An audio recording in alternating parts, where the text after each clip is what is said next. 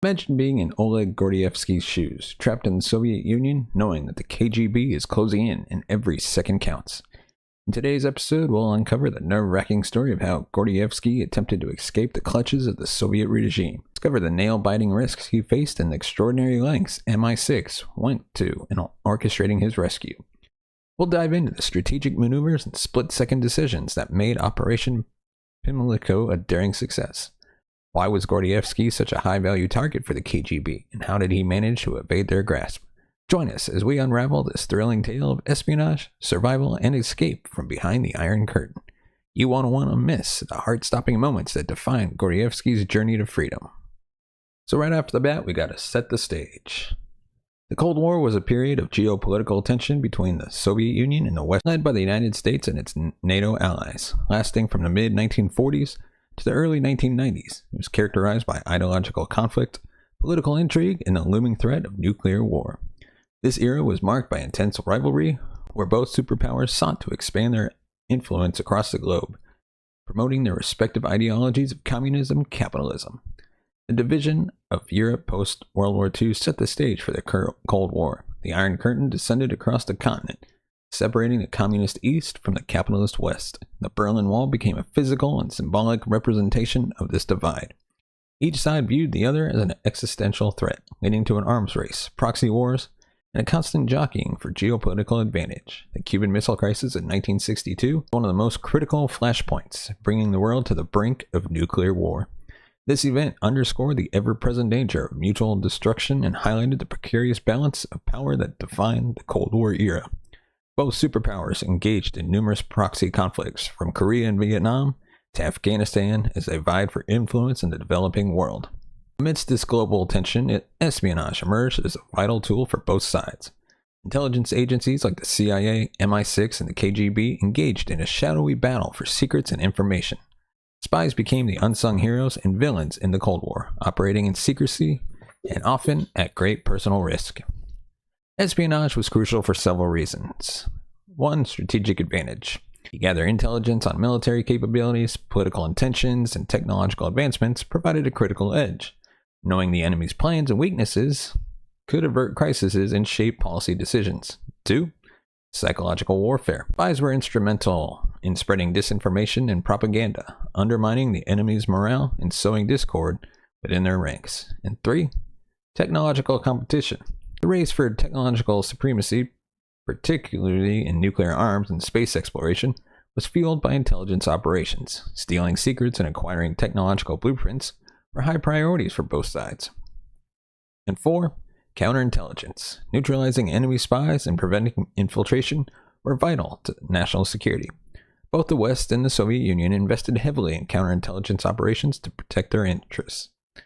So now, we're going to discuss Oleg Gordievsky's crucial role. Oleg was a pivotal figure in this clandestine world. As a senior KGB officer, he had access to the inner workings of Soviet intelligence. His defection to MI6 provided the West with invaluable insights into Soviet strategies, military capabilities, and political maneuvering. Gordievsky's intelligence was instrumental in several key ways. NATO's strategies. He provided details about Soviets' perception of NATO, allowing the West to adjust its strategies accordingly. Nuclear de-escalation. Gordievsky's information helped the West understand the Soviet stance on nuclear weapons, contributing to arms control negotiations and reducing the risk of conflict. Political insights. His reports shed light on the internal dynamics of the Soviet leadership, helping Western governments anticipate and respond to Soviet actions. Gordievsky's contributions were so significant that they have been credited with helping to prevent potential conflicts and misunderstandings that could have escalated into full-blown war. Beyond the strategic implications, espionage during the Cold War was deeply personal. Spies like Gordievsky risked their lives and the safety of their families to serve a cause they believed in. The psychological toll of living a double life, constantly under threat of exposure, added a human dimension to the geopolitical chess game of the Cold War. In this episode, we'll explore the daring mission to extract Gordievsky from the Soviet Union, a mission that not only saved his life, but also dealt a significant blow to the KGB. Operation Pimlico stands as a testament to the bravery and ingenuity of those who operated in the shadows, shaping the course of history through their courage and sacrifice. So who is this Oleg Gordievsky. Oleg Gordievsky stands out as one of the most significant figures in the shadowy world of Cold War espionage. His story is one of courage, conviction, and a deep personal struggle that led him to betray his homeland in pursuit of a greater cause.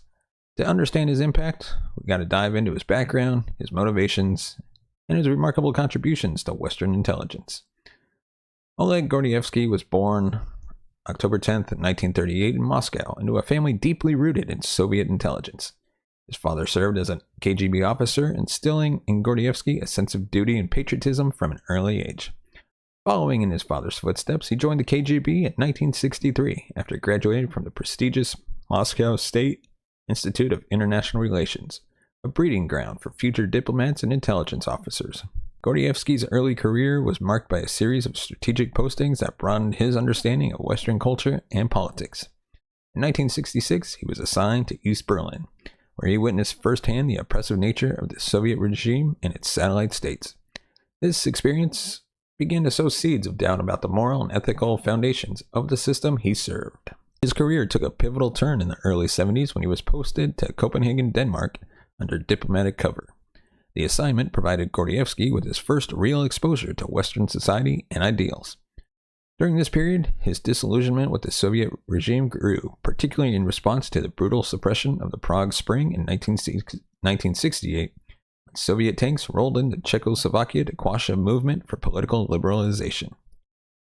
It was during his time in Denmark that Gordievsky first came into contact with British intelligence. Recognizing his potential, MI6 approached him with an offer to collaborate. Initially, Gordievsky's cooperation was tentative, but as his disillusionment with the Soviet Union deepened, he made the monumental decision to work with MI6. Gordievsky's recruitment marked a turning point in Cold War espionage. MI6 recognized the extraordinary value of his position within the KGB as it provided unprecedented access to Soviet intelligence operations. Over the years, he became one of MI6's most valuable assets, providing a steady flow of critical intelligence that shaped Western strategies during this tense period.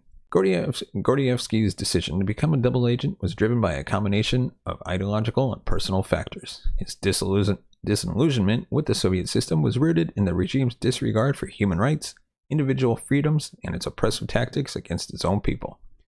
The events of the Prague Spring were a turning point, solidifying his belief that the Soviet Union was on the wrong side of history. Gordievsky was drawn to the principles of democracy and freedom, values he saw embodied in Western societies. He believed that by working with MI6, he could contribute to a cause that promoted these ideals and challenged the oppressive nature of the Soviet regime. His actions were not just an act of betrayal against his homeland, they were a commitment to a vision of a better world, where freedom and human rights were paramount. The intelligence provided by Gordievsky was transformative, offering insights that significantly impacted the course of the Cold War.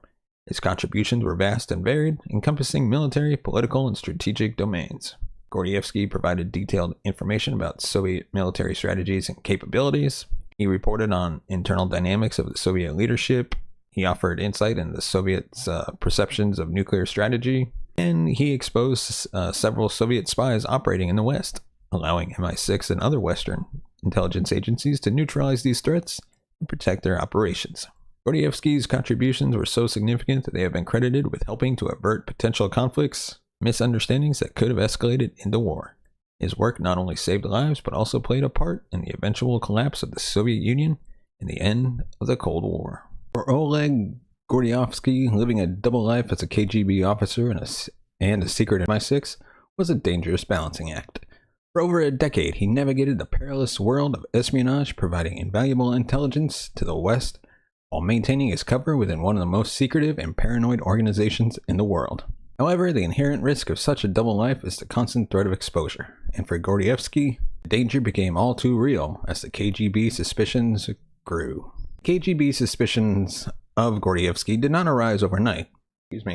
As a high-ranking officer within the KGB's London residency, Gordievsky's responsibilities required him to interact with British officials and diplomats.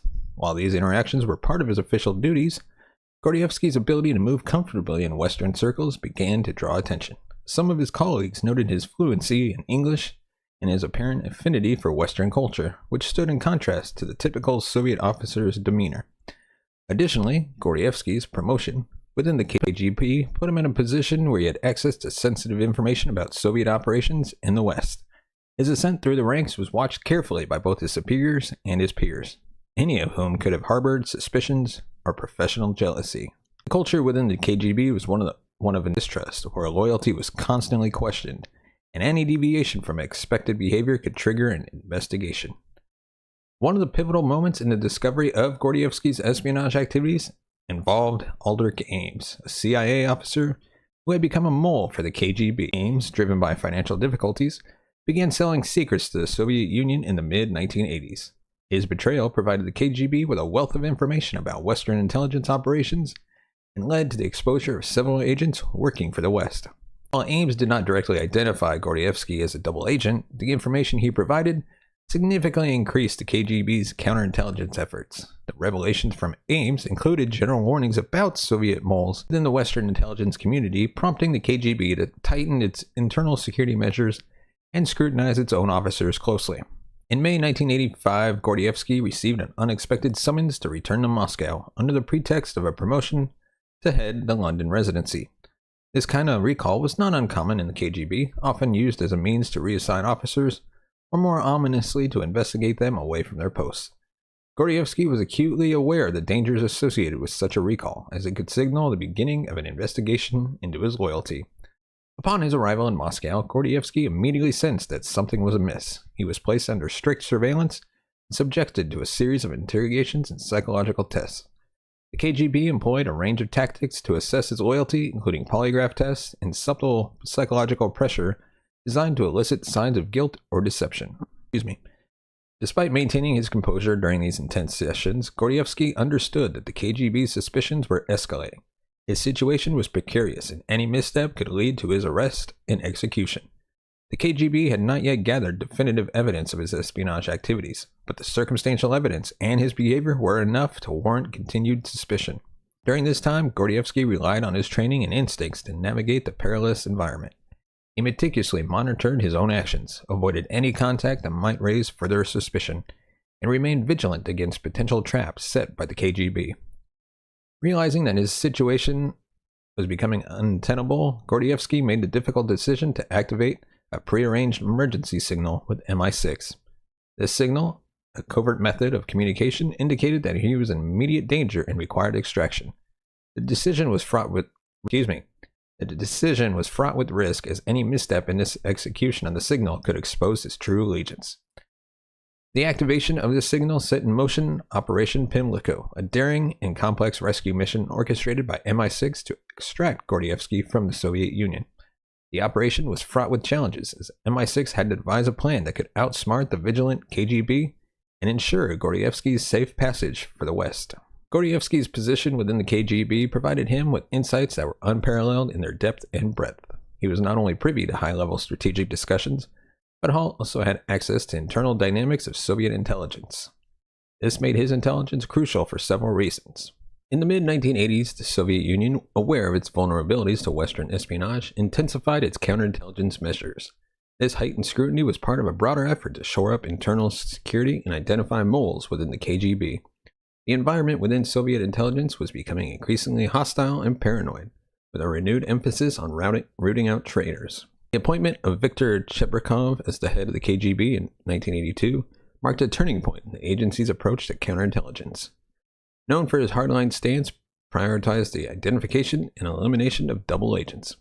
Under his leadership, the KGB intensified its vigilance, employing sophisticated surveillance and interrogation techniques to detect signs of disloyalty. Gordievsky, this meant that his every move was under scrutiny, and the margin for error was rapidly diminishing. KGB's enhanced counterintelligence capabilities increased the risk of his activities being uncovered, heightening the urgency for MI6 to act before it was too late.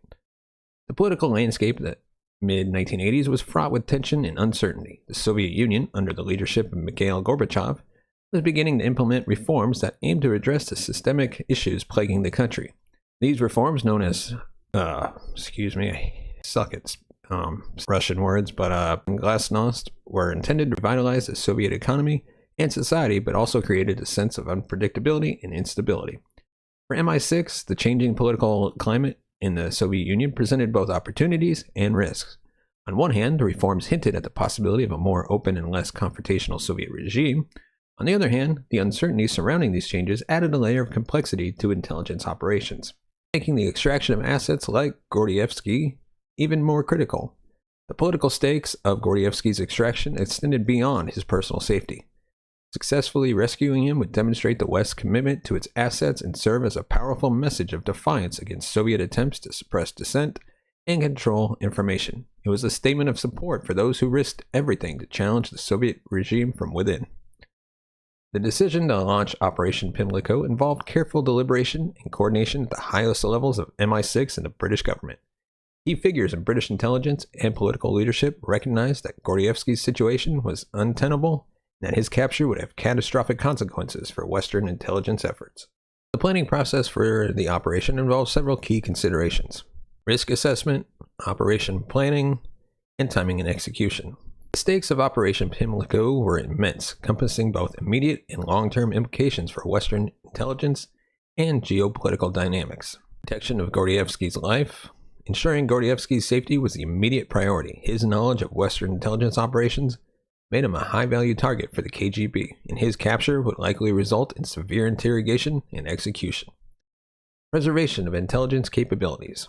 Gordievsky's extraction was vital to maintaining the flow of intelligence that informed Western strategies and decisions. His continued contributions were essential for navigating the complex landscape of the Cold War. Successfully executing the operation would bolster MI6's reputation and credibility, reinforcing the trust and confidence of other agents and allies. It demonstrated the West's commitment to protecting its assets and standing by those who risked their lives for freedom and democracy.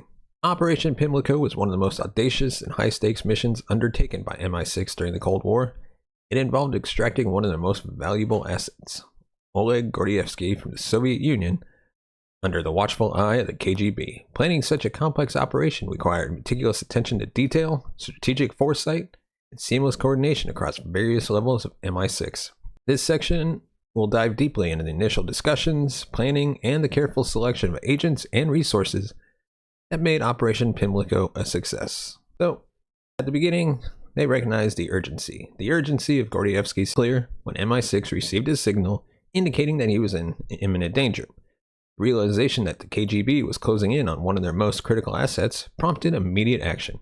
MI6's senior leadership convened a series of high-level meetings to assess the situation and devise a rescue plan. With the decision made to proceed with an extraction, MI6 planners set about crafting a covert strategy that could outmaneuver the KGB's formidable surveillance network. Planning sessions focused on several critical elements: operational objectives, contingency plans, and intelligence gathering. The success of Operation Pimlico hinged on the expertise and dedication of a carefully selected team of MI6 agents. The selection process was rigorous, focusing on individuals with the skills and qualities necessary to execute a high-stakes mission. MI6 identified agents with the following characteristics: field experience, language and cultural skills, technical expertise, and stealth and discretion. In addition to personnel, the operation required a range of resources to ensure its success, including logistical support, technology equipment, and allied cooperation. With agents selected and resources allocated, MI6 turned its attention to crafting a detailed escape plan. The plan involved a series of coordinated maneuvers designed to outsmart the KGB and ensure Gordievsky's safe passage to the West.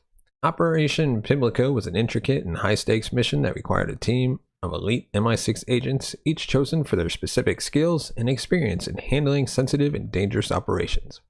These operatives worked with precision and dedication to ensure the success of the mission, often placing themselves at great risk to protect Gordievsky and the integrity of the operation. So starting off, we had John Scarlett, senior MI6 officer and key strategist. John Scarlett was a senior MI6 officer at the time of Operation Pimlico and one of the principal architects of the rescue plan. Scarlett's role was pivotal in both the strategic planning and the oversight of the operation's execution. His deep understanding of Soviet intelligence operations and Cold War geopolitics made him an invaluable asset to the team. Then we had Peter Dixon, field operative and lead extractor. Peter Dixon was the lead field operative responsible for the on-ground execution of the escape plan. His role involved coordinating the movements of the team and ensuring Gordievsky was safely guided through each phase of the extraction. Dixon's experience in covert operations and his calm demeanor under pressure were vital to the mission's success. And we had Sarah Parrish, communications specialist. Sarah Parrish was tasked with maintaining a secure and reliable communication between the operatives on the ground and MI6 headquarters. Her role was critical in coordinating signals, managing encrypted communication channels, and ensuring that all parties were informed and synchronized throughout the operation. And then we had David Shepard, the logistics coordinator. David Shepard was responsible for managing the logistical aspects of the operation, including transportation, safe houses, and resource allocation. His meticulous planning and attention to detail ensured that the team had everything they needed to execute the mission without a hitch. The combined efforts of these key players were instrumental in the success of Operation Pimlico. Their diverse skills and unwavering commitment to the mission exemplified the dedication required to execute one of the most daring rescues in Cold War history. Now we're going to explore the execution of this audacious plan, the challenges faced by MI6, and the remarkable success of Operation Pimlico, which stands as a testament to the courage and ingenuity of those who operated in the shadows during one of the most intense periods of Cold War history. The execution of Operation Pimlico was a remarkable feat of planning, coordination, and bravery. With Oleg Gordievsky's life hanging in the balance, MI6 undertook a complex and high-stakes mission to extract him from the Soviet Union. We're going to dive into take a deeper look at the escape plan, the roles of MI6 agents and collaborators, and the challenges they faced during the execution of this operation. The escape plan for Operation Pimlico was a meticulously crafted operation designed to outsmart the KGB and safely bring Gordievsky to the West. The plan was built around a series of coordinated maneuvers and contingencies to ensure Gordievsky's safe passage across borders. The escape route was carefully planned to minimize exposure and avoid detection by the KGB. The route involved Gordievsky's traveling from Moscow to a designated rendezvous point near the Finnish border where he would be met by MI6 operatives. Gordievsky had to leave Moscow without arousing suspicion. He was instructed to take a train from Moscow to Leningrad, now St. Petersburg, a city closer to the Finnish border, under the guise of a routine work assignment. From Leningrad, Gordievsky traveled to a remote location near the Finnish border. This leg of the journey required navigating through a series of checkpoints and avoiding KGB surveillance. The final leg of the escape involved crossing the heavily guarded Soviet-Finnish border. This part of the plan required precise timing and coordination with MI6 operatives waiting on the Finnish side to facilitate his passage into the West. The escape plan employed several innovative methods to ensure success. Disguises and cover stories. Gordievsky and the operatives used disguises and cover stories to blend in and avoid attracting attention. Gordievsky adopted the appearance of a typical Soviet citizen on a business trip, complete with appropriate documentation and behavior. Surveillance evasion techniques. The plan included techniques to evade surveillance, such as using public transportation, taking indirect routes, and employing counter-surveillance measures to identify and avoid KGB tails.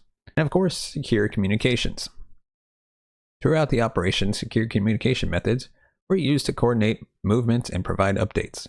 These included prearranged signals and encrypted messages to ensure that all parties were synchronized. The success of Operation Pimlico relied on the expertise and dedication of MI6 agents and their collaborators who played crucial roles at every step of this turn, which we previously discussed in the prior segment. But we had Dixon, he operated operatives' activities and served as the point of contact with Gordievsky. And then Sarah Parrish, she managed secure communications, ensuring that all operatives and Gordievsky remained informed and connected throughout the operation. And outside of MI6, they also worked closely with allied intelligence agencies and local contacts to facilitate the operation, including Finnish intelligence and local trusted contacts that offered intelligence on KGB movements and checkpoints. The execution of Operation Pimlico was fraught with challenges as the team navigated a hostile environment under constant threat of detection. The KGB's surveillance capabilities were formidable, with agents and informants monitoring key locations and transportation routes. MI6 operatives employed counter-surveillance techniques to identify and evade KGB agents. This involved constant vigilance and adaptability to ensure that Gordievsky's movements remained undetected. The team occasionally employed false trails and diversions to mislead potential pursuers and create confusion about their true intentions. Crossing the Soviet-Finnish border was one of the most challenging aspects of the operation, requiring meticulous planning and execution. The route to the border was dotted with checkpoints manned by Soviet security forces. Gordievsky had to pass through these checkpoints without raising suspicion, relying on his cover story and forged documents. The border itself was heavily guarded with patrols and surveillance designed to prevent unauthorized crossings. The team had to time their movements precisely to exploit gaps in security and ensure a smooth transition across the border. The operation was conducted under adverse conditions, including unpredictable weather and limited visibility, which added complexity to the team's efforts. Poor weather conditions could complicate travel and communication, requiring the team to adapt their plans and remain flexible in their approach. Operating in a foreign country with limited resources necessitated careful resource management and reliance on local support networks. Operation Pimlico, the daring mission to extract Oleg Gordievsky from the Soviet Union, was fraught with challenges and moments of high tension. The mission required navigating a web of KGB surveillance, hostile territory, and unpredictable variables. We're now going to dive into the specific challenges faced during the operation, the close encounters that nearly compromised the mission, and the quick thinking and expertise that allowed the team to overcome these obstacles. Execution of Operation Pimlico involved a series of daunting challenges that tested the resolve and ingenuity of the MI6 team. Each step of the mission was carefully planned, but the volatile environment and ever-present threat of detection required constant vigilance and adaptability. Starting off with, you had to avoid KGB surveillance. KGB's surveillance network was extensive and sophisticated, posing a significant challenge to Gordievsky and the MI6 operatives. KGB had Gordievsky under constant surveillance, with agents and informants tracking his movements and activities. This required the team to employ advanced counter-surveillance techniques to avoid detection. KGB was known for its rigorous counterintelligence operations, employing a variety of methods to identify and neutralize threats. This meant that the MI6 team had to remain one step ahead, anticipating the KGB's moves and adjusting their plans accordingly. Crossing the heavily guarded Soviet-Finnish border presented a significant logistical and strategic challenge. Like we mentioned, the route to the border was Soviet checkpoints manned by security forces trained to identify and apprehend suspicious individuals. Gordievsky needed to pass through these checkpoints without raising suspicion. And of course, the border security, like we mentioned, the MI6 team had to time their movements precisely to exploit the gaps in security and ensure a seamless transition across the border. Maintaining secure communication and coordination was critical to the operation's success, yet fraught with risks. Ensuring that all communication was secure and encrypted was vital to prevent interception by the KGB. Any breach in communication security could compromise the entire mission. The operation required seamless coordination between operatives on both sides of the border, necessitating precise timing and clear communication, despite the challenges posed by distance and potential signal interference. Despite meticulous planning, several close encounters and moments of crisis nearly jeopardized the mission. The quick thinking and adaptability of the MI6 team were crucial in overcoming these challenges. During the operation, there were several instances where the team narrowly avoided detection by KGB agents. At one point, the team encountered an unexpected KGB patrol near the border. The operatives had to remain calm and execute evasive maneuvers to avoid confrontation, utilizing their knowledge of the terrain and surveillance patterns to skip past undetected. Reports of the suspicious activity in the area led to increased KGB patrols and scrutiny. The team had to quickly adjust their plans and routes to avoid these intensified security measures. Passing through checkpoints posed a significant risk, with Gordievsky at one point facing intense scrutiny from Soviet border guards. Gordievsky's forged documents were closely inspected by a suspicious guard, leading to a tense standoff. His ability to remain composed and provide a plausible explanation was critical in deflecting attention and preventing further investigation. An unexpected delay at a checkpoint required the team to alter their timing and coordination, forcing them to improvise and adapt their plans on the fly. Maintaining secure communication across the border presented challenges that required quick resolution to prevent compromise. At one point, communication signals were disrupted by adverse weather conditions, causing a temporary breakdown in coordination. The team had to rely on prearranged backup signals and contingency plans to maintain synchronization. A miscommunication involving encrypted messages almost led to a misunderstanding about Gordievsky's movements, necessitating immediate corrective action to ensure the operation proceeded smoothly. And now we're going to take a look on how the successful rescue affected relations between the UK and the Soviet Union. The extraction of Gordievsky, a high-ranking KGB officer, was a significant embarrassment for the Soviet Union. It exposed vulnerabilities within their security apparatus and highlighted the reach and capabilities of Western intelligence services.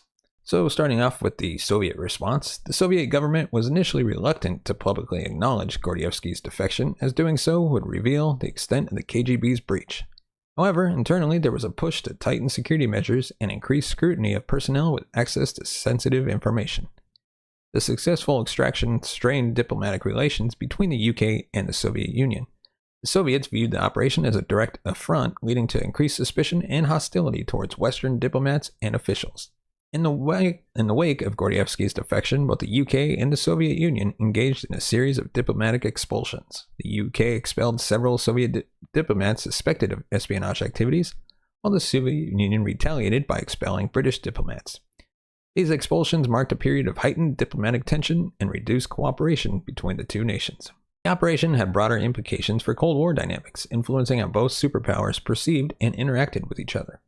The success of Operation Pimlico reinforced the perception of Western intelligence agencies as highly capable and resourceful, capable of penetrating even the most secure Soviet operations. This perception contributed to a shift in the balance of power as the Soviets realized the extent of Western espionage capabilities.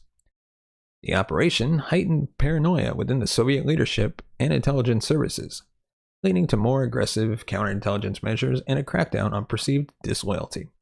This atmosphere of distrust further isolated Soviet officials and increased internal repression. Operation Pimlico demonstrated the effectiveness of coordinated and daring espionage operations, prompting a reevaluation of tactics on both sides of the Iron Curtain. There was now an emphasis on human intelligence, improved extraction techniques, and counterintelligence measures. The operation also had a significant impact on the role and perception of double agents within the intelligence community. Gordievsky's intelligence contributions underscored the strategic value of agents, prompting intelligence agencies to prioritize the recruitment and management of such assets. The success of the operation reinforced the belief that double agents could play a decisive role in shaping Cold War outcomes. The operation also highlighted the risks associated with handling double agents, particularly the potential for exposure and the consequences of betrayal. Intelligence agencies became more cautious in their recruitment and management of double agents, implementing stricter security measures to protect their identities and operations. The psychological toll on double agents became more apparent as the operation demonstrated the immense pressure and danger faced by individuals operating in such roles. Agencies began to recognize the need for support systems to help agents cope with the stress and risks associated with their work. The successful extraction of Oleg Gordievsky from the Soviet Union was a significant triumph for MI6 and Western intelligence, but also marked the beginning of a new chapter in Gordievsky's life. Once safely in the West, Gordievsky's experiences and insights continued to shape intelligence operations and influence public perceptions of the Cold War. We're going to dive into his life post-rescue, his contributions to intelligence, and the broader significance of his defection. After his dramatic escape from the Soviet Union, Gordievsky settled in the United Kingdom, where he was granted asylum and provided with a new identity to protect him from potential KGB retaliation. Gordievsky faced the challenge of adjusting to life in a new country away from the familiar environment of the Soviet Union. Despite the cultural and personal adjustments required, he embraced his new life and found a supportive community within the UK. One of Gordievsky's initial challenges was being separated from his family, who remained in the Soviet Union. His wife Layla and their 2 daughters were eventually allowed to join him in the UK in 1991 following the collapse of the Soviet Union. This reunion marked a significant personal milestone and provided Gordievsky with a sense of stability and belonging. Even after his defection, Gordievsky's contributions to Western intelligence continued to be invaluable. His insights and expertise provided a unique perspective on Soviet operations and intentions. Gordievsky was extensively debriefed by MI6 and other Western intelligence agencies, providing detailed accounts of KGB operations, personnel, and strategies. His information helped to fill critical gaps in the West's understanding of Soviet intelligence activities and informed ongoing operations. Gordievsky became a sought-after expert on Soviet affairs, delivering lectures and consulting with intelligence agencies to enhance their understanding of Soviet tactics and methods. His first-hand experience as a former KGB officer provided a rare and valuable perspective. Gordievsky's defection and subsequent contributions to intelligence were widely recognized, earning him accolades and honors. Over time, Gordievsky became more publicly recognized as a key figure in Cold War espionage. His story captured the imagination of the public and highlighted the human element of intelligence work. Gordievsky was awarded the Companion of the Most Distinguished Order of St. Michael and St. George by the British government in recognition of his services to British intelligence. This honor underscored the significance of his contributions to the West's understanding of Soviet operations. Operation Pimlico underscored the critical role that human intelligence plays in gathering information and shaping strategic decisions. Gordievsky's intelligence contributions highlighted the strategic value of double agents. His first-hand insights into Soviet operations provided the West with a significant advantage, demonstrating the importance of recruiting and managing human assets with access to high-level information. The operation emphasized the need for building trust within agents and ensuring their protection. The extraction of Gordievsky showcased the importance of maintaining secure communication, providing support, and planning for contingencies to safeguard valuable assets. The success of Operation Pimlico was largely due to meticulous planning and coordination across multiple levels of MI6 and allied agencies. The operation reinforced the critical importance of secure communication and intelligence work. Operation Pimlico also highlighted the psychological and ethical dimensions of intelligence work. The lessons learned from Operation Pimlico informed the evolution of espionage tactics and strategies, influencing how intelligence agencies approached future operations. Agencies refined their recruitment practices to identify and cultivate potential double agents with access to valuable information. Operations served as a blueprint for future exfiltration missions, leading to the development of improved techniques and protocols for extracting assets from hostile environments. And the success of the operation reinforced the emphasis on human intelligence as a critical component of intelligence gathering. Operation Pimlico highlighted the benefits of interagency collaboration, prompting intelligence agencies to strengthen their partnerships and coordination efforts. The operation also spurred technological advancements in communication and surveillance, driving innovation in intelligence tools and systems. And with that, we have reached the end of our episode. Let us know your thoughts on this story in the comment section below. And of course, give us a thumbs up if you like our videos. Hit that subscribe button down below, that shiny subscribe button. And of course, if you want to support the channel even more, you can go ahead and buy us a coffee at buymeacoffee.com/TCNS. Your support helps the channel grow, upgrade our equipment, bring a new host, be able to pay them, and hopefully take this show on the road. We'd definitely love to do live episodes from, crime scenes across the country, even the world. Perhaps we can do an episode showing you the route that Gordievsky took, and you're help make that happen. So if you want to help us, just go to buymeacoffee.com/TCNS. But with that, we'd like to thank you so much for watching and listening. We'll see you next time. This week's secret operation takes us back to the 60s as Israel is on the hunt for justice. While the Nazi leader committed suicide in a bunker, the Israeli government is hunting for every single Nazi responsible for the murder of millions of Jews, and one of the biggest targets for them is Adolf Eichmann. And that is where we find ourselves today. Imagine it's the 60s, and one of the world's most wanted men, a key architect of the Holocaust, has been hiding in plain sight for years. The world has all but forgotten him, but not Israel. They've been quietly hunting, waiting for the moment to strike. This man, Adolf Eichmann, believed he had escaped justice, but in the shadows, a team of Israeli agents is planning one of the most daring, dangerous missions in history, Operation Finale. This isn't just a mission to capture a fugitive, it's a race against time, filled with secret identities, high-risk operations, constant threat of failure. How did they find Eichmann? How did they pull off the operation in a foreign land without tipping off anyone? And how did this covert mission forever change the course of history? Stay with me as we uncover the incredible true story behind Operation Finale, the mission that finally brought a Nazi war criminal to justice. Eichmann was one of the central figures responsible for the logistics behind the Holocaust. Nazi regime systematic extermination of 6 million Jews during World War II. As a high-ranking officer in the SS and head of the Reich Central Office for Jewish Immigration, Eichmann played a pivotal role in the implementation of the Final Solution, which sought to eradicate the Jewish population from Europe.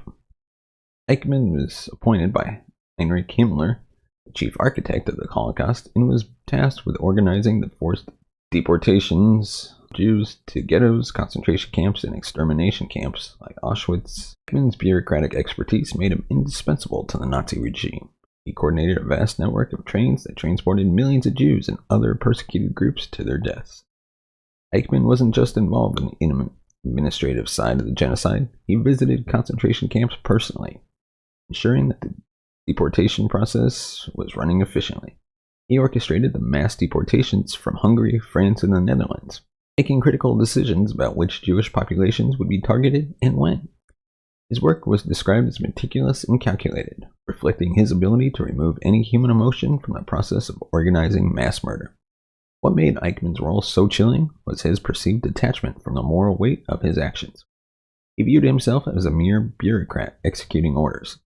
This claim would become the central point of his defense during his trial, where he famously stated he was simply following orders.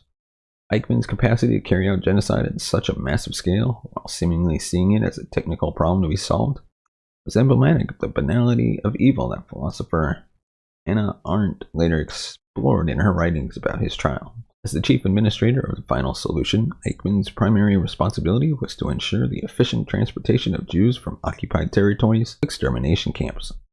His work required him to collaborate with various Nazi ministries, including the Ministries of Transport, which controlled the railways, and the Ministry of the Interior, which handled the bureaucratic aspects of deportation.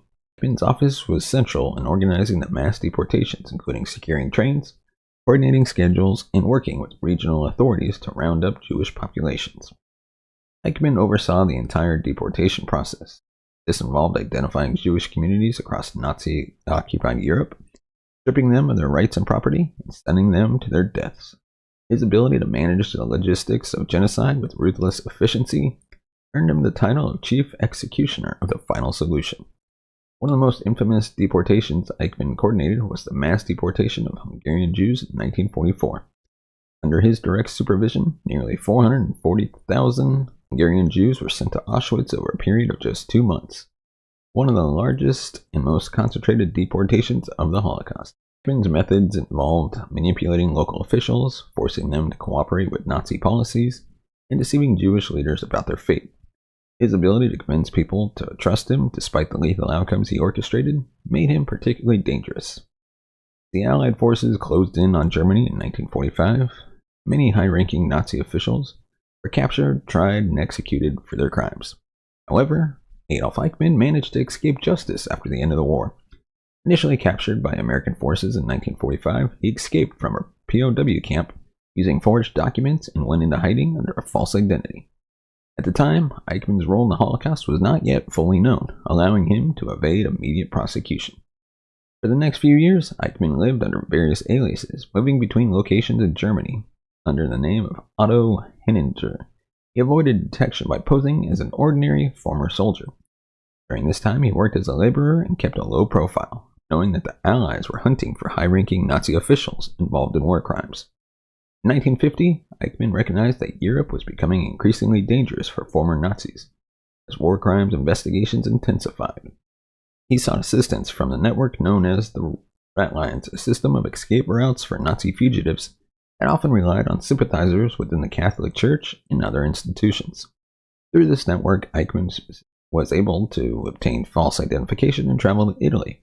There, with the help of pro-Nazi clergy, he secured a Red Cross passport named Ricardo Clement and made his way to Argentina, a country known for harboring many former Nazi officials.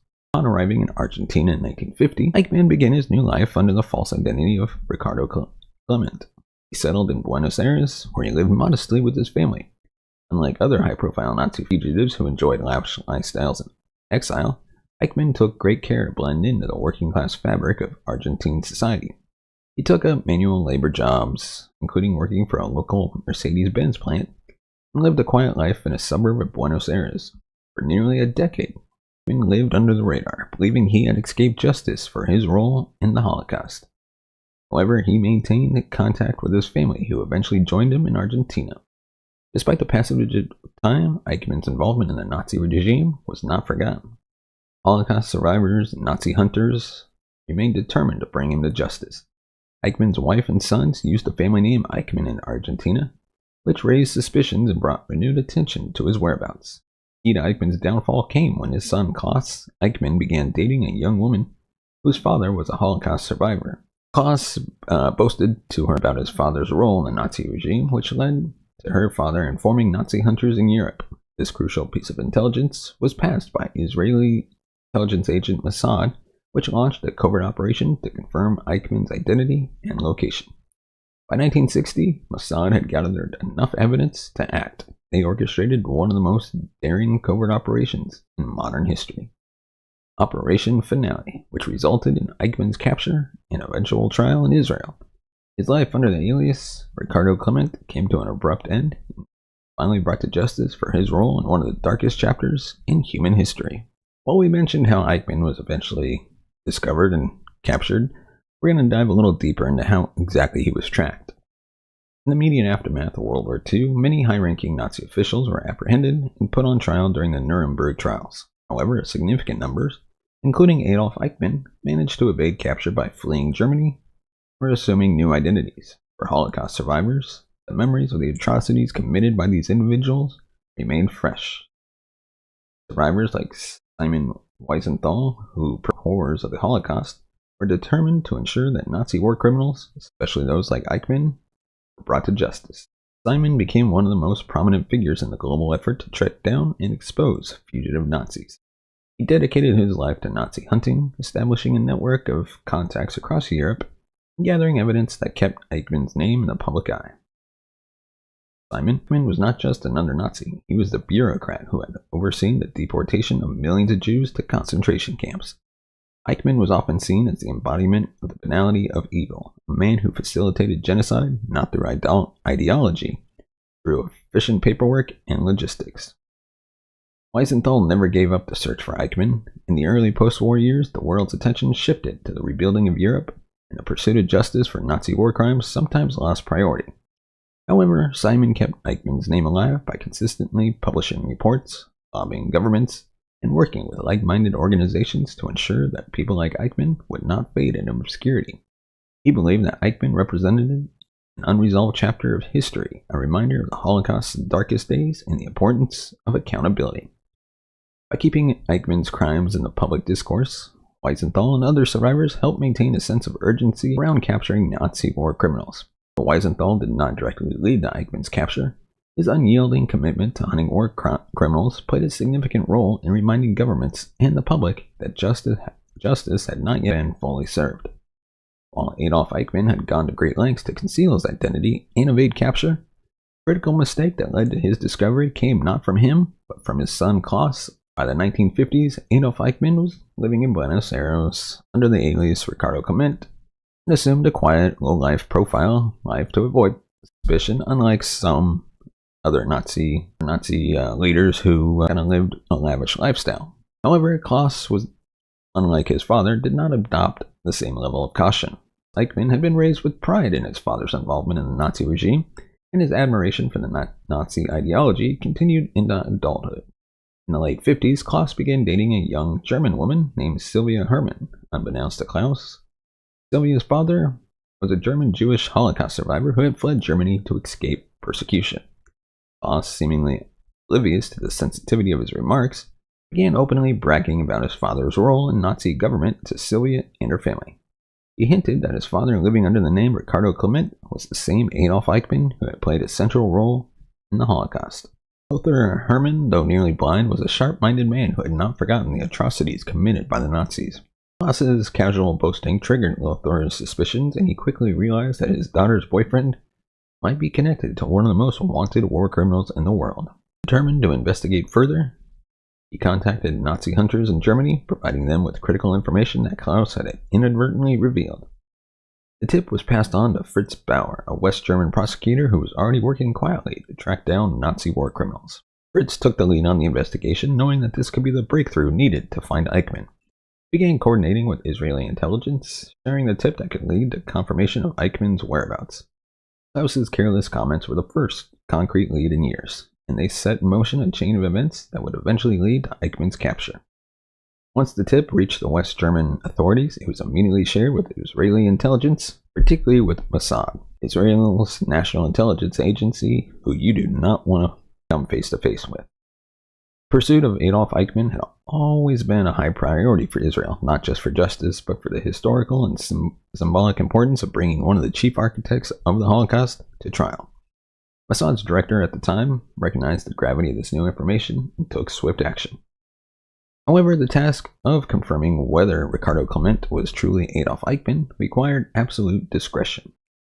Argentina had long been known as a safe haven for Nazi war criminals, and the Argentine government had historically shown little interest in extraditing former Nazis.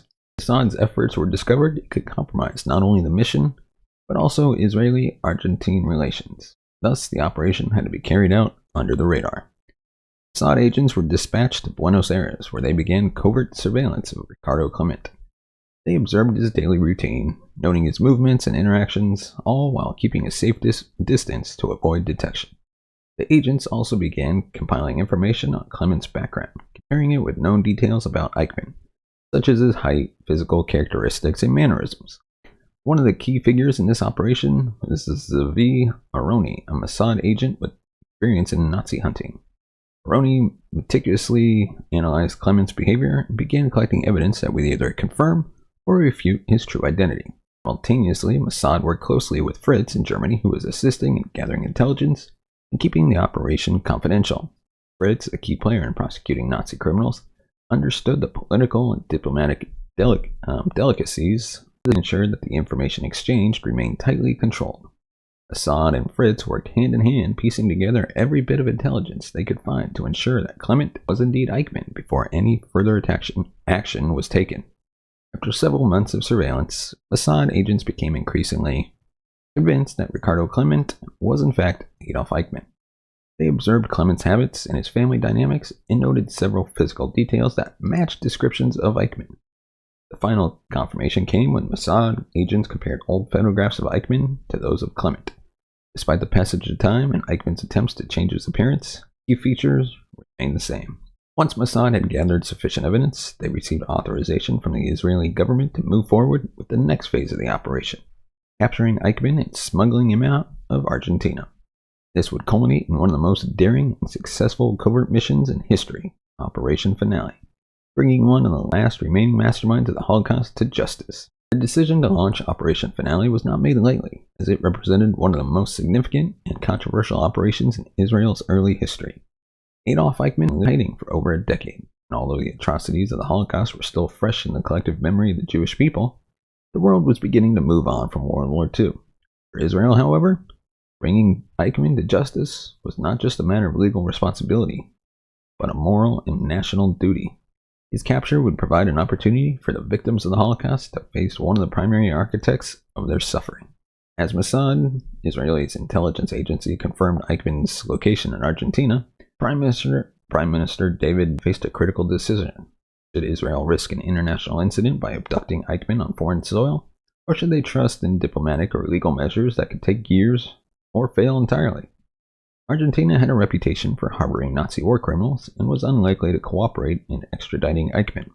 Moreover, Eichmann could escape again if tipped off, rendering all the hard work and intelligence gathering by Mossad useless. For the Prime Minister, the urgency of capturing Eichmann outweighed the risks.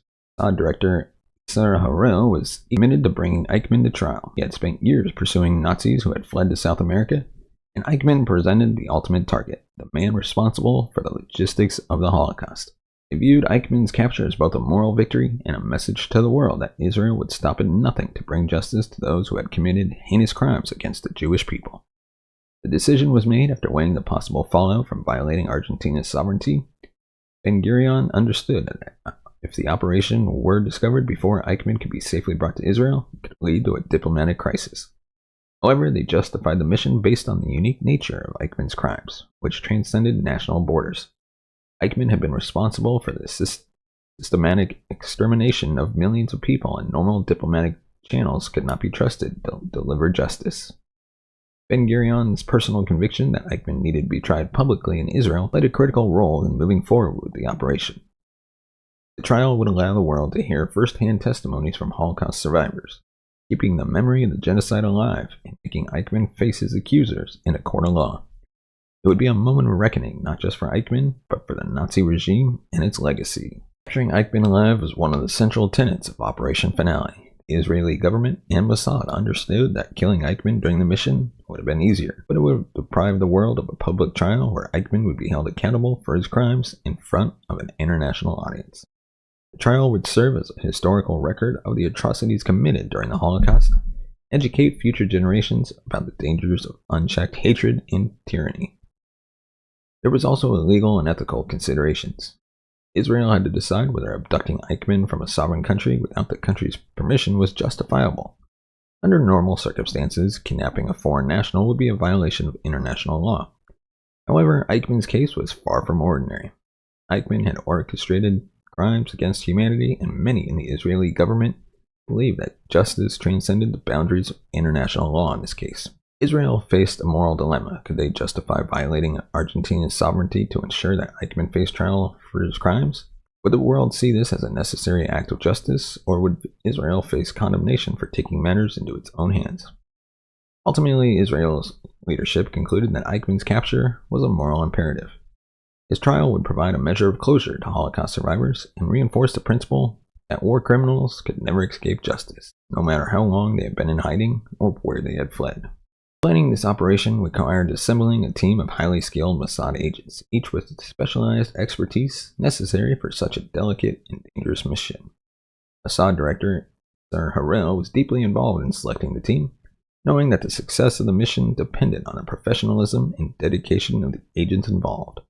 The agents had to operate covertly in a foreign country, track Eichmann without alerting him or the Argentine authorities, and execute the abduction without causing an international incident. Now, before I dive into these names, I apologize if I say these names wrong. One of the key figures in the operation was Zavi Aroni, a Mossad agent with a background in Nazi hunting. His task was to confirm Eichmann's identity through discreet surveillance and investigation. And this was no easy feat, as Eichmann had been living under the alias Ricardo Clement and had physically changed over the years. Aroni's attention to detail, combined with his experience tracking Nazis in post-war Europe, made him the perfect agent to lead this part of the mission. Rafi Aitin was chosen to be the field commander of the operation. He had extensive experience in covert operations and was known for his leadership in high-stress situations. As the man responsible for overseeing the entire operation on the ground, Aitin had to ensure that each aspect of the mission ran smoothly and that all contingencies were accounted for. His job was to coordinate between the various agents, manage any unexpected developments, and ensure that Eichmann was captured and transported safely to Israel. Another critical member of the team was Peter Malkin, who would play the lead role in physically apprehending Eichmann. He was known for his calm demeanor and under pressure and his experience with undercover operations. During the abduction, he would be the agent who physically grabbed Eichmann off the street and subdued him before the team whisked him away to his safe house. Malkin's ability to remain calm in intense situations was critical to ensuring that the capture went off without a hitch. Each member of the team was selected not only for their skills, but also for their emotional resilience. The agents would be confronting one of the most notorious war criminals in history, a man who had directly contributed to the murder of millions of Jews. Many of the agents had personal connections to the Holocaust, making the emotional weight of the mission even greater. Logistics of Operation Finale were daunting. The team would need to execute every part of the mission with precision, from the initial surveillance of Eichmann to the abduction, holding him in secret, finally smuggling him out of the country. Each step was fraught with potential pitfalls, and even the smallest mistake could expose the operation and lead to its failure. The first challenge was confirming Eichmann's identity without alerting him to the fact that he was being watched. Mossad agents had to surveil Eichmann's house, follow his movements, and gather intelligence on his daily routine. Eichmann lived in a modest home in Buenos Aires suburb and followed a predictable schedule. The Mossad team had to remain inconspicuous, blending into the local environment, ensuring they did not raise suspicion. A key part of the surveillance involved observing Eichmann as he walked home from work.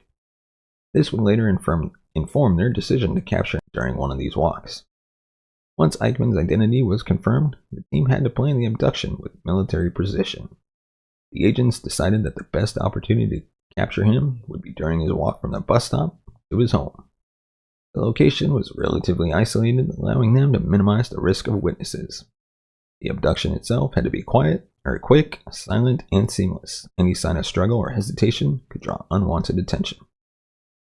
The agents rehearsed the abduction multiple times, running through every possible scenario. They planned for contingencies, such as what to do if Eichmann resisted or if a bystander interfered.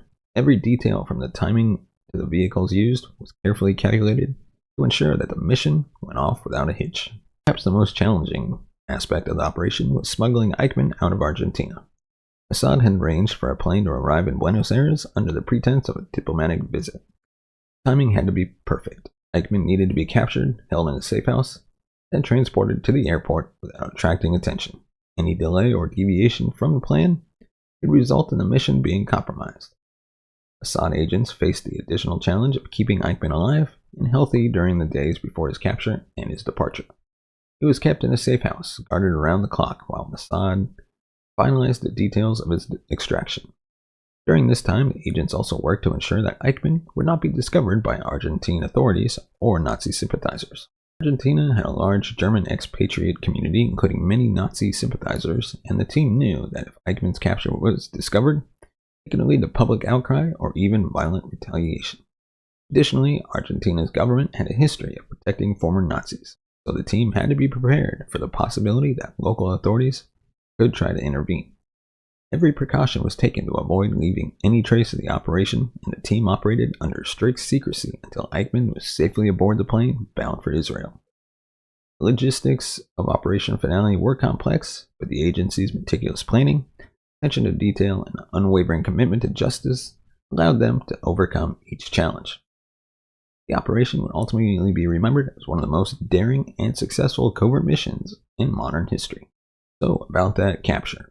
On May 11, 1960, after months of preparation and careful surveillance, the Mossad team was ready to execute one of the most daring covert operations in history. The mission was to abduct Adolf Eichmann, one of the chief architects of the Holocaust, from his hiding place in Argentina and smuggle him back to Israel to stand trial for his crimes.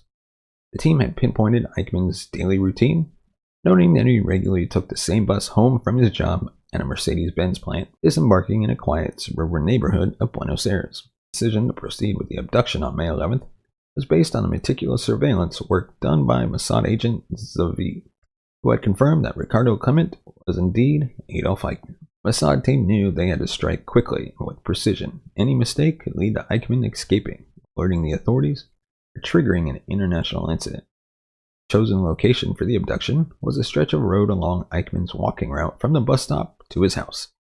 The area was relatively isolated, reducing the risk of witnesses, but still close enough to Eichmann's home that it wouldn't raise his suspicions. As time approached, the team waited in a pair of parked cars. Their nerves stretched thin. They knew that everything hinged on perfect timing and execution. The operation had to be swift and silent, leaving no traces behind.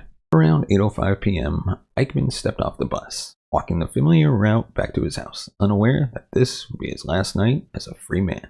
Mossad agents were positioned along the roadside, waiting for the exact moment to strike. Eichmann was walking alone and the streets were quiet. The agents, Peter, Raffi, and several others, prepared to make their move. As Eichmann walked past one of the parked cars, Peter quickly exited the vehicle and approached him. In a matter of seconds, he grabbed Eichmann from behind, using a well-practiced technique to subdue him without giving him time to scream or struggle. Peter's arm locked around Eichmann's neck, while other agents rushed in to help immobilize him. Eichmann was forced to the ground and thrown into the back of one of the waiting cars. The entire abduction took place in less than a minute. No time for a struggle, and no one on the quiet street witnessed the event. Eichmann was dazed and confused by the suddenness of the attack. The Mossad team drove away quickly, heading towards a safe house where they would hold Eichmann while they finalized plans for his extraction to Israel. In the car, Eichmann remained silent, likely in shock from the suddenness of the abduction. Once Eichmann was safely inside the Mossad safe house, the team immediately began interrogating him to confirm his true identity. Eichmann, still trying to process what had happened, initially denied being Adolf Eichmann. He insisted that his name was Ricardo Clement, the alias he had used for over a decade in Argentina. However, the Mossad agents had done their homework, and they knew that Eichmann's denial was merely a tactic to buy time. During the interrogation, Eichmann's behavior was carefully observed. His attempts to maintain the Ricardo Clement persona began to falter, as Mossad agents pressed him with specific questions about his past. The team had physical descriptions of Eichmann from the time of the war, including scars and distinguishing marks. They methodically checked these to ensure they had the right man. Eichmann grew increasingly nervous, but still tried to deny his true identity. At one point, as Mossad agents continued to pressure him, Eichmann realized that there was no escaping the truth. He eventually admitted his truth, muttering the words, "I am Adolf Eichmann." Confirmation was the moment the agents had been waiting for. They had captured one of the most wanted men in the world, and he was now in their custody. Following Eichmann's confession, the Mossad team moved quickly to secure him and prepare for his extraction. Eichmann was held in the safe house for several days, during which the team faced a new set of challenges. First and foremost, they had to ensure that no one in Argentina, especially the authorities or Nazi sympathizers, found out about the abduction. Argentina had a significant German expatriate community, and any hint that Eichmann had been captured could spark an outcry or even violence.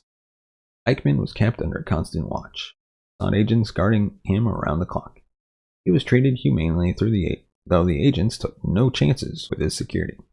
They knew that if Eichmann attempted to escape or if word got out that he had been captured, the entire operation could collapse. The agents also worked to keep Eichmann in good physical health, knowing that they needed to present him alive and well when they returned to Israel. Another challenge was Eichmann's demeanor during his captivity.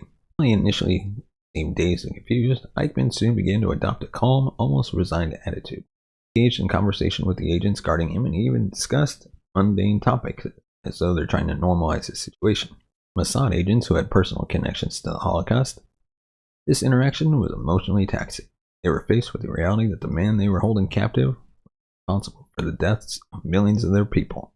Yet they had to treat him professionally and with dignity until they could bring him to trial. The days in the safe house were tense. The Mossad team knew that time was running out and that they had to move Eichmann out of Argentina quickly before anyone noticed his disappearance. The final phase of the mission, extraction, was fast approaching, and they had to ensure that every detail was executed perfectly to avoid detection. Now we've come to the point where Mossad have to extract him from Argentina. And of course, there were some diplomatic and legal challenges. The extraction of Adolf Eichmann from Argentina was the most delicate and dangerous part of Operation Finale. While capturing Eichmann was a remarkable feat, the mission was far from over. The Mossad team had to figure out how to smuggle Eichmann out of the country without raising the alarm. Argentina was known for harboring Nazi war criminals, and the government had turned a blind eye to their presence. Argentine authorities discovered the abduction and could lead to a full-blown diplomatic crisis, especially if Eichmann's powerful Nazi sympathizers caught wind of the operation. The Mossad team knew that time was of the essence. They had to move quickly before Eichmann's disappearance was noticed by his family or anyone in the local community. Mossad agents also had to operate under the radar, ensuring that neither local law enforcement nor immigration officials became suspicious of their activities. They were aware that Argentina's government could not be trusted to cooperate, as the country had a history of protecting former Nazis living within its borders. To avoid detection, Mossad agents operated with extreme caution, using fake identities and elaborate cover stories. They had entered Argentina using false passports and posed as tourists or businessmen. The team also took precautions to avoid being followed or observed by anyone who might have connections to Eichmann's former Nazi colleagues in Argentina. Communication between the agents were kept to a minimum, and they maintained a strict low profile. Once Eichmann had been safely secured in the safe house, Mossad began preparing for his extraction. This was the riskiest part of the mission because it involved getting Eichmann out of the country without triggering suspicion at the airport or with immigration officials.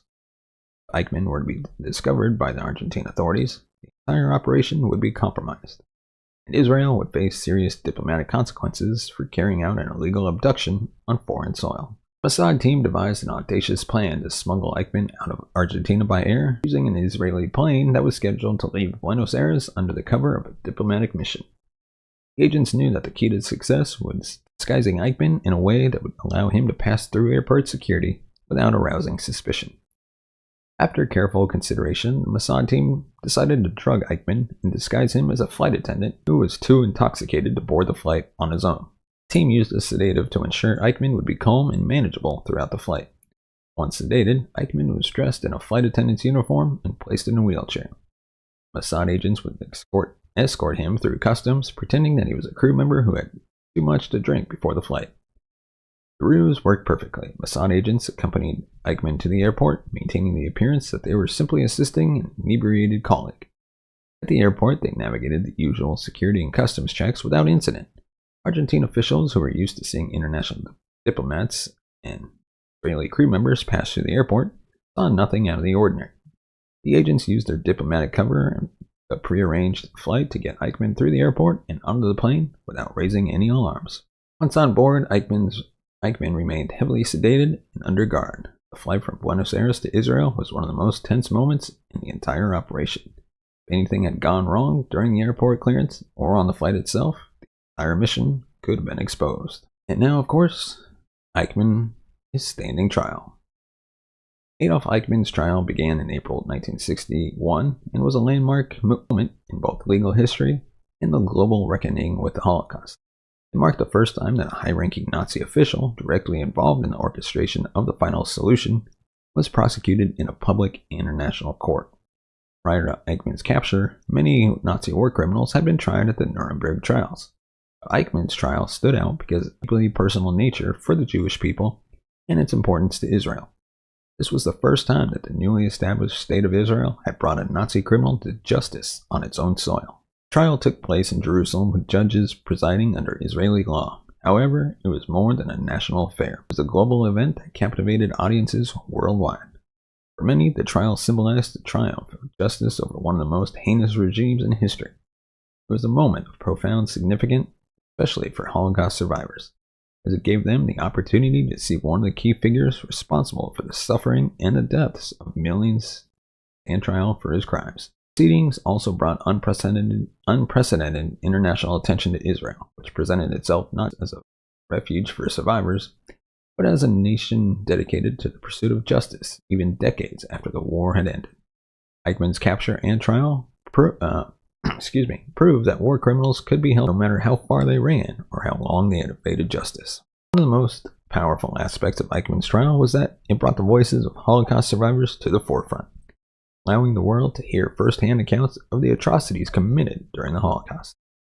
The trial was televised globally, making it one of the first major international trials to be broadcast. For many people, especially those who had not fully grasped the scale of the Holocaust, this was the first time they saw and heard survivors recount their experiences in vivid, heartbreaking detail.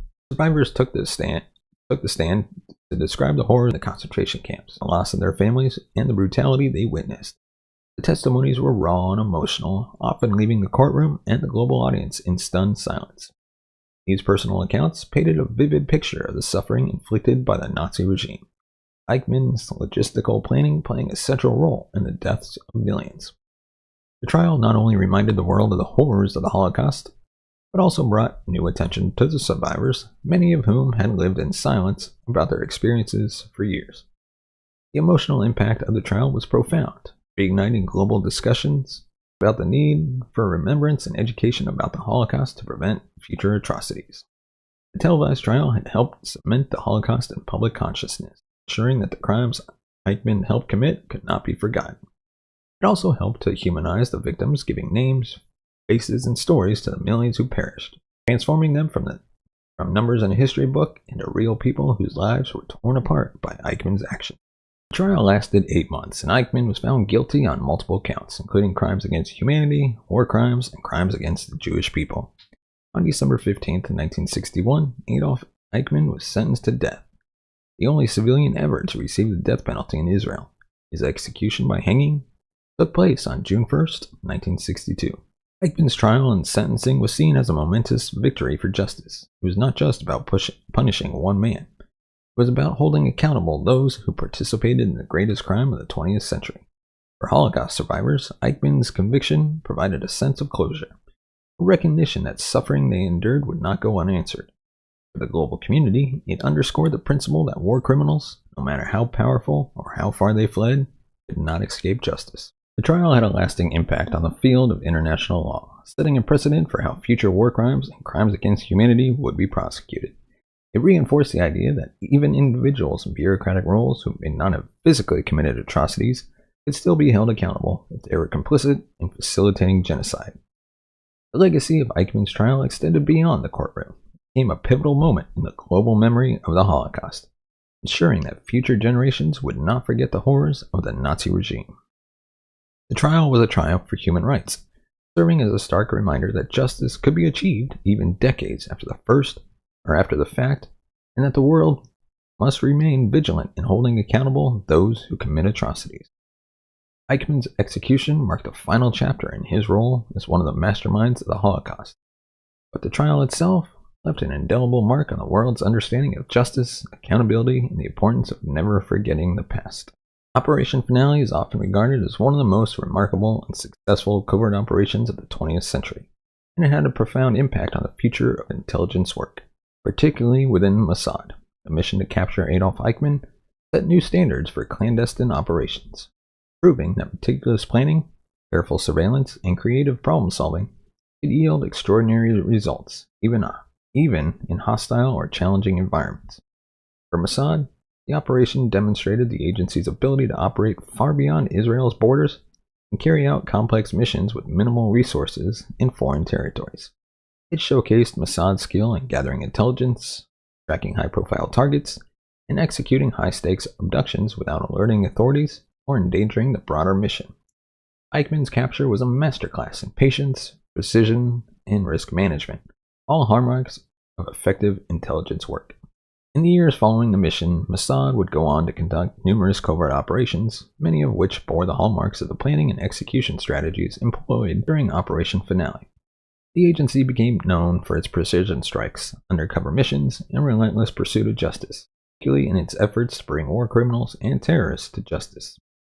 Mossad's later operations to track down and neutralize members of Black September after the Munich Olympics massacre, as well as its counterterrorism efforts, can trace their tactical and strategic lineage back to the methodologies pioneered during Operation Finale. The success of the Eichmann mission also highlighted the critical importance of international cooperation in intelligence work. Although the operation was carried out primarily by Israeli agents, it relied on intelligence and support from international partners, including West German officials and Jewish organizations around the world. This precedent underscored the value of collaboration between nations in pursuing transnational justice, reinforced the idea that intelligence work in the post-war era would increasingly require cooperation across borders. Eichmann's trial in 1961 became a pivotal moment not only in the pursuit of justice, but also in the way the world remembers the Holocaust. The trial was one of the first to put the Holocaust front and center on the global stage, allowing survivors to testify publicly and recount their experiences of the Nazi regime's crimes. Broadcast globally, the trial became a defining moment of historical and moral reckoning, bringing the atrocities of the Holocaust into homes around the world and forcing nations to confront the full scope of the genocide. The trial also reinforced the importance of seeking justice no matter how much time had passed. Eichmann had been living freely in Argentina for years, yet his capture and trial proved that time does not erase the need for accountability. The message of the trial was clear: those who commit crimes against humanity will eventually face justice, even if it takes decades to bring them to trial. Holocaust remembrance has become a global priority, with museums, memorials, and educational programs dedicated to ensuring that the lessons of the Holocaust are never forgotten. The trial's emphasis on justice and remembrance continues to resonate in today's world, particularly in how modern justice systems pursue war criminals for more recent conflicts. The legacy of Operation Finale and Eichmann's trial reminds us that the pursuit of justice is a moral obligation that transcends borders and timeframes, and it reinforces the global commitment to remembering and learning from the darkest chapters of human history. Before we move on, let me know your thoughts on Operation Finale in the comments section below, and of course, give us a thumbs up if you like our video, hit that subscribe button down below, yes, that shiny subscribe button, and just go right next to it and hit that bell notification button to be notified of future videos. And of course, if you want to support the channel, you can buy us a coffee at buymeacoffee.com/tcns. Your support helps the channel grow, upgrade our equipment, bring in new hosts, and hopefully take the show on the road, and your support can help make that happen. Whether it's $1, $5, $20, $50, or $100, anything helps this channel grow. And as always, thank you so much for watching and listening. We will see you next time. In the shadowy aftermath of the 1972 Munich Olympics, a secret mission unfolded far beyond the eyes of the public. The story of vengeance, global intrigue, and the lengths one nation would go to seek justice. This is the tale of Operation Wrath of God. Welcome to an all-new episode of Third Crown Never Sleeps. This week we are diving into the infamous Operation Wrath of God, a clandestine operation that was birthed out of the bloody Munich Games massacre. Today we peel back the layers of one of Mossad's most bold and controversial operations, and the tragic events that sparked this audacious hunt to the global stage were played out, and the intricate strategies employed to bring about justice. We're diving deep into the heart of Operation Wrath of God. So what we'll dive into include what was Operation Wrath of God, who was involved, why did it happen, and was it considered a success? So if you're ready to uncover the answers to these pressing questions and explore the moral complexities on a mission that has become a legendary tale of vengeance and resolve, stay tuned. What you discover may surprise you, challenge your perceptions, and reveal the lengths to which a nation will go in the name of justice. And before we dive into the operation, give us a thumbs up if you like the videos, subscribe to the channel, hit that bell notification button we notify future videos, and of course, leave us your thoughts in the comment section below. So before we dive into the actual operation, we're going to take a look back in August 1972. Munich, West Germany marked the beginning of what was known as the Happy Games, or the 20th Olympiad. Munich aimed to showcase a peaceful, welcoming Germany, starkly contrasting the 1936 Berlin Games. The 72 Games were a symbol of global unity and hope, with athletes from around the world, including a hopeful Israeli team, coming together in a spirit of friendly competition. The Olympic Village, embodying the Games ethos, was notably open and accessible, reflecting a time the specter of international terrorism hadn't yet cast its shadow over such global gatherings. This openness, however, would soon be exploited in a way that would change the Olympics forever. In the early hours of September 5th, 8 members of the Palestinian group Black September scaled the Olympic Village's fence.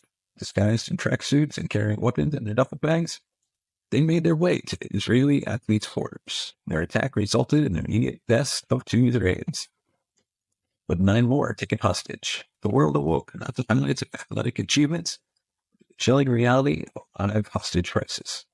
As the day unfolded, the terrorist demands were broadcast globally. The release of over 200 prisoners from Israeli jails. Negotiations dragged on. The global audience watched in horror as attempts to resolve the crisis peacefully stumbled. The standoff ended tragically at a local nearby airbase with a failed rescue attempt that saw the deaths of all 9 hostages, a West German police officer, and 5 terrorists. The massacre shattered the illusion of the Happy Games, revealing the vulnerability of peace and innocence in the face of growing global terrorism. The immediate aftermath resonated worldwide, leading to increased security measures at international events. In Israel, the tragedy was met with deep mourning and a resolve that this act of terror would not go unanswered. It was a pivotal moment, signifying that the battle against terrorism was not confined to any single geography. It was a global challenge. This tragedy set the stage for Israel's covert mission, Operation Wrath of God, a campaign of retribution that would span continents and decades. It was a response that would test the boundaries between justice and vengeance, challenging moral and ethical conventions to relentless pursuit of what was perceived as justice.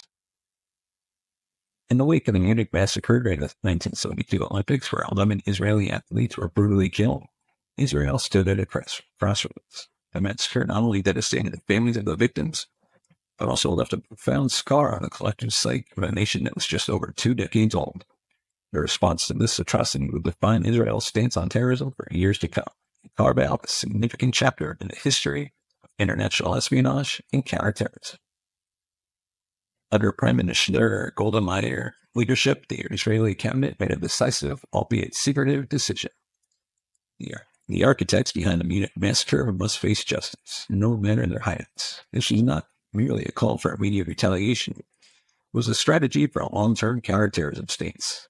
The mantle for this daunting task fell on Mossad, Israel's intelligence agency renowned for its global network and covert operation capabilities. Dubbed Operation Wrath of God, the mission carried a name that signified not just a quest for justice, but a divine retribution against those who had spilled Jewish blood on the global stage. The primary aim of Operation Wrath of God was clear: eliminate those directly responsible for any atrocity. However, beneath this straightforward objective lay multiple layers of strategic goals.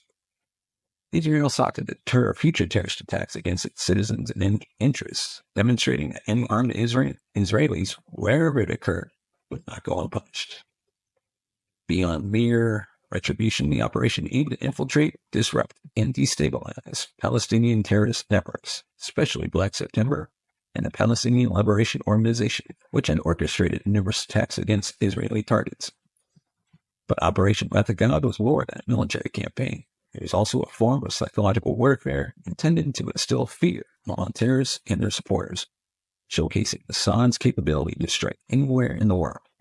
For the Israeli public, the operation was a testament to the government's unwavering commitment to their safety and to seeking justice for the victims of terrorism, bolstering national morale during a period of profound grief and vulnerability. Executing Operation Wrath of God posed significant challenges. The targets were scattered across the globe, often under the protection of sympathetic governments or embedded within local communities. The operation required meticulous intelligence gathering, extensive surveillance, and precise execution to avoid civilian casualties and minimize diplomatic repercussions. Each mission was a high-stakes operation, a balancing act between the risk of international automation and the imperative of justice and deterrence. The ethical and legal implications of Operation Wrath were subjects of intense debate.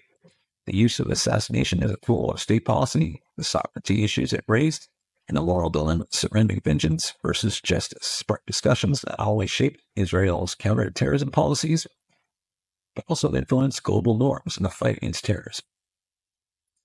The legacy of Operation Wrath of God is complex, marked by its impact on the psyche of nations and the conduct of international relations and counterterrorism.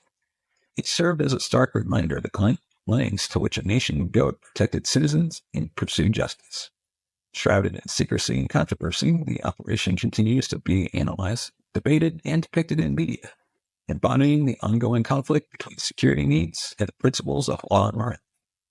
Through this operation, Israel delivered a clear message to the world. It would not remain passive in the face of terror. With its blend of intelligence, ingenuity, daring, and controversy, Operation Wrath of God remains a pivotal moment in the annals of international espionage and counterterrorism efforts. Operation Wrath of God unfurled across a global stage, transforming diverse locales from the bustling cities of Europe to the political charged environments of the Middle East, the backdrops for a clandestine campaign of retribution. This expansive geographical reach wasn't just a testament to Assad's operational capabilities. It underscored the immense complexities and challenges of conducting a state-sanctioned mission beyond national borders. The operation spanned continents, reaching into Italy, France, Germany, and Norway, each location selected for its ties to members of Black September and associated factions. Apologies for butchering these names, but it's what I meant.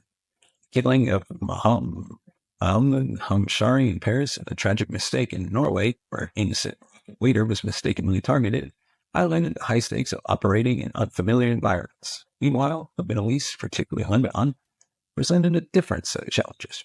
Operatives navigating the labyrinth of political and social dynamics, areas where hostility towards Assad was palpable. Navigating these operations demanded not only logistical finesse, such as establishing covert identities in safe houses, but also a deep understanding of local customs to avoid detection. The movement of weapons and secure communication back to Israel are logistical feats, meticulously planned and executed under the constant threat of expulsion.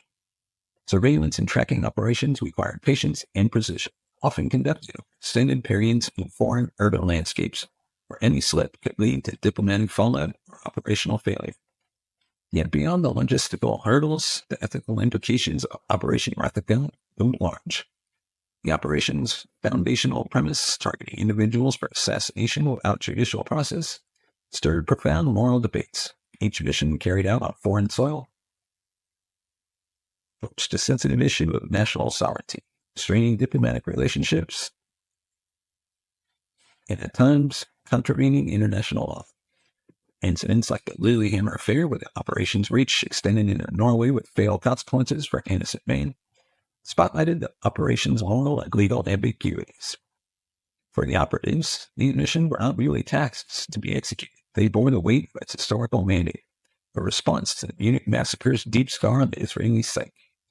The psychological burden of their secret war was coupled with the ethical quandaries of their actions, was a constant campaigning. The operatives grappled with the isolation and stress of the undercover ops, often pondering the morality of their mission's underpinnings and its implication for the cycles of violence and retribution it was meant to address. Operation Rathagon's narrative is as much about Mossad's strategic triumphs and the adaptability of its agents as it is about the introspective journey and ethical complexities of international characters. The operation illustrated the delicate balance between seeking justice and navigating the whole landscape of retribution, highlighting the enduring question of how far a nation can or should go in pursuit of security and vengeance on the international chessboard. What's up, everybody? Today's episode is brought to you by Good Ranchers, the ultimate solution for high-quality meats delivered right to your door. As a busy professional, I value convenience without compromising on quality. Good Ranchers delivers exactly that. Imagine enjoying premium cuts of beef, tender chicken, and flavorful seafood, all sourced from American farms that prioritize sustainable practices. With Good Ranchers, every meal feels like a celebration of taste and responsibility. Plus, their commitment to transparency means you always know where your food comes from. It's like having a local butcher at your fingertips, ensuring every bite is as fresh and delicious. So whether you're grilling at a store or preparing a family dinner, trust Good Ranchers to bring exceptional meats straight to your table. Use the link in the description today and explore their selection. Enjoy the finest meats without leaving home, thanks to Good Ranchers. Now let's get back to ours. In the aftermath of the Munich massacre, a determined group of Israeli leaders and covert operatives embarked on a mission, like we mentioned, that would indelibly alter the approach to international counterterrorism. The mission was spearheaded by key figures whose resolve and strategic insight orchestrated a global campaign aimed at exacting retribution against the perpetrators. Golda Meir, Israel's prime minister at the time, stood as a pillar in this effort. As the first and only woman to ever hold the office, her leadership was defined by unyielding resolve and a profound sense of duty to ensure the security of the Israeli state and its people. Faced with one of the most challenging decisions of her tenure, Meir sanctioned an unprecedented response to terror. A relentless quest for justice that demonstrated Israel would not be intimidated by acts of terrorism. And apologies for butchering these Israeli names, but at the operational level was Savi Samir, the chief of Mossad, under whose guidance the intricacies of the Rathagon operation were devised and executed. Samir's tenure was marked by a significant expansion of Mossad's international operations, reflecting a belief in the efficacy of direct action against terrorist threats. His strategic vision and commitment to the mission were instrumental in tracking down and neutralizing members of Black September and related entities, thereby reinforcing Mossad's image as an agency capable of striking precision across the globe. Central to the execution of this basic mission was the hidden unit, an elite faction within Mossad composed of agents adept in intelligence gathering, close-quarter combat, and espionage. These operatives trained to operate under the cloak of absolute secrecy, responsible for carrying out the assassinations that formed the backbone of Operation Rathagon. Their work, defined by meticulous planning and execution, was driven by a profound belief in a mission's righteousness, albeit tempered by the personal and ethical dilemmas such operations entail. The individuals behind Operation Rathagon navigated a complex web of ethical and operational challenges. The decision to engage in targeted killings on foreign soil brought to the fore significant questions regarding sovereignty, legality, and morality of extrajudicial actions. Despite these concerns, Meir, Samir, and the operatives pursued their objectives with a clarity of purpose, driven by a shared conviction in the necessity of their actions to deter future attacks and to honor the memory of the Munich victims. This collective determination, however, did not shield them from reflecting on the broader implications of their actions. Those who orchestrated and executed Operation Rathagon were acutely aware that their decisions would be subject to scrutiny and debate for years to come. Their legacy, encapsulated in a campaign that redefined counterterrorism, continues to underscore the perennial tension between the imperatives of national security and the ethical considerations of international conflict. Through their actions, the architects of Rathagon embodied a stark response to terrorism, embodying a narrative of vengeance, justice, and deterrence that remains a subject of discussion. Their efforts highlighting the enduring debate over the balance between the security of a nation, the ethical frameworks that govern international relations, and state actions.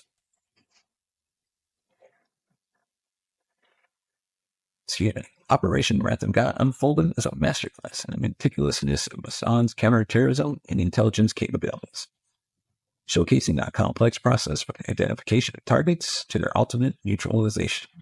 This operation, rooted in the aftermath of the New Mexico, wasn't merely about retribution. It was a calculated series of strikes, marrying state-of-the-art technology with the depth of human intelligence to ensure precision and vengeance against those responsible for acts of terror against Israel. The process rigorous identification of individuals tied to the Munich tragedy and other key figures within terrorist factions like Black September. Through Mossad's extensive network of informants, electronic surveillance, and scrutiny of public records, potential targets were carefully vetted, underlining the operation's commitment to precision and the imperative to avoid misidentifying individuals, which could lead to grave moral and political fallout. Following identification, the operation moved into the surveillance stage. Agents were deployed globally to monitor targets' movements, integrating themselves into the fabric of various societies to avoid detection while gathering intelligence. This phase often entailed operatives living undercover for months, if not years, employing a mix of traditional and advanced surveillance techniques to map out targets' routines and pinpoint opportune moments for action. The culmination of these efforts was the execution phase, conducted with the utmost discretion and a variety of methods tailored to each mission's specific needs, from shootings to bombings and even poisoning. These methods were chosen to ensure the target's elimination while minimizing collateral damage and maintaining operational secrecy.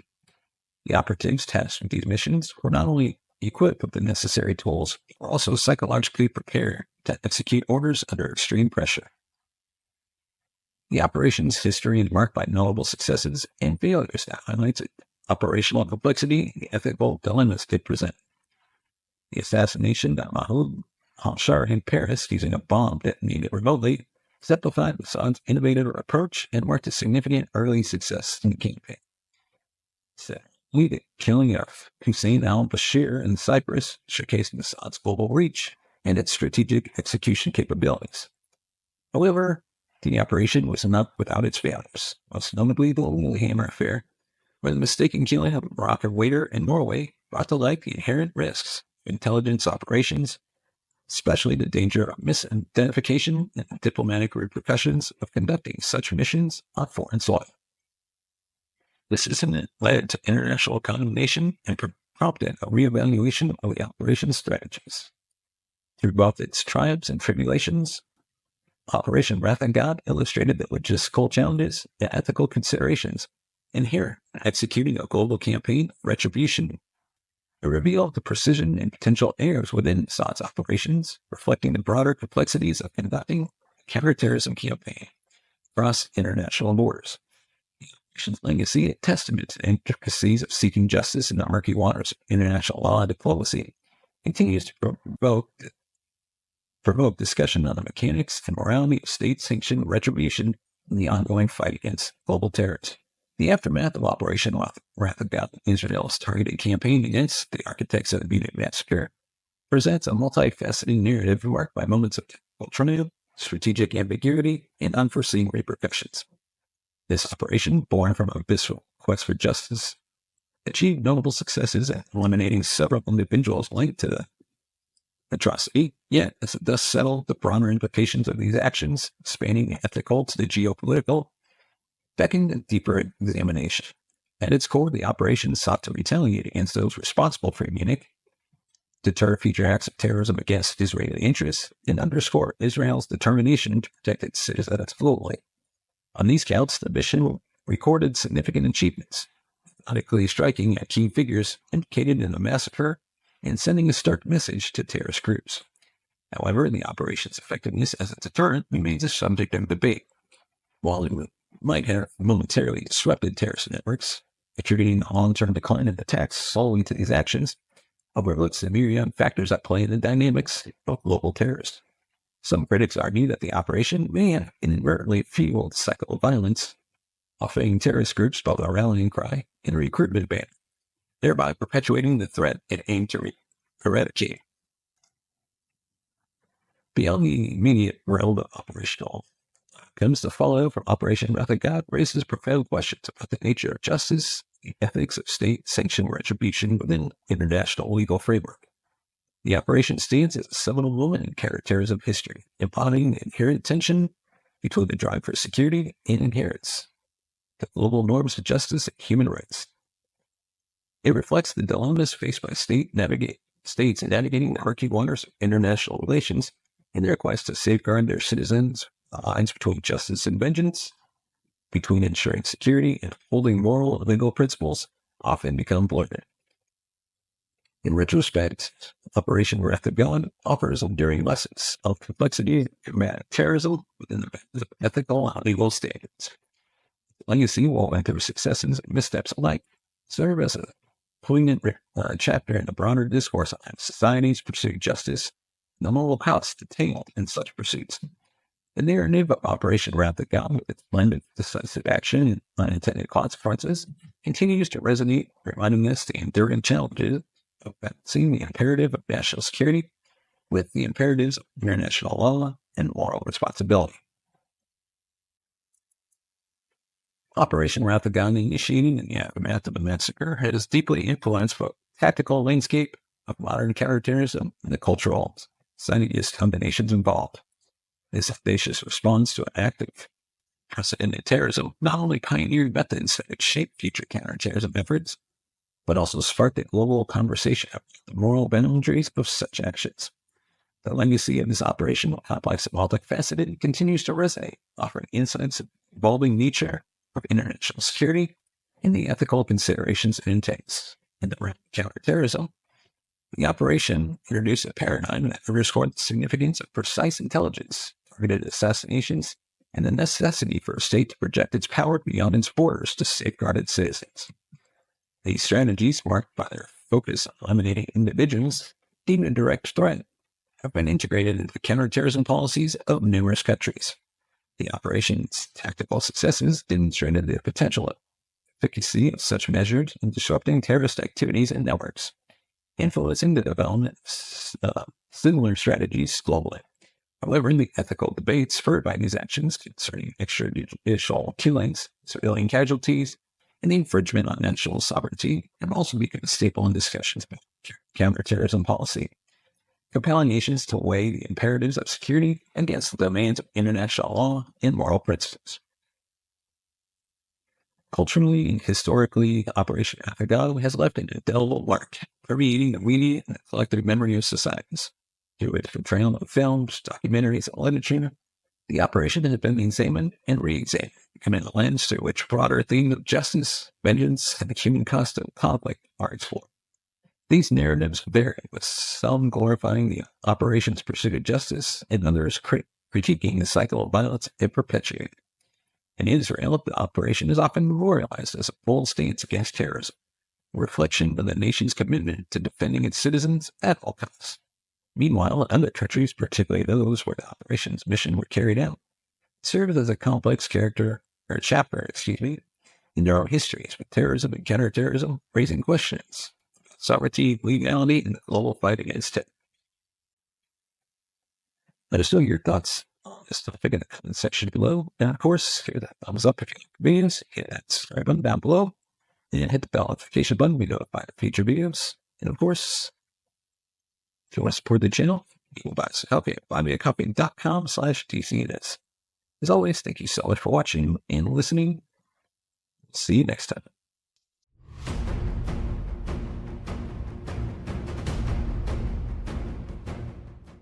Hey there, true crime fans, and welcome to the Season 13 premiere, where we dive into the clandestine Operation Jawbreaker.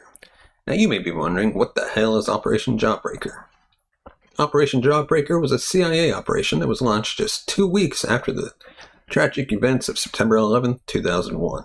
In this episode, we'll discuss all aspects of this mysterious operation. We will cover things like, what exactly was the objective of Operation Jawbreaker? How did this operation kickstart the global war on terror?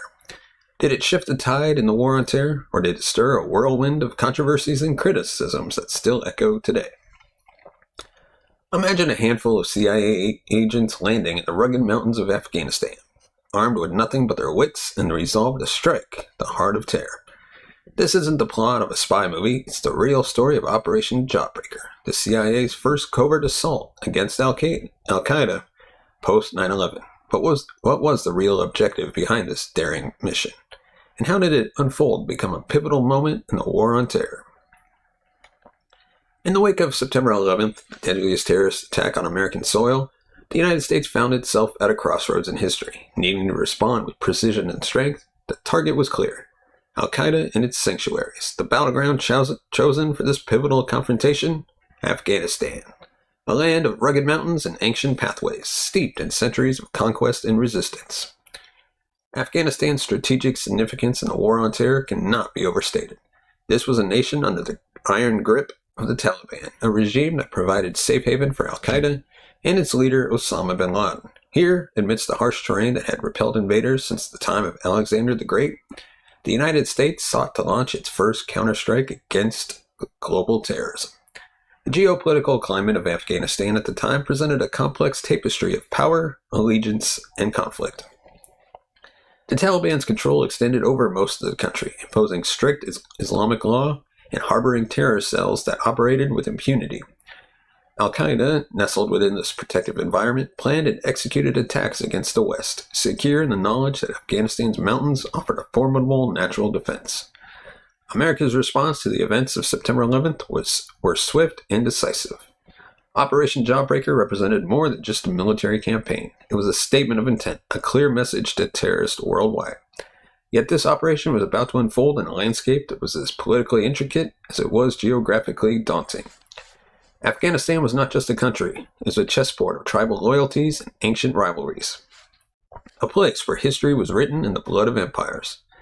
As we dive deeper into the heart of Operation Jawbreaker, let us remember the backdrop against which this drama unfolded. It was here in the shadow of the Hindu Kush Mountains that the United States embarked on a mission that would define the early 21st century's approach to global terrorism. It was here that the War on Terror began in earnest, setting the stage for a conflict that would reshape the world in ways that are still being understood today. In the hours following the September 11th attacks, the United States found itself reeling from an unprecedented assault. Nearly 3,000 lives were lost. The Twin Towers of the World Trade Center lay in ruins, and the Pentagon smoldering after being struck by a hijacked airplane. This was not only an attack on civilians, but an affront to the national security apparatus of the world superpower. The shockwaves of 9/11 transcended borders, echoing across the globe, but it was within the corridors of power in Washington, D.C., where the seeds of Operation Jawbreaker were swiftly sown. The decision to initiate Operation Jawbreaker was deeply intertwined with the immediate realization that the world had changed.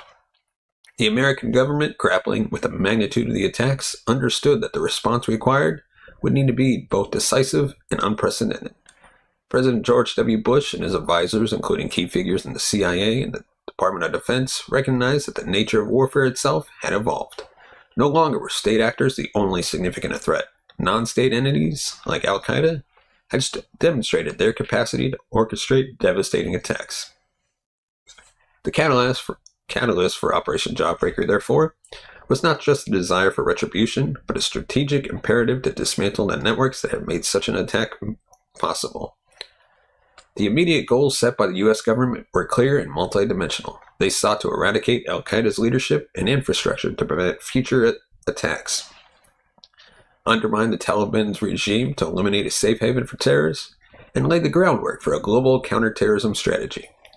To achieve these objectives, the CIA was given the green light to proceed with what would be one of the most daring and unconventional warfare campaigns in modern history. The plan involved deploying a small team of CIA paramilitary officers from the Special Activities Division alongside U.S. Special Forces into the heart of Taliban-controlled Afghanistan. This team was tasked with a mission that went beyond conventional military engagement. They were to liaison with local factions, particularly the Northern Alliance, to gather human intelligence, conduct covert operation, and coordinate airstrikes. This strategic decision to engage in Afghanistan through Operation Jawbreaker was underpinned by a broader understanding of the geopolitical landscape. Afghanistan under Taliban rule was not merely a country under a repressive regime, it was a strategic node in a global network of terrorist operations. By targeting Afghanistan, the U.S. aimed to send a clear message. No sanctuary for terrorists would be left untouched, no matter how remote or fortified. Operation Jawbreaker's origins are thus a testament to a moment when grief transformed into action, and when the traditional paradigms of national security were redefined. The immediate decisions made in the aftermath of 9/11, guided by a blend of intelligence, insights, military strategy, and geopolitical considerations, laid the groundwork for an operation that would become a cornerstone in the annals of the War on Terror. As we dive further into the execution and ramifications of Operation Jawbreaker, it's crucial to remember that at its core, this was a mission conceived in the urgent need to protect not just the U.S., but the world from the scourge of terrorism. And now we're going to take a look at the leadership and some of the key figures. At the forefront of the CIA's involvement in Operation Jawbreaker was Gary Schroen, a figure whose experience in the region and with the Afghan Mujahideen during the Soviet-Afghanistan War positioned him uniquely for this task. Schroen's leadership style, marked by his determination and deep knowledge of Afghanistan, made him the ideal candidate to spearhead the CIA's first foray into the country's post-9/11. His mission was underpinned by direct orders from Cofer Black, then the director of the CIA's Counter-Terrorist Center, who famously articulated the mission's goal with stark clarity: to decapitate al-Qaeda's leadership, signaling the gravity and urgency of the task at hand. Complementing the CIA's operational leadership, the U.S. military contributed its elite special forces units, including the Green Beret, known for their unconventional warfare capabilities. These soldiers brought a different dimension to the operation, combining military precision with the adaptability required for the Afghan terrain and the complex socio-political landscape. Their involvement was critical in executing ground operations, from direct combat engagements to coordinating with the Northern Alliance. Central to the success of Operation Jawbreaker were the Afghan allies, particularly the Northern Alliance. After the assassination of their charismatic leader, Ahmad Shah Massoud, just 2 days before the 9/11 attacks, the alliance found itself at a critical juncture. Leaders like General Abdul Rashid Assam and Mohammed Fahim stepped into more prominent roles, providing essential support to the CIA and U.S. military efforts. Their intimate knowledge of the local terrain, politics, and the Taliban tactics were invaluable. The partnership was not just strategic, but also symbolic, showcasing a united front against a common enemy. The decision to keep Operation Jawbreaker covert was a calculated move, informed by the desire to maintain operational flexibility and minimize the footprint in Afghanistan. This strategy required a type of leadership that was not only military or intelligence-driven, but also deeply diplomatic. The operations leaders had to navigate the delicate balance of engaging with Afghan warlords, managing international expectations, and conducting a military operation, all under the radar. This approach underscored the nuanced understanding that victory against al-Qaeda and the Taliban would not be achieved through conventional military might alone, but through leveraging local alliances, intelligence supremacy, and strategic patience. The legacy of the leadership within Operation Jawbreaker extends beyond the immediate aftermath of the operation. The experiences, decisions, and strategies employed set a precedent for how the U.S. and its allies approached counterterrorism in the 21st century. The operation highlighted the significance of human intelligence, the importance of local alliances, and the effectiveness of combining military power with covert operations. As the first rays of dawn broke over the rugged landscapes of Afghanistan in late 2001, Operation Jawbreaker began to unfold with a blend of audacity and precision that marked a new chapter in modern warfare. The operation commenced with the daring insertion of CIA teams into the heart of Taliban-controlled Afghanistan. These teams, comprising a few dozen operatives, were the vanguard of the U.S. response to 9/11. Equipped with weapons, satellite communication gear, and bundles of cash intending for bribing local warlords, they landed into the dead of night, navigating the treacherous terrain with the help of the Northern Alliance. This initial phase was critical, not only in terms of establishing a foothold, but also in demonstrating to local allies the U.S.'s commitment to the fight against the Taliban and al-Qaeda. The operatives' next challenge was to engage the mosaic of Afghan warlords, each commanding their loyal fighters. This task required a combination of diplomatic finesse and strategic acumen. An alliance formed were as much about mutual interests as they were about the personalities and ambitions of the warlords. The CIA's understanding of Afghan culture, coupled with their readiness to offer financial and military support, proved instrumental in forging these alliances. These relationships were pivotal, turning the tide against the Taliban by combining the warlords' intimate terrain knowledge and fighting experience with American technology and intelligence. A cornerstone of the mission's early stages were the extensive intelligence gathering efforts. The CIA operatives, leveraging their alliances with the Northern Alliance, tapped into a wealth of local knowledge, gathering critical information on Taliban and al-Qaeda movements, strongholds, and vulnerabilities. This intelligence was not static. It was a continuous flow of information that allowed U.S. forces to adapt their tactics in real time, enhancing the precision of military strikes and minimizing collateral damage. With actionable intelligence in hand, the operatives directed precision military strikes against strategic Taliban and al-Qaeda targets.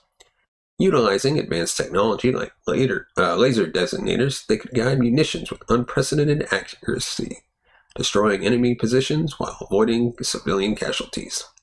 These strikes were a testament to the operation's innovative approach, combining traditional ground combat with high-tech warfare. The psychological impact on the Taliban was profound, as they found themselves outmaneuvered by an unseen enemy that could strike with lethal precision at any time. As the mission unfolded, the operatives faced and overcame a myriad of challenges, from navigating the complex web of Afghan politics and allegiances to adjusting tactics in response to the Taliban's evolving strategies. The mission's success hinged on the ability to adapt. The operatives' flexibility, resourcefulness, and deep understanding of the operational environment were crucial in maintaining the initiative and momentum against the Taliban. The early stages of Operation Jawbreaker set the groundwork for the broader military campaign to follow. By disrupting Taliban and al-Qaeda operations, forging strong alliances with local forces, and demonstrating the effectiveness of combined intelligence and military might, the operation laid the strategic foundations for the eventual toppling of the Taliban regime. Through the audacious beginnings of Operation Jawbreaker, a new template for counterterrorism and unconventional warfare emerged. The phase of the operation underscored the importance of agility, deep local knowledge, and the integration of intelligence and military capabilities in modern conflict.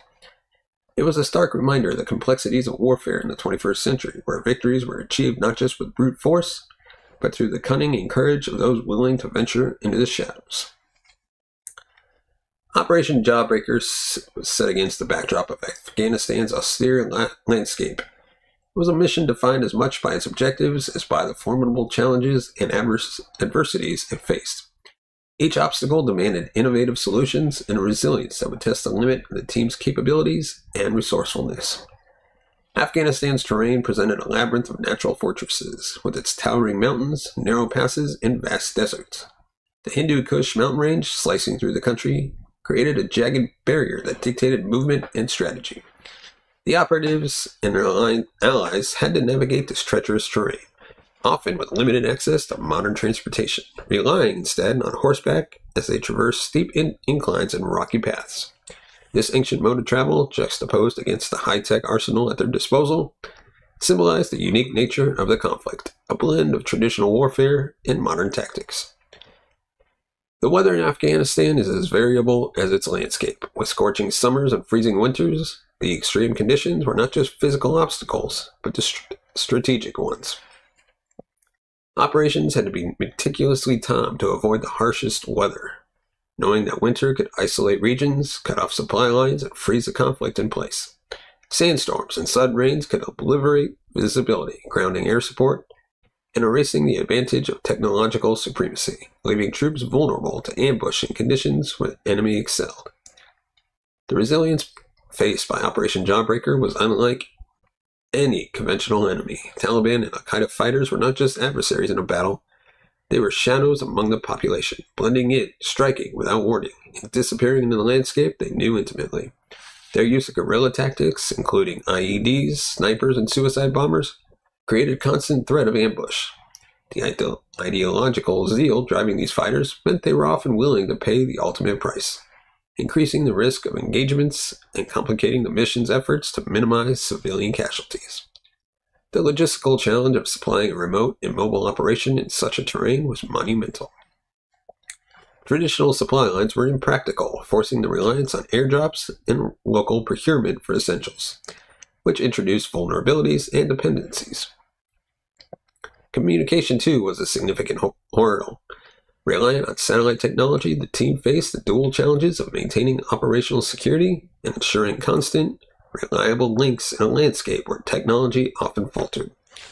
Signal interception by the enemy was a constant concern, necessitating the use of encryption and secure channels that were not immune to the elements or sabotage.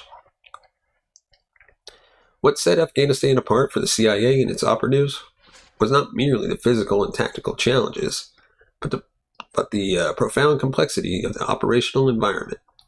Afghanistan's historical tapestry of invasion and resilience had cultivated a deeply ingrained skepticism towards foreign presence. The tribal and ethnic mosaic that formed Afghan society added layers of complexity to forging alliances and understanding local dynamics. Unlike any operation before, success in Afghanistan required an unprecedented level of cultural immersion, understanding, and respect. It was a theater where the lines between friend and foe were blurred, where alliances were fluid and loyalty could shift like the sands of its deserts. The challenges and adversities faced during Operation Jawbreaker were a testament to the inhospitable nature of Afghanistan as a theater of conflict.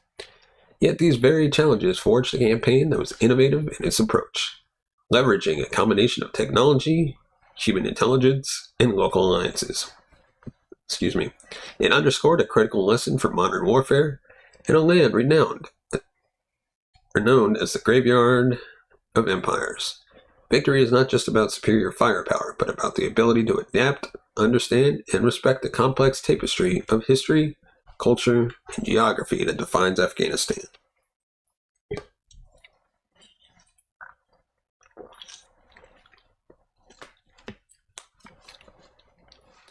Operation Jawbreaker's achievements and milestones, carved out under some of the most challenging conditions imaginable, not only marked the early successes in Afghanistan, but also profoundly influenced the trajectory and tactics of the broader war on terror.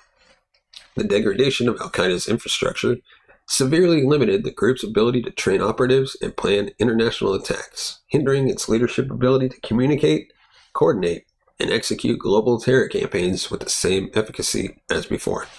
The direct assault on the terror group's operational foundations challenged the perception of the group's invincibility. The operation's support for the Northern Alliance and other groups instrumental in rolling back Taliban control showcased the effectiveness of leveraging local forces against common enemies. This not only weakened the Taliban militarily, but also eroded their psychological grip on the Afghan population, proving that their rule was not unassailable. The elimination and disruption of key figures within the Taliban and al-Qaeda ranks disrupted the group's hierarchical command and control, leading to confusion and weakening their strategic capabilities. The tactical and strategic successes of Operation Jawbreaker had a lasting impact on the future of the war on terror, illustrating the efficacy of combining intelligence, special operations, and local alliances against non-state actors and insurgents. Moreover, the operation underscored the importance of psychological warfare and the need to undermine the narrative and appeal of terrorist organizations. By demonstrating the vulnerability of al-Qaeda and the Taliban, Operation Jawbreaker contributed to shifting the narrative of inevitability and invincibility that these groups had cultivated. Finally, Operation Jawbreaker set the stage for increased international cooperation in counterterrorism efforts, highlighting the global nature of the terrorist threat and the need for a coordinated international response. This led to enhanced intelligence sharing, joint operational planning, and strategic partnerships between the U.S., its allies, and partners around the world, strengthening global counterterrorism networks crucial in tracking and countering terrorist movements across borders. The achievements and milestones of Operation Jawbreaker resonated far beyond the immediate operational success in Afghanistan, providing critical lessons in counterterrorism strategy, highlighting the importance of local partnerships, and demonstrating the effectiveness of a multi-pronged approach in combating terrorism. These lessons would inform and shape the conduct of the War on Terror in the years that followed, influencing both tactical operations and strategic ploy decisions aimed at securing a future free from the threat of global terrorism. The fallout and controversies arising from Operation Jawbreaker cast a long shadow, influencing the conduct and oversight of similar operations in the future. The controversies, particularly around civilian casualties and detainee treatment, underscored the need for robust oversight and clear operational guidelines in counterterrorism missions. Future operations increasingly incorporated measures aimed at minimizing civilian harm and ensuring compliance with international humanitarian law. The backlash over alliances with local warlords prompted a reevaluation of support mechanisms for local forces, placing a strong emphasis on vetting partners and building capacity among local forces that aligned with broader strategic objectives. Back in the U.S., Congress's response to the operation and its controversies reflected a broader debate over the conduct of the War on Terror. Congressional hearings and debates scrutinized the operation's strategy and execution, calling for greater accountability and transparency. This period saw an increased push for oversight mechanisms, including reporting requirements on civilian casualties, the treatment of detainees, and the legal rationale for counterterrorism operations, leading to policies ensuring adherence to legal standards. The operation became a case study in the complexities of fighting non-state actors embedded within civilian populations, influencing international discourse on counterterrorism strategies. It contributed to a global re-examination of how the nations confront terrorism, balancing security needs with human rights and international law. The operation and its aftermath prompted calls for more coordinated global efforts in the fight against terrorism, emphasizing the importance of multilateral approaches and shared frameworks for addressing the root causes of terrorism. The fallout and controversies from this operation served as a critical juncture in the evolution of counterterrorism operations, shaping the policies, strategies, and ethical considerations that govern military and intelligence efforts. The operation's legacy is a reminder of the ongoing challenges in navigating the complexities of modern warfare, where ethical and legal stakes are high. Congress's response and the broader international reaction underscored the need for a principled approach to counterterrorism that respects human rights and international law, even in the face of grave threats.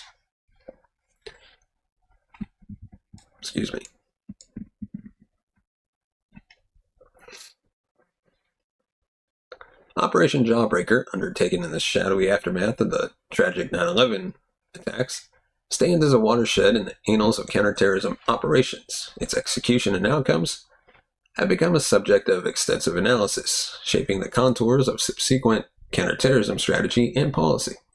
At its core, the operation aimed to dismantle the operational capabilities of al-Qaeda in Afghanistan and disrupt the Taliban stronghold.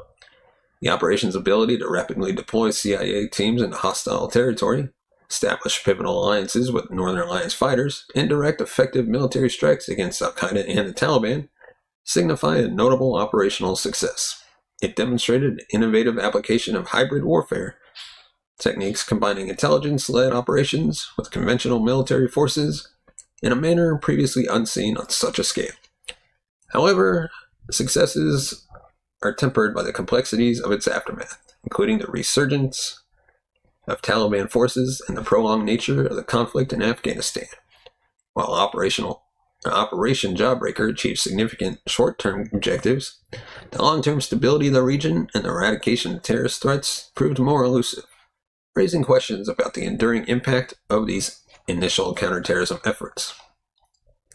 The legacy of Operation Jawbreaker is indelibly etched into the strategic fabric of global counterterrorism efforts. It underscored the critical importance of human intelligence, situational awareness, and the need for boots-on-the-ground insights in complex operational theaters. The operation highlighted the value of leveraging local knowledge and alliances, which has since become a staple in counterinsurgency and counterterrorism operations worldwide. Moreover, Operation Jawbreaker catalyzed a shift towards more integrated and flexible approaches to warfare. It demonstrated the potency of combining CIA intelligence capabilities with military assets, fostering a paradigm shift in interagency cooperation that has informed the structure of subsequent missions targeting terrorist networks globally. The tactical and strategic innovations birthed by Operation Jawbreaker have influenced the evolution of military and CIA doctrines. The operation's success in integrating special operations forces with intelligence-driven mission planning has paved the way for a more nuanced and dynamic approach to counterterrorism. This led to the development of tactics that prioritize precision, minimize collateral damage, and adapt to the fluid dynamics of asymmetric warfare. Reflecting on Operation Jawbreaker more than 2 decades later, its strategic undertakings and outcomes continue to provide indispensable insights in the intricate tapestry of modern counterterrorism and foreign policy. The operation's execution amidst Afghanistan's daunting landscapes and against a backdrop of global uncertainty was not just a tactical maneuver, but a foundational moment that has since informed the principles and tactics of contemporary security strategies. The changing nature of threats in the current geopolitical climate, characterized by the rise of non-state actors, cyber warfare, and ideologically driven violence, calls for an adaptive and innovative approach to security. Operation Jawbreaker's ability to navigate the unforeseen challenges of its time highlights the importance of flexibility and creativity in strategy formulation and execution. In a world where technological advancements rapidly alter the security landscape, the capacity to innovate and adapt remains a critical asset for staying ahead of emerging threats. In reflecting on Operation Jawbreaker's modern implications, it becomes clear that its lessons are not confined to the past, but continue to inform and guide present and future counterterrorism endeavors. The operation serves as a reminder of the enduring need for a holistic, informed, and ethically grounded approach to global security. A reminder that in the face of evolving threats, the principles of human intelligence, operational adaptability, and ethical conduct remain our most valuable assets. As we wrap up our exploration of Operation Jawbreaker, it's essential to pause and reflect on the complexities and moral dilemmas this pivotal moment in our history presents. This operation, set against the stark and unforgiving backdrop of Afghanistan's landscape, was not just a military maneuver, but a testament to the intricate dance of intelligence, ethics, and strategy that defines modern counterterrorism efforts. I invite you to dive into these complexities and share your thoughts. How do you perceive Operation Jawbreaker's impact on the war on terror? I invite you to delve into these complexities and share your thoughts. How do you perceive Operation Jawbreaker's impact on the war on terror? What do you believe is its legacy in shaping contemporary security policies? The operation's strategic successes, coupled with the ethical quandaries it raised, offer a rich ground for discussion. From the integration of human intelligence and local alliances to the challenges of civilian casualties and detainee treatment, Operation Jawbreaker encapsulates the multifaceted nature of the fight against terrorism. So I encourage you to share your thoughts, questions, and perspectives in the comments below. Let's engage in a meaningful dialogue about the operation's enduring legacy and its implications for future counterterrorism strategies and global security policies.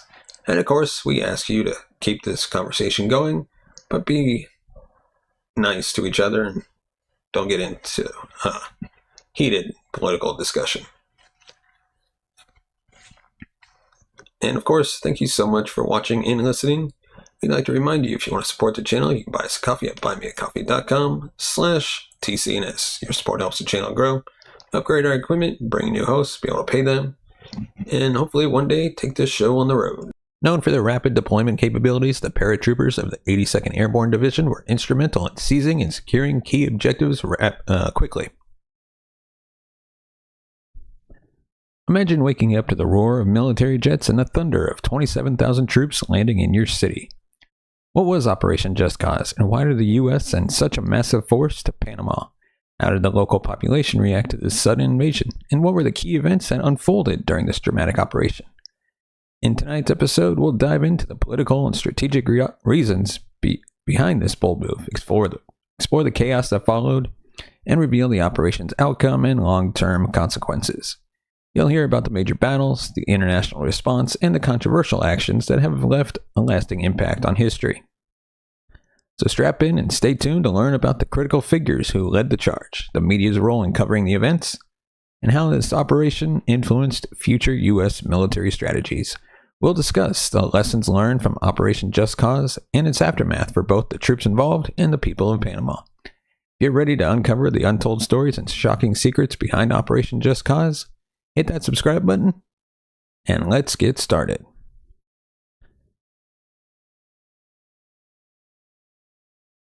To understand Operation Just Cause, we need to start with the broader context of U.S.-Panama relations. The U.S. has had a long and complex history with Panama, largely due to the strategic importance of the Panama Canal. This vital waterway, completed in 1914, connects the Atlantic and Pacific Oceans and has been a crucial route for international maritime trade. For much of the 20th century, the U.S. maintained significant control over the Canal Zone, an arrangement that fostered both economic benefits and political tensions. By the late 1970s, the U.S. agreed to gradually transfer control of the canal to Panama, with full handover scheduled for December 31st, 1999. This agreement was intended to improve U.S.-Panama relations, but also created power vacuums and political instability within Panama. In the midst of this shifting power dynamic, Manuel Noriega emerged as a key figure. Originally a military officer, Noriega rose through the ranks of the Panamanian National Guard, eventually becoming the de facto ruler of Panama in 1983. Known for his intelligence connections and ruthless tactics, Noriega was initially a valuable ally to the Americans during the Cold War, providing intelligence and support against communist movements in Central America. However, Noriega's regime was marred by corruption, human rights abuse, and involvement in drug trafficking. His relationship with the U.S. began to deteriorate as evidence of his illicit activities grew. By the late 1980s, Noriega's actions had become a significant liability for the U.S., culminating in increasing tensions and calls for his removal. The U.S. had several key interests in Panama that made stability in the region a priority. First and foremost was the security and operation of the Panama Canal. Ensuring the canal remained open and accessible was crucial for global trade and U.S. naval operations. Any disruption posed a significant economic and strategic threat. Additionally, the U.S. had broader geopolitical interests in maintaining a stable and friendly government in Panama. During the Cold War, Panama's strategic location made it a valuable ally in countering Soviet influence in Latin America. The rise of an unpredictable and hostile regime under Noriega threatened these interests and prompted a reassessment of U.S. policy towards Panama. By the late 1980s, the situation had reached a boiling point. The combination of Noriega's increasing defiance, the threat to the Panama Canal, and the destabilizing impact of his drug trafficking activities led the U.S. to consider more drastic measures. This set the stage for the dramatic and controversial intervention known as Operation Just Cause. Operation Just Cause was driven by a combination of political and strategic motivations that converged to create a compelling case for U.S. intervention in Panama. One primary reason was the need to protect U.S. citizens living in Panama. By 1989, around 35,000 U.S. citizens resided in the Canal Zone and other parts of Panama. Their safety became a growing concern as the political situation deteriorated and Noriega's regime became increasingly hostile towards Americans. Another key motivation was the U.S. commitment to defending democracy. Noriega's authoritarian rule, marked by election fraud and political repression, posed a direct challenge to democratic principles. The U.S. government viewed his removal as essential for promoting democratic governance in Panama and the broader region. Combating drug trafficking was also a crucial factor. Noriega's involvement in the drug trade, particularly his connections with Colombian cartels, made him a significant player in the global narcotics network. His regime facilitated the trafficking of vast quantities of drugs into the U.S., exacerbating the domestic drug crisis. Removing Noriega was seen as a critical step in disrupting these criminal activities and reducing the flow of drugs. There were several specific incidents that further escalated tensions and underscored the urgency of U.S. intervention. One of the most significant was the killing of a U.S. Marine. Lieutenant Robert Paz on December 16, 1989. He was shot and killed by Panamanian Defense Forces at a roadblock in Panama City. This incident, along with the harassment and detainment of other U.S. military personnel, inflamed public opinion in the U.S. and heightened calls for decisive action. Additionally, the PDF's increasing aggression towards U.S. citizens and military personnel created an untenable situation. Reports of assaults, detentions, and abuses by Noriega's forces contributed to the perception that immediate intervention was necessary to protect American lives and restore order. In response to these escalating threats, President George H.W. Bush made a formal announcement on December 20th, 1989, justifying the invasion of Panama. In his address, President Bush outlined the 4 primary objectives of Operation Just Cause. Number 1, safeguarding American lives. Number 2, defending democracy in Panama. Number 3, combating drug trafficking. And number 4, securing the Panama Canal. So now we're going to dive deeper into the invasion Operation Just Cause in this segment. In the early hours of December 20th, 1989, Operation Just Cause was launched. This marked the beginning of one of the largest and most rapid military interventions in U.S. history. At precisely 1 a.m. local time, the skies over Panama City were filled with the roar of military aircraft and the thunderous approach of helicopters and paratroopers, signaling the start of a coordinated and highly complex operation. The invasion involved an impressive and formidable array of U.S. military forces. A total of 27,000 U.S. troops were deployed, supported by an additional 12,000 personnel already stationed in Panama. This massive force was a testament to the U.S. commitment to achieving its objectives swiftly and decisively. Some of the key units that played critical roles in the operation include the 82nd Airborne Division. Known for their rapid deployment capabilities, the paratroopers of the 82nd Airborne Division were instrumental in seizing and securing key objectives quickly. And then we had the 75th Ranger Regiment. Rangers executed highly specialized and high-risk missions, including direct assaults on key targets and the capture of strategic locations. And then, of course, we had the U.S. Marine Corps. Marine units provided crucial ground support and engaged in urban combat, playing a significant role in securing areas of Panama City and other urban centers. And then we had the Special Operation Forces. Elite units, including Navy SEALs and Delta Force, carried out covert operations to capture high-value targets and neutralize key points of resistance. And last but not least, you had the Air Force and the Navy. These branches provided critical air and naval support, conducting bombing runs, airstrikes, and naval blockades to ensure air superiority and maritime security.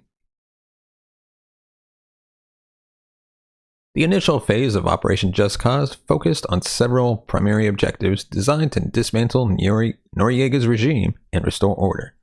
Number 1, securing key locations. Number 2, capturing Manuel Noriega. And 3, disabling the Panamanian Defense Forces. The initial hours of Operation Just Cause were marked by intense and coordinated military actions, with U.S. forces swiftly achieving their objectives. Key locations were secured, resistance from the PDF were largely neutralized, and the stage was set for the next phase of the operation. The decisive and well-executed invasion demonstrated the overwhelming military power of the U.S. and set the tone for the subsequent efforts to stabilize Panama and capture Noriega.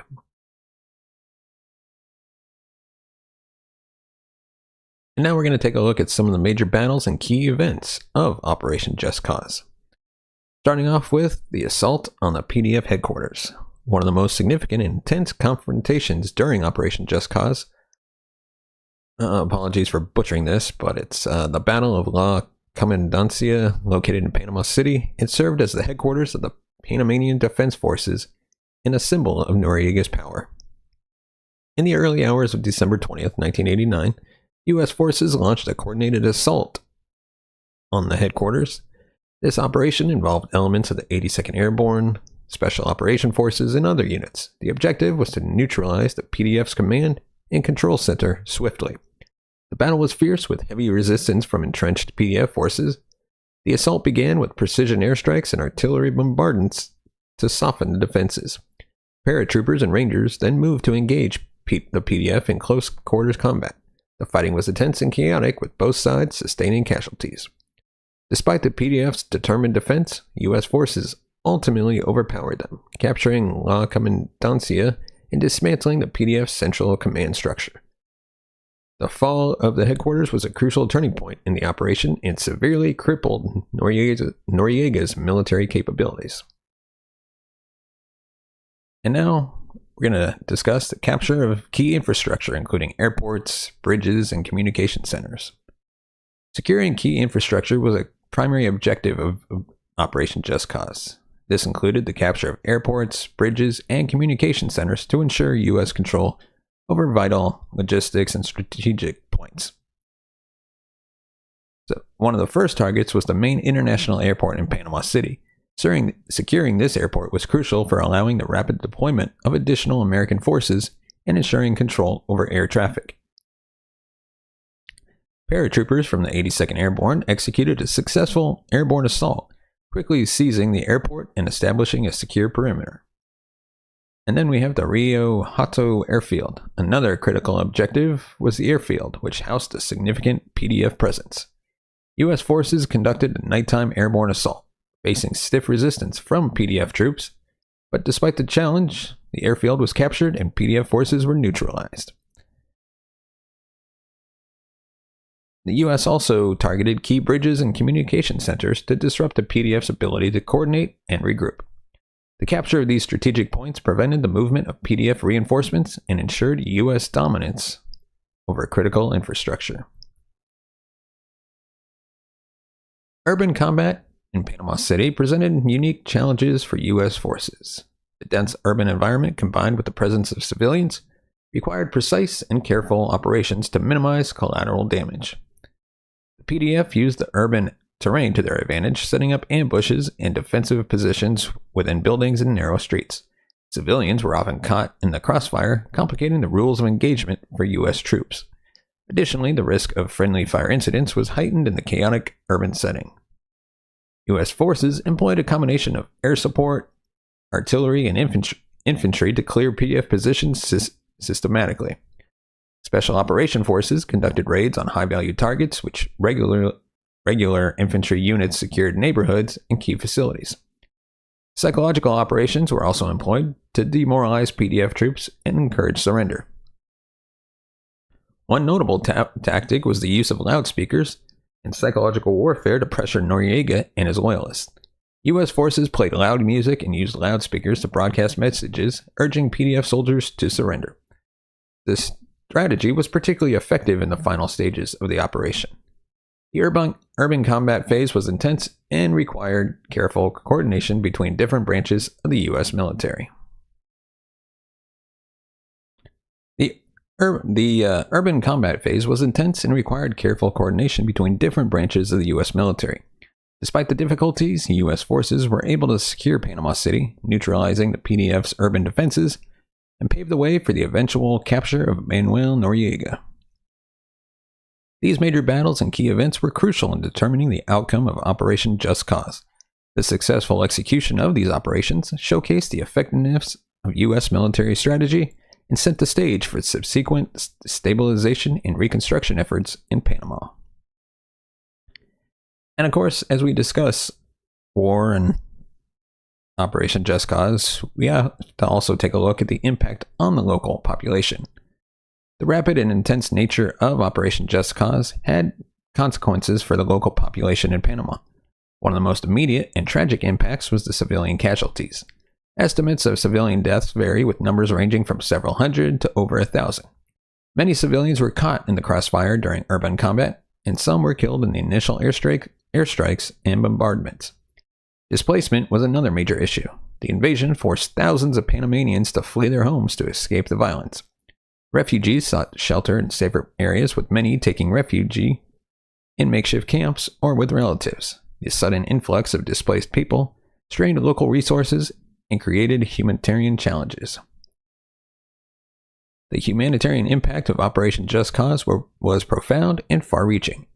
The intense combat and strategic bombings caused extensive damage to homes, businesses, and public infrastructure. In Panama City and other affected areas, entire neighborhoods were devastated, with with buildings reduced to rubble and basic services disrupted. The destruction of infrastructure, including critical facilities such as water supply systems, power grids, and communication networks. The damage to these essential services further exacerbate the suffering of the local population, making it difficult to access clean water, electricity, and communication. The local economy also suffered significant setbacks. Many businesses were destroyed or looted during the chaos, leading to a loss of livelihoods for countless Panamanians. The disruption of trade and daily commerce had a ripple effect, causing economic instability and hardship for many families. And now we're going to take a look at the international reaction and media coverage of Operation Just Cause. The international reaction to Operation Just Cause was mixed, reflecting the complexity and controversy of the American intervention in Panama. Various countries and organizations expressed a range of responses from support to condemnation to neutrality. When it comes to support, some countries, particularly those closely allied with the U.S., expressed support for the intervention. They viewed the operation as a necessary step to restore democracy and stability in Panama. These nations often echoed the U.S.'s government's justifications, emphasizing the need to combat drug trafficking and protect American citizens. Conversely, many countries, especially in Latin America, condemned the invasion. They criticized it as a violation of Panama's sovereignty and an example of U.S. imperialism. Governments and political leaders in these countries argued that the operation set a dangerous precedent for foreign intervention in domestic affairs. And then, several nations adopted a neutral stance, neither fully supported nor condemned the U.S. actions. These countries often called for a peaceful resolution to the conflict and urged respect for international law and the sovereignty of nations. So now we're going to take a look at the role of the UN and international organizations. The United Nations and various international organizations also played significant roles in responding to Operation Just Cause.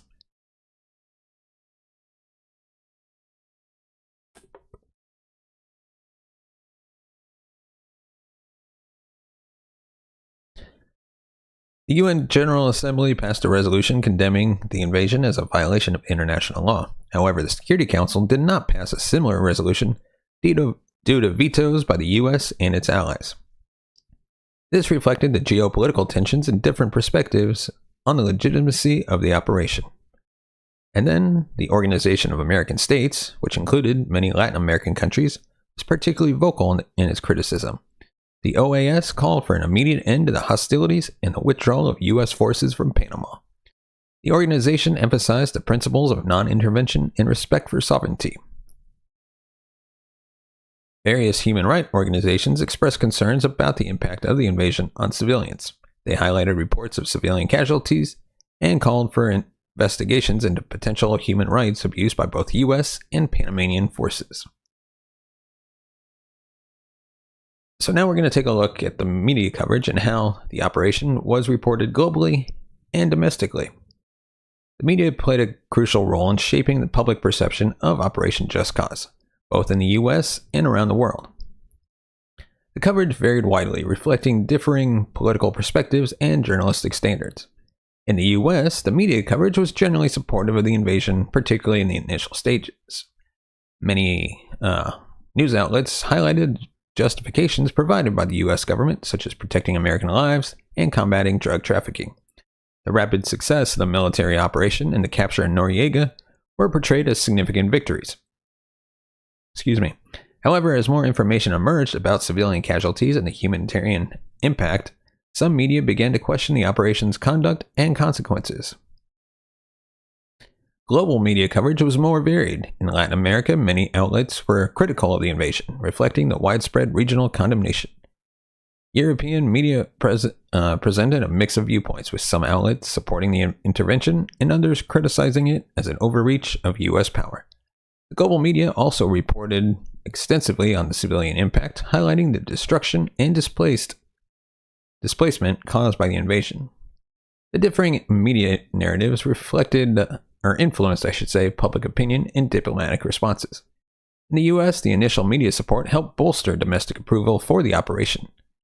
And in contrast, the critical international coverage fueled protests and diplomatic pushback against U.S. actions.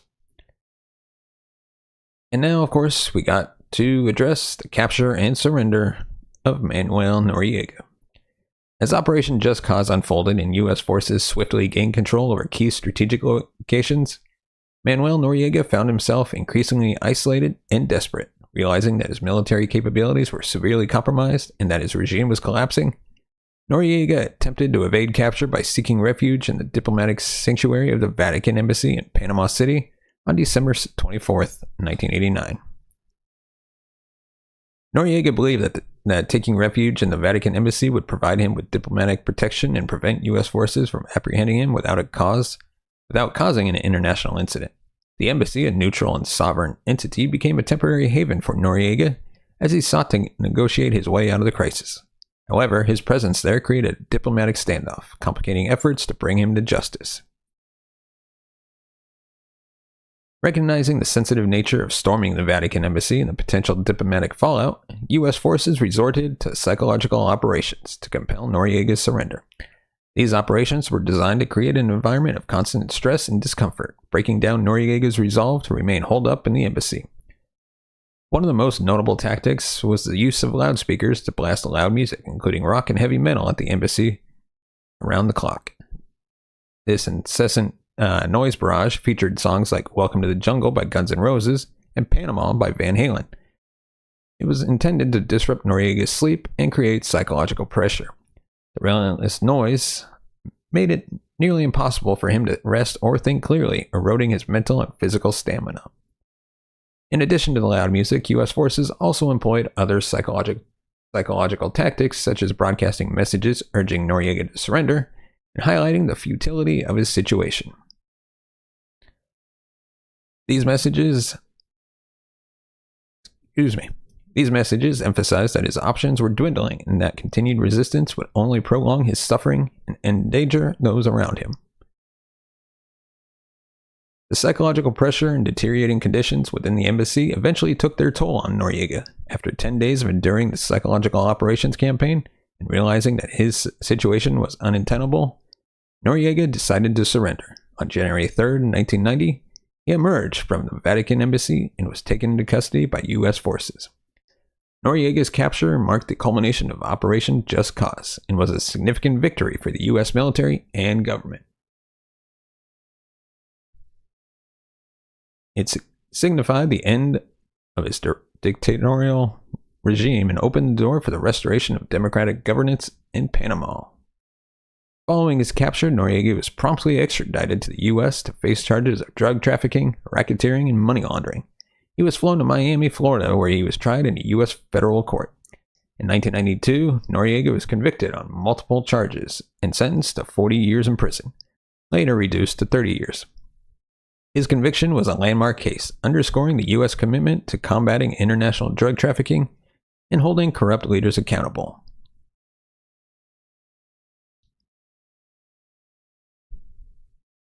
And now we're going to take a look at some of the immediate outcomes and achievements of Operation Just Cause. Starting off with the overthrow of Noriega and dismantling the PDF. One of the most significant immediate outcomes was the overthrow of Manuel Noriega and the dismantling of the Panamanian Defense Forces. The rapid and decisive military action by U.S. forces effectively neutralized the PDF, dismantling Noriega's primary means of maintaining power. Key military installations were captured and the PDF's command and control structure was obliterated, rendering the organization incapable of mounting any effective resistance or counteroffensive. Noriega's removal from power marked the end of his authoritarian regime, characterized by widespread corruption, human rights abuses, and involvement in drug trafficking. The fall of the PDF also removed a significant source of repression and violence, opening the way for democratic reforms and the establishment of a new government in Panama.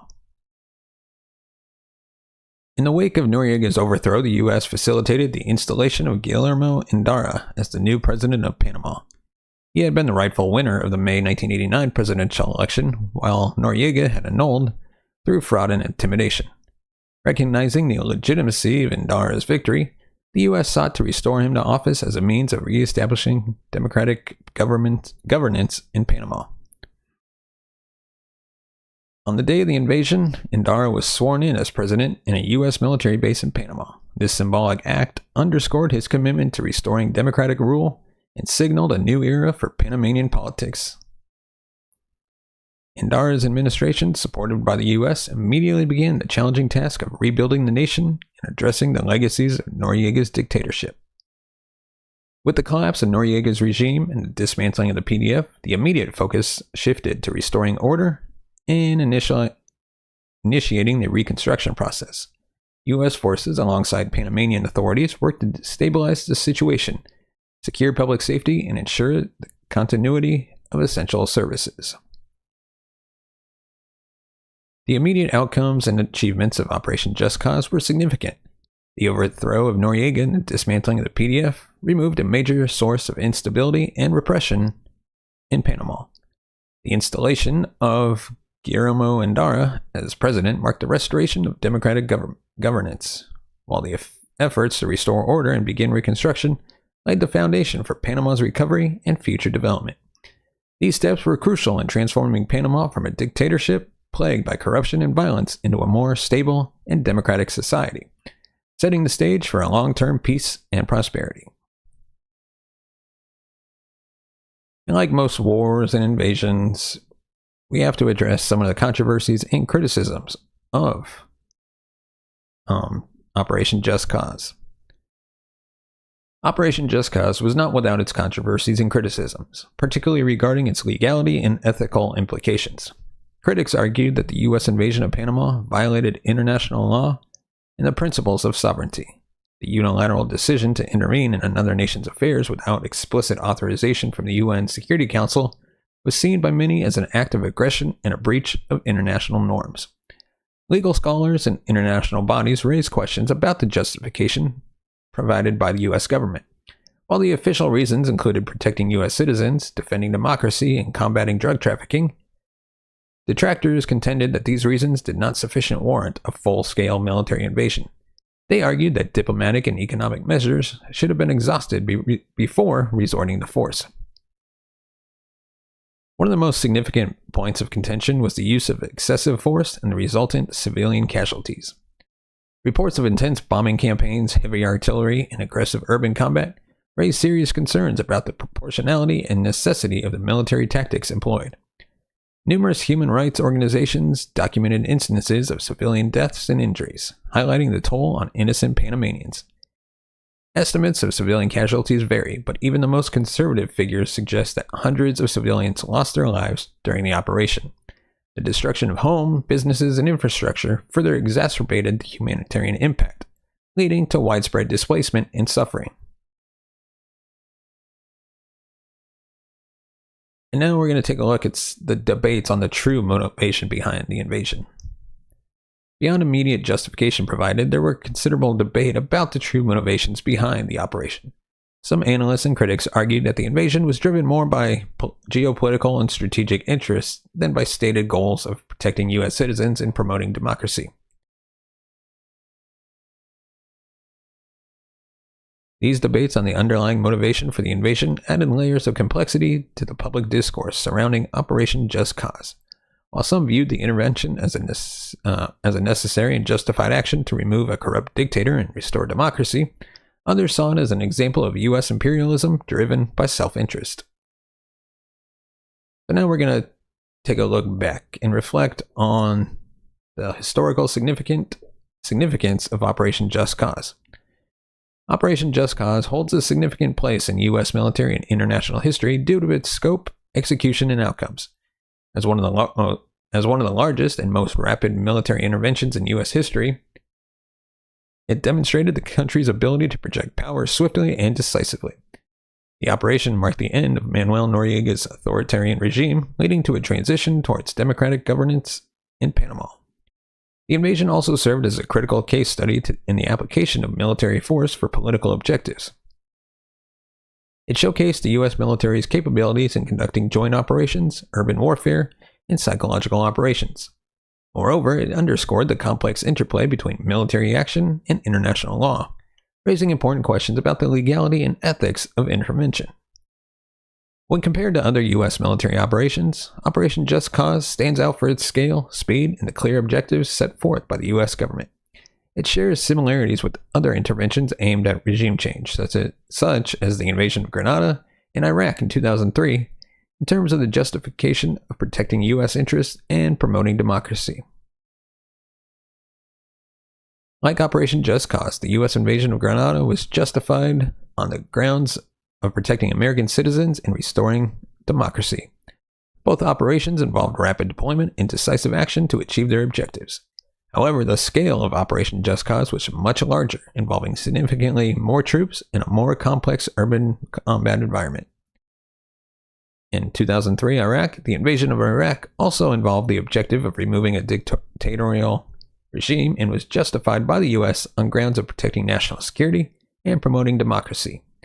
While Operation Just Cause was completed relatively quickly, the invasion led to a prolonged conflict and occupation, highlighting the challenges of post-intervention stability and reconstruction. Operation Just Cause is often viewed as a successful example of a short-term military intervention with clear objectives, in contrast to the longer and more contentious engagements in Vietnam and Afghanistan, which involved extended counterinsurgency operations and nation-building efforts. And that is what we have for today's episode on Operation Just Cause. Give us your thoughts in the comments section below. Give us a thumbs up if you like our video. Hit that subscribe button down below. And of course, if you want to support the channel, you can go ahead and buy us a coffee at buymeacoffee.com/TCNS. Buymeacoffee.com/TCNS. Your support helps the channel grow, upgrade our equipment, bring in new hosts, be able to pay them, and hopefully take this show on the road. As always, thank you so much for watching and listening. We'll see you next time. Tonight, I can report to the American people and to the world that the United States has conducted an operation that killed Osama bin Laden, the leader of Al-Qaeda. In the dead of night, as the quiet city slept under the stars, 2 stealth helicopters raced across the sky, carrying a team of elite soldiers with a singular purpose. Their destination was a mysterious compound surrounded by high walls, hidden away in the heart of Pakistan. Inside one of those helicopters, the men of SEAL Team 6 sat in silence, each one focused, each one ready. They were on a mission that had been a decade in the making, a mission to capture or kill the world's most elusive fugitive, Osama bin Laden. As they approached the compound, the tension was electric. This wasn't just another raid. It was a high-stakes gamble where every second counted. They knew that the eyes of the world would soon be upon them. The plan had been rehearsed down to the last detail. But tonight, anything could happen. A single misstep could mean disaster. Join us as we step into the shadows of Operation Neptune Spear and unravel the story of how this top-secret mission unfolded. We'll take you through the tense minutes of the raid, the split-second decisions that turned the tide, and the extraordinary courage of the men who risked everything. This is a tale of intelligence and instinct, of precision and sacrifice. It's the story of how the world's most wanted man was finally brought to justice. And it's a story you won't want to miss. Prepare yourself for a journey into one of the most daring operations in modern history, where secrecy and courage met in a high-stakes battle that would change the course of the world. And with that, give us a thumbs up if you like our videos, hit that subscribe button down below for even more true crime stories, and of course, give us your thoughts in the comments section below. Osama bin Laden was without question the most wanted man on the planet. As the mastermind behind the September 11th attacks, his name became synonymous with terror, responsible for orchestrating a series of devastating acts that shook the world and forever changed global security. For over a decade, bin Laden eluded capture, his whereabouts hidden even from the most advanced intelligence agencies. He became a symbol of resilience and defiance for Al-Qaeda, inspiring countless followers and influencing global terrorism.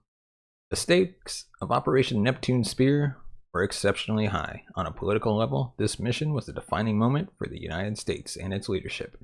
If successful, it would send a powerful message that no adversary could escape justice, regardless of how long it took. However, failure would have been catastrophic. Potential consequences rippling across U.S. foreign relations. The mission took place in Pakistan, a country with which the U.S. shared a complex and delicate relationship.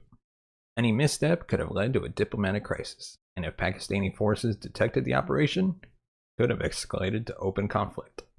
Operationally, the risks were immense. The plan demanded absolute precision, timing, and secrecy. The US could not afford to alert bin Laden, his guards, or even the local authorities. A failed raid would not only have allowed bin Laden to slip away yet again, but could have also cost the lives of SEAL Team 6 members, with a possible propaganda victory for Al-Qaeda. The consequences of failure weren't just about missing a target. They involved potential American casualties and the risk of giving Al-Qaeda a renewed surge of morale. For years, the hunt for bin Laden had been a seemingly impossible task. He was always one step ahead, moving through mountains and remote areas, hidden by layers of loyal operatives and sympathetic locals. The U.S. had conducted countless operations, followed false leads, and relied on tenuous intelligence reports, all while the trail often ran cold. It was as if bin Laden had vanished into thin air, evading the combined might of the world's most powerful intelligence networks. The U.S. had invested billions of dollars and endless hours of manpower, yet for years he remained out of reach. It was against this backdrop of uncertainty, political tension, and immense risk that Operation Neptune Spear was launched. This mission wasn't just about eliminating a single individual, it was about fulfilling a promise made to the victims of 9/11 and to the world. It was about reaffirming that even in the face of seemingly insurmountable challenges, justice could prevail. Locating Osama bin Laden was a monumental feat in the world of intelligence gathering. For years, he had been a ghost, hidden away in the rugged mountains of Afghanistan and Pakistan, shrouded in secrecy and protected by a vast network of loyal operatives. But it was his trusted couriers who had ultimately led to his downfall.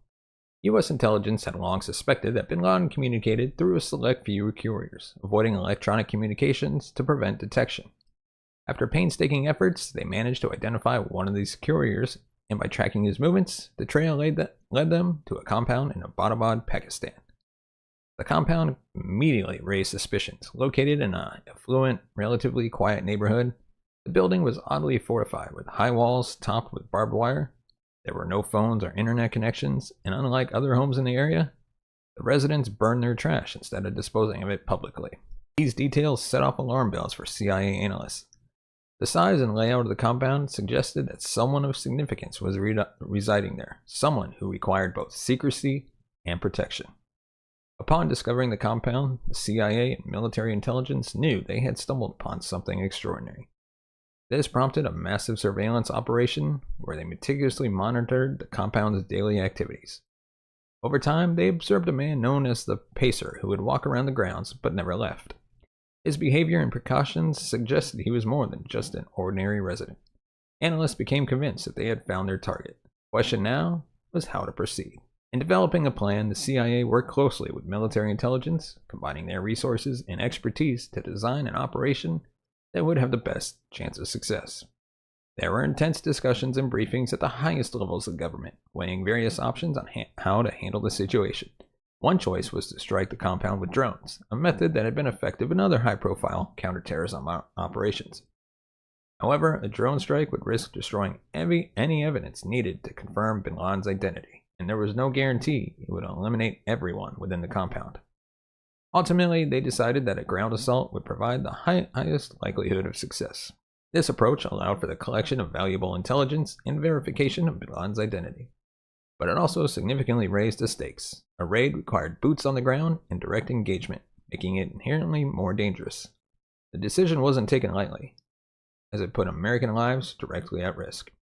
Yet the potential of finally close the chapter on bin Laden was too significant to pass up, and a carefully crafted plan was set in motion, one that would call upon SEAL Team 6 and test every skill they had trained for over years. A decision to proceed with a ground assault marked a critical turning point. It underscored the U.S. commitment to confirming the target and gathering intelligence.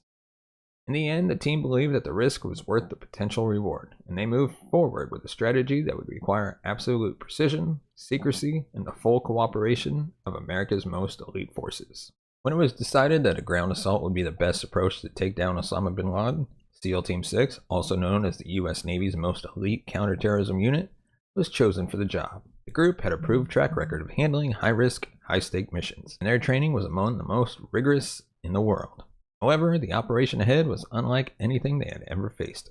They would need to be prepared for a complex raid deep in enemy territory, with no backup from local forces. The team underwent an intensive training regimen tailored specifically for this mission. They focused on tactical skills that would be critical for the raid. such as close quarter combat, building clearance techniques, and high-speed decision-making under pressure. Physical endurance and mental resilience were pushed to the limits as the team prepared for the unpredictability and high stress they would face inside the compound. Every detail of their training was designed to simulate the potential challenges of the mission. To ensure the highest level of readiness, a full-scale replica of Bin Laden's compound was constructed. The replica was essential in allowing the SEALs to rehearse every step of the operation.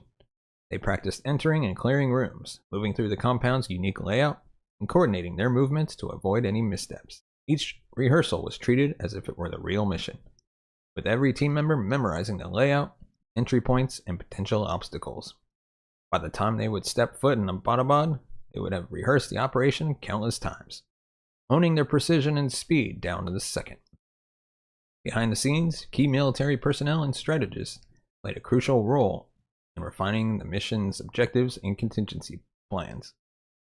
Admiral William McRaven, a veteran of Special Ops, was one of the primary architects of the raid. He worked closely with intelligence analysts, Special Ops experts, and the SEAL team leaders to ensure that every detail was accounted for. They identified potential risks, ranging from detection by Pakistani forces to the possibility of armed resistance inside the compound. For each risk, a contingency plan was developed to provide the SEALs with the tools they needed to adapt to any situation that might arise. This level of preparation underscored the operation's gravity. Every aspect of the raid was scrutinized and perfected. The objective was clear: eliminate bin Laden and secure intelligence with minimal risk to American lives. But they also understood that no plan is without flaws, and the team needed to be prepared to face the unknown. This meticulous planning and intense training laid the groundwork for one of the most significant missions in U.S. military history, ensuring that SEAL Team 6 would be ready to execute with the highest level of precision and determination. The night of May 1st, 2011 was one of the high anticipation and tension.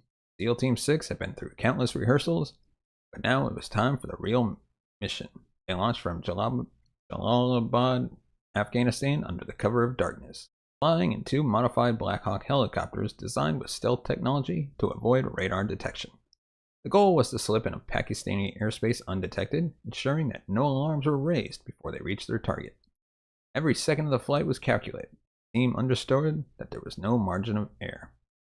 As they approached Abbottabad, the SEALs' focus sharpened. The city lay quietly below, unaware of the mission unfolding in the skies above. The helicopters hovered over the compound, and the team prepared for a rapid descent. But just as the first Black Hawk began its landing, a critical problem arose. Due to the high walls and the compound's unusual layout, the helicopter experienced a downdraft, causing it to crash land inside the courtyard. This was a moment that could have unraveled the entire mission, but the SEALs had been trained for this. They quickly adapted, executing an emergency landing plan and disembarking without hesitation. The second helicopter adjusted its landing accordingly outside the compound walls, allowing the remaining SEALs to enter on foot. Once on the ground, the team split into two groups. They moved swiftly and methodically, aware that time was of the essence. Entering the building, they began clearing each floor, room by room. The layout was familiar thanks to their countless hours of training on the replica compound. They knew exactly where to go. As they moved through the first and second floors, they secured non-combatants, women and children, moving them aside to ensure their safety. On the third floor, they encountered resistance. It was here that they found their primary target, Osama bin Laden. In a matter of seconds, the SEAL team took control of the situation. Bin Laden was engaged and eliminated, and his identity was swiftly confirmed. The team then moved quickly to secure the area, conducting a thorough sweep to ensure there were no remaining threats. The entire operation within the compound lasted around 40 minutes. Each SEAL knew his role. They coordinated their movements with the precision of a well-oiled machine. They collected valuable intelligence, including computers, hard drives, and documents, gathering as much information as possible in the limited time they had. The crash had forced them to adjust their plan on the fly, but their training and preparation paid off. With bin Laden neutralized and the compound secured, it was time to exfiltrate. The team exited the compound and regrouped at the crash site. They destroyed the downed Black Hawk with explosives to prevent any sensitive technology from falling into the wrong hands. Then, loading onto the remaining helicopter and a backup aircraft that had arrived, they began their journey back to Afghanistan. The mission had been accomplished, but it wasn't until they were safely out of Pakistani airspace that they could finally breathe a sigh of relief. The night of May 1st was one of precision, bravery, and resilience. Despite unexpected setbacks, SEAL Team 6 demonstrated the effectiveness of their training, and their ability to overcome any obstacle. In less than an hour, they had accomplished what many thought impossible, ending the reign of the world's most wanted terrorists. Upon their return to base, SEAL Team 6 underwent an immediate debriefing. The team quickly verified Osama bin Laden's identity with the physical evidence collected during the raid, including photographs and DNA samples. The goal was to leave no room for doubt. They needed to confirm beyond a shadow of a doubt that they had indeed eliminated the leader of Al-Qaeda. The DNA samples were swiftly analyzed and matched against known samples from bin Laden's family, providing conclusive proof. This verification process was essential not only for U.S. officials, but also for the world, who had been waiting nearly a decade for this moment. Shortly thereafter, President Barack Obama addressed the American public in a late-night announcement that would reverberate globally. With a calm and resolute tone, he informed the nation that bin Laden had been killed in a targeted operation. For millions of Americans, the announcement marked a moment of closure, a sense of justice for the horrific events of September 11th. Crowds gathered outside the White House and at Ground Zero in New York City, waving flags, singing patriotic songs, expressing relief, joy, and pride in a mission accomplished. It was a moment of national unity, a symbolic victory in the ongoing fight against terrorism. The reaction from around the world, however, was complex and varied. Many allies expressed support and relief, acknowledging the significance of bin Laden's death. Leaders from the UK, Canada, and other nations that had lost citizens in terror attacks praised the US for its perseverance and determinations. For countries directly affected by Al-Qaeda's violence, this was a significant blow to an organization that had caused immense suffering. In Pakistan, the reaction was mixed and often tense. Many Pakistanis were surprised to learn that bin Laden had been living so close to the country's military academy, raising uncomfortable questions about whether elements within Pakistan had been aware of or complicit in his presence. The Pakistani government faced intense scrutiny both domestically and internationally. Demands for explanations on how the world's most wanted man could live undetected for so long in Abbottabad. The raid itself, conducted without Pakistan's knowledge, strained diplomatic relations, sparked debates over sovereignty and security cooperation. Elsewhere, reactions from international leaders reflected a range of emotions. While some expressed satisfaction that bin Laden's reign of terror finally ended, others voiced concerns about the potential repercussions. Many feared that his death could inspire retaliatory attacks or galvanize Al-Qaeda's remaining factions. Nonetheless, the global community recognized the symbolic weight of bin Laden's death and the message it sent to terrorist organizations worldwide, that those who choose to orchestrate acts of terror will ultimately be held accountable. In the days following the operation, the focus shifted to the implications for global security. Analysts and policymakers began assessing how Al-Qaeda might respond and what bin Laden's death would mean for the broader fight against terrorism. While his removal was a significant milestone, it was also clear that the struggle was far from over. The operation's success underscored the need for continued vigilance and cooperation among nations to combat the persistent threat of extremism. The aftermath of Operation Neptune Spear rippled across the world, leaving a lasting impact on international relations, counterterrorism strategies, and the collective psyche of a world that had endured the shadow of bin Laden's influence for so long. For the United States, the mission represented both a triumph and a reminder of the sacrifices made in pursuit of justice, marking a turning point in the global fight against terrorism.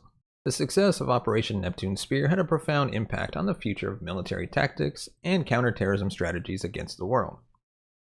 This operation was not only a pivotal moment in the fight against terrorism, but also demonstrated a demonstration of how targeted special ops could be leveraged to achieve strategic goals with precision and effectiveness. The raid's success underscored the value of intelligence-driven, high-stakes missions that focus on high-value targets, setting a new standard for counterterrorism efforts. One of the most significant shifts following the operation was the increased emphasis on special operation forces for addressing critical threats. The success of SEAL Team 6 reinforced the idea that small, highly trained units could accomplish objectives that would traditionally require larger, more cumbersome military deployments. This led to a reevaluation of U.S. military policy with a greater focus on the use of elite units to conduct precise, targeted missions against terrorist leaders and other high-value targets. The emphasis on special operations has since become a cornerstone of U.S. counterterrorism policy, as it allows for agile covert actions that minimize collateral damage and reduce the risk of broader military escalation. In the years following Operation Neptune Spear, counterterrorism strategies around the world began incorporating lessons from the raid. Emphasis on intelligence-driven operations and interagency cooperation became even more prominent, with countries recognizing the importance of blending real-time intelligence with elite military capabilities. The operation also reinforced the importance of collaboration between national intelligence agencies and special operation units, a model that has since been adopted by numerous countries in their efforts to combat terrorism. Operation Neptune Spear remains one of the most extraordinary missions in modern military history.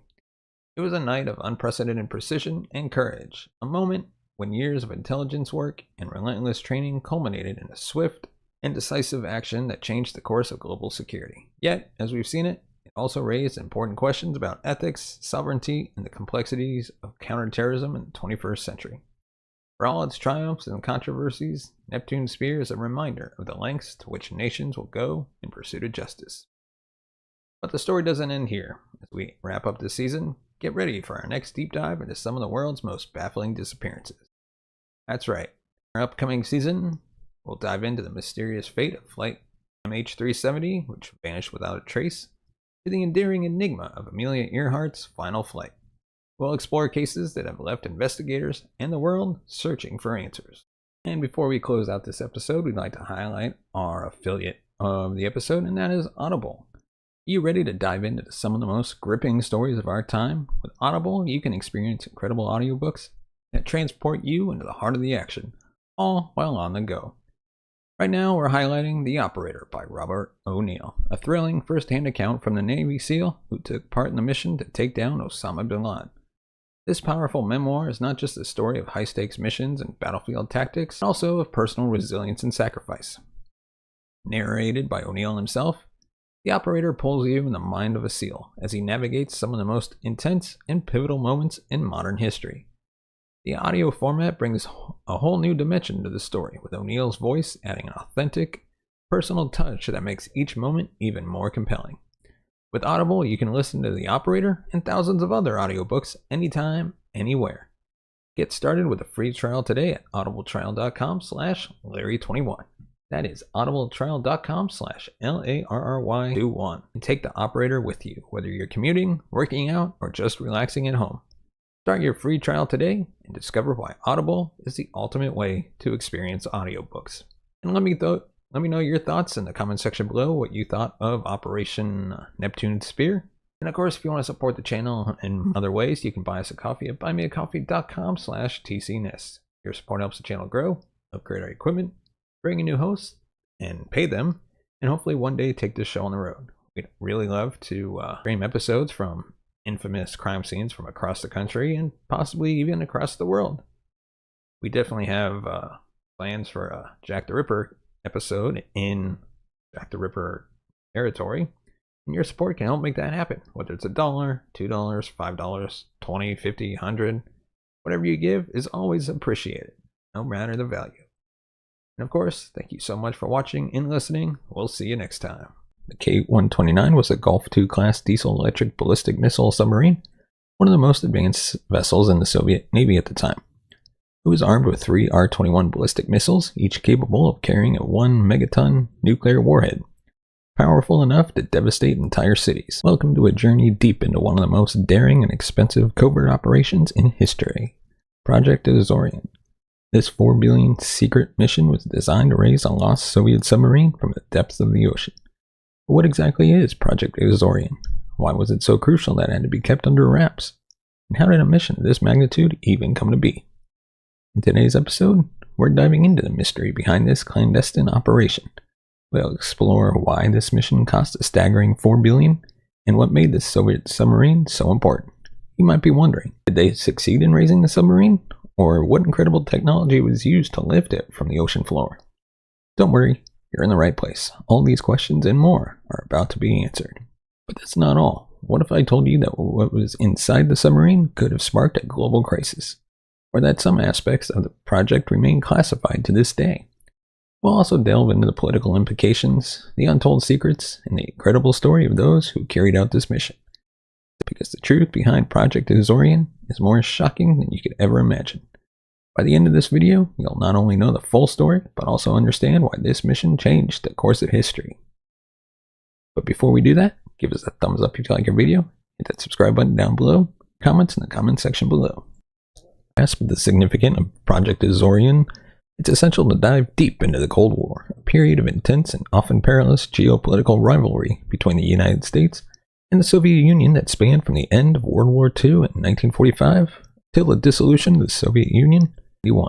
This era was defined by a global struggle for supremacy between two ideologically opposed superpowers, the capitalist democracy of the US and the communist regime of the Soviet Union.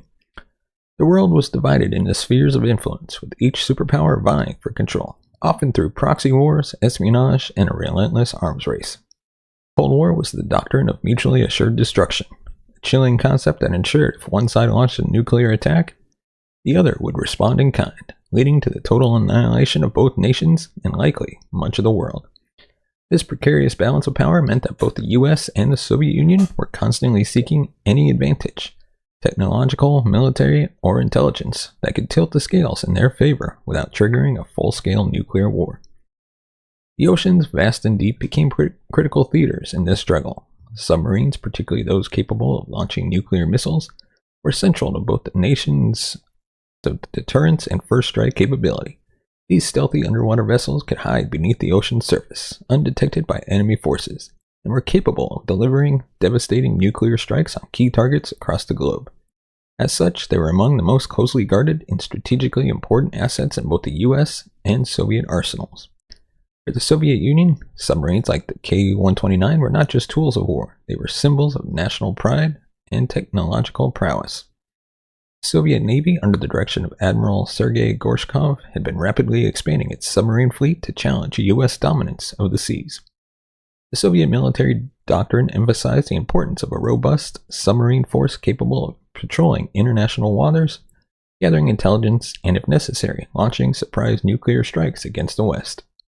The submarines were part of a broader Soviet strategy to project power and influence globally.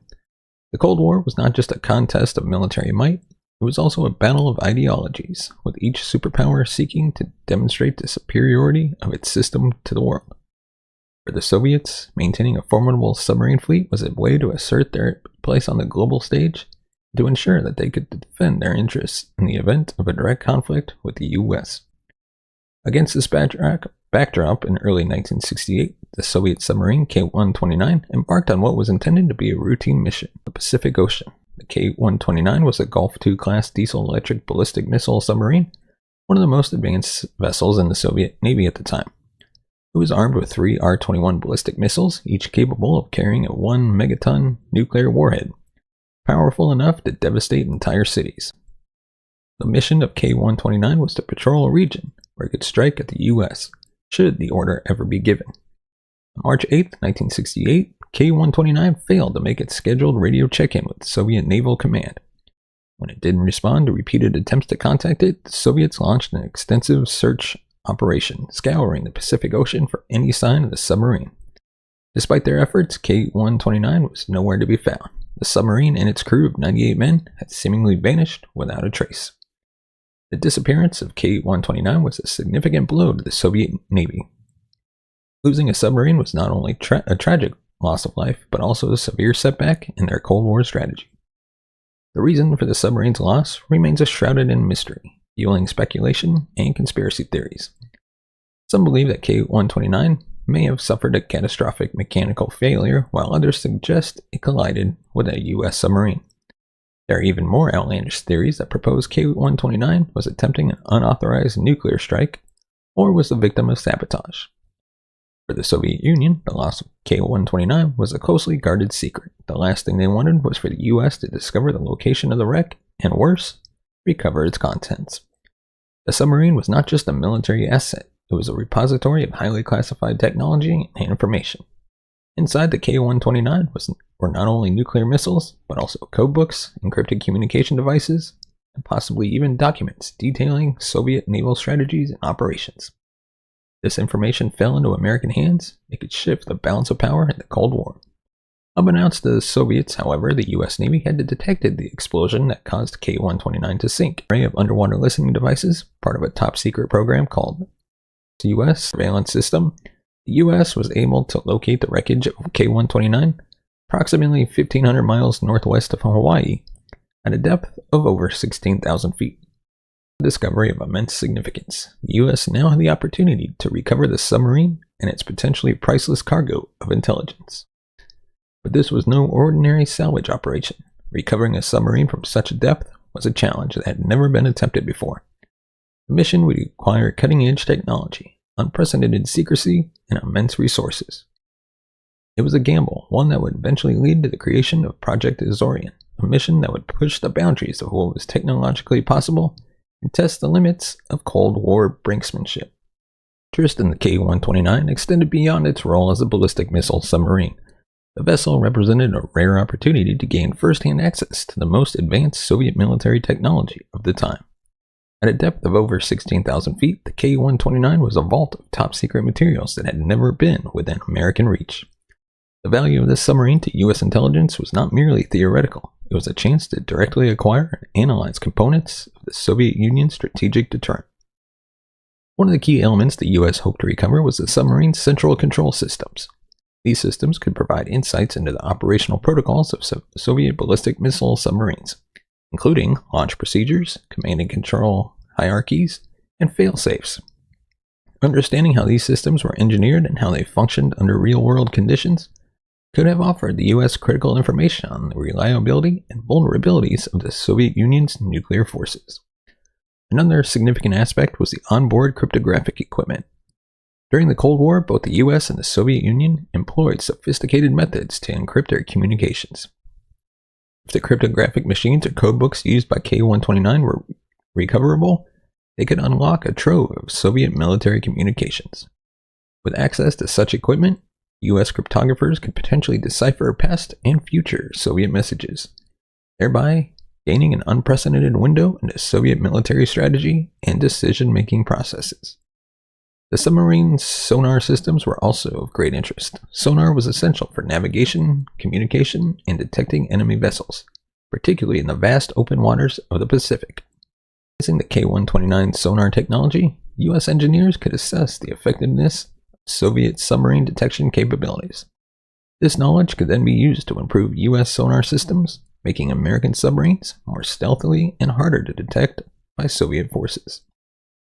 Additionally, the K-129 was likely equipped with advanced navigation equipment, including gyroscopes and inertial navigation systems. These devices were for maintaining the submarine's position and course, especially when submerged for long periods. Recovering and studying these systems could have provided valuable information on Soviet navigation techniques, including the accuracy and resilience under various conditions. Such insights could have been used to enhance U.S. navigational technology or to develop countermeasures that would disrupt Soviet navigation during a conflict. The structure of the submarine itself was another target for analysis. By examining the materials and construction methods used in the K-129, architects could learn about Soviet advancements in submarine design, particularly regarding hull integrity, noise reduction, and deep-sea capabilities. This information could then be used to inform the design of future U.S. submarines or to exploit potential weaknesses in Soviet vessels. Lastly, the potential recovery of nuclear materials was of significant concern. The K-129's missiles were armed with nuclear warheads, and the U.S. was eager to recover these to analyze their design and composition of the fissile material. Understanding the yield, composition, and delivery mechanisms of these warheads could provide crucial data on the Soviet Union's nuclear capabilities. Moreover, recovering these warheads would prevent them from becoming a potential environmental hazard or falling into the hands of other nations. To recover the K-129 was driven by a unique convergence of strategic and intelligence imperatives that made the risks appear justifiable in the eyes of U.S. leaders. At its core, the U.S. viewed the K-129 as an unparalleled opportunity to gain a deeper understanding of Soviet capabilities and intentions during a time when the Cold War was at its most intense and unpredictable. From an intelligence standpoint, the potential recovery of Soviet nuclear missiles was a priority. Design and construction of these missiles, American scientists and engineers could glean insight into the Soviet Union's nuclear technology. This included understanding the materials used in the warheads, the range and accuracy of the missile delivery systems, and the technological advancements the Soviets had made in miniaturizing and hardening their nuclear payloads. Intelligence would have immediate applications for U.S. military defense systems, helping to develop effective countermeasures and ensuring that American intelligence would have immediate applications for U.S. military defense systems, helping to develop more effective countermeasures and ensuring that American nuclear deterrence remained credible and superior. Technology, the K-129 likely housed encrypted communication devices and critical codebooks which were the lifeblood of Soviet naval operations. Recovering these items would have provided the U.S. with a direct line into Soviet military communications. Decoding these encrypted messages would not only reveal past and current operation details, but could also allow the U.S. to anticipate future Soviet naval movements and strategies. This would enable the U.S. to disrupt or neutralize Soviet operations before they could pose a threat. American forces a significant tactical advantage in any potential conflict. Moreover, 29 represented a rare chance to study the operational doctrine of the Soviet Navy. Using the layout of the submarine, the positioning of its crew, and any onboard logs or documents, U.S. intelligence could reconstruct the Soviet approach to submarine warfare. This included understanding how Soviet submarines were deployed, how they coordinated with other naval and air assets, and how they planned to execute their missions in wartime scenarios. Such knowledge would be invaluable in countering Soviet strategies, whether in terms of direct confrontation or in broader Cold War engagements. The decision to pursue the recovery was fraught with immense risks, both technical and geopolitical. Technical challenges were staggering. 29 lay at a depth of over 16,000 feet, far deeper than any previous salvage operation had ever attempted. To put this in perspective, the pressure at such depths is crushing, about 7,000 pounds per square inch, meaning that any recovery effort would require engineering solutions that had never been tested in such extreme conditions. The U.S. needed to design and build specialized equipment capable of withstanding these pressures while also being precise enough to lift a large, fragile object from the ocean floor without destroying it in the process. The technological innovation required was immense, involving advanced robotics, hydraulics, and a highly specialized recovery vessel, all of which had to be developed in secrecy. Financially, the project represented a massive investment. The estimated $4 billion cost was an enormous sum, particularly for a mission with no guarantee of success. The U.S. government had to weigh the potential return on this investment against the many other demands on its defense budget. During a time when the U.S. was heavily involved in the Vietnam War and other global commitments, making the allocation of such vast resources to a single covert operation a significant gamble. Geopolitical risks were equally daunting. If the Soviet Union discovered the U.S. effort to recover the K-129, it could lead to a major diplomatic crisis. The Soviets would undoubtedly view this as a violation of international law and an aggressive act of espionage. This could escalate tensions at a time when the threat of nuclear war was always looming in the background. The U.S. had to carefully calculate whether the potential intelligence gains justified the risk of provoking a hostile Soviet response, which could range from diplomatic protests to military countermeasures. The mission was paramount. If it became public knowledge, it could not only derail the operation, but also lead to long-term damage to U.S.-Soviet relations. There was also the risk of failure, which could take many forms. The technical failures, such as equipment malfunctioning, marine breaking apart during recovery, would result in the loss of billions of dollars and possibly expose the mission. Or a failed recovery attempt could leave behind evidence that the Soviets could discover, further complicating international relations. Additionally, the risk of detection by Soviet intelligence, either through surveillance or other means, was a constant concern. Any hint of the mission's true purpose could lead to the Soviets deploying their own assets to monitor or interfere with the recovery effort, increasing the likelihood of confrontation. Considerable risks, the potential rewards were deemed worth the gamble. The intelligence that could be extracted from the K-129 had the potential to shift the balance of power in the Cold War. The U.S. with insights that could give it a strategic edge over the Soviet Union for years to come. Rare opportunity, one that could not be replicated, and one that, if successful, could provide invaluable data on Soviet capabilities that might otherwise remain hidden.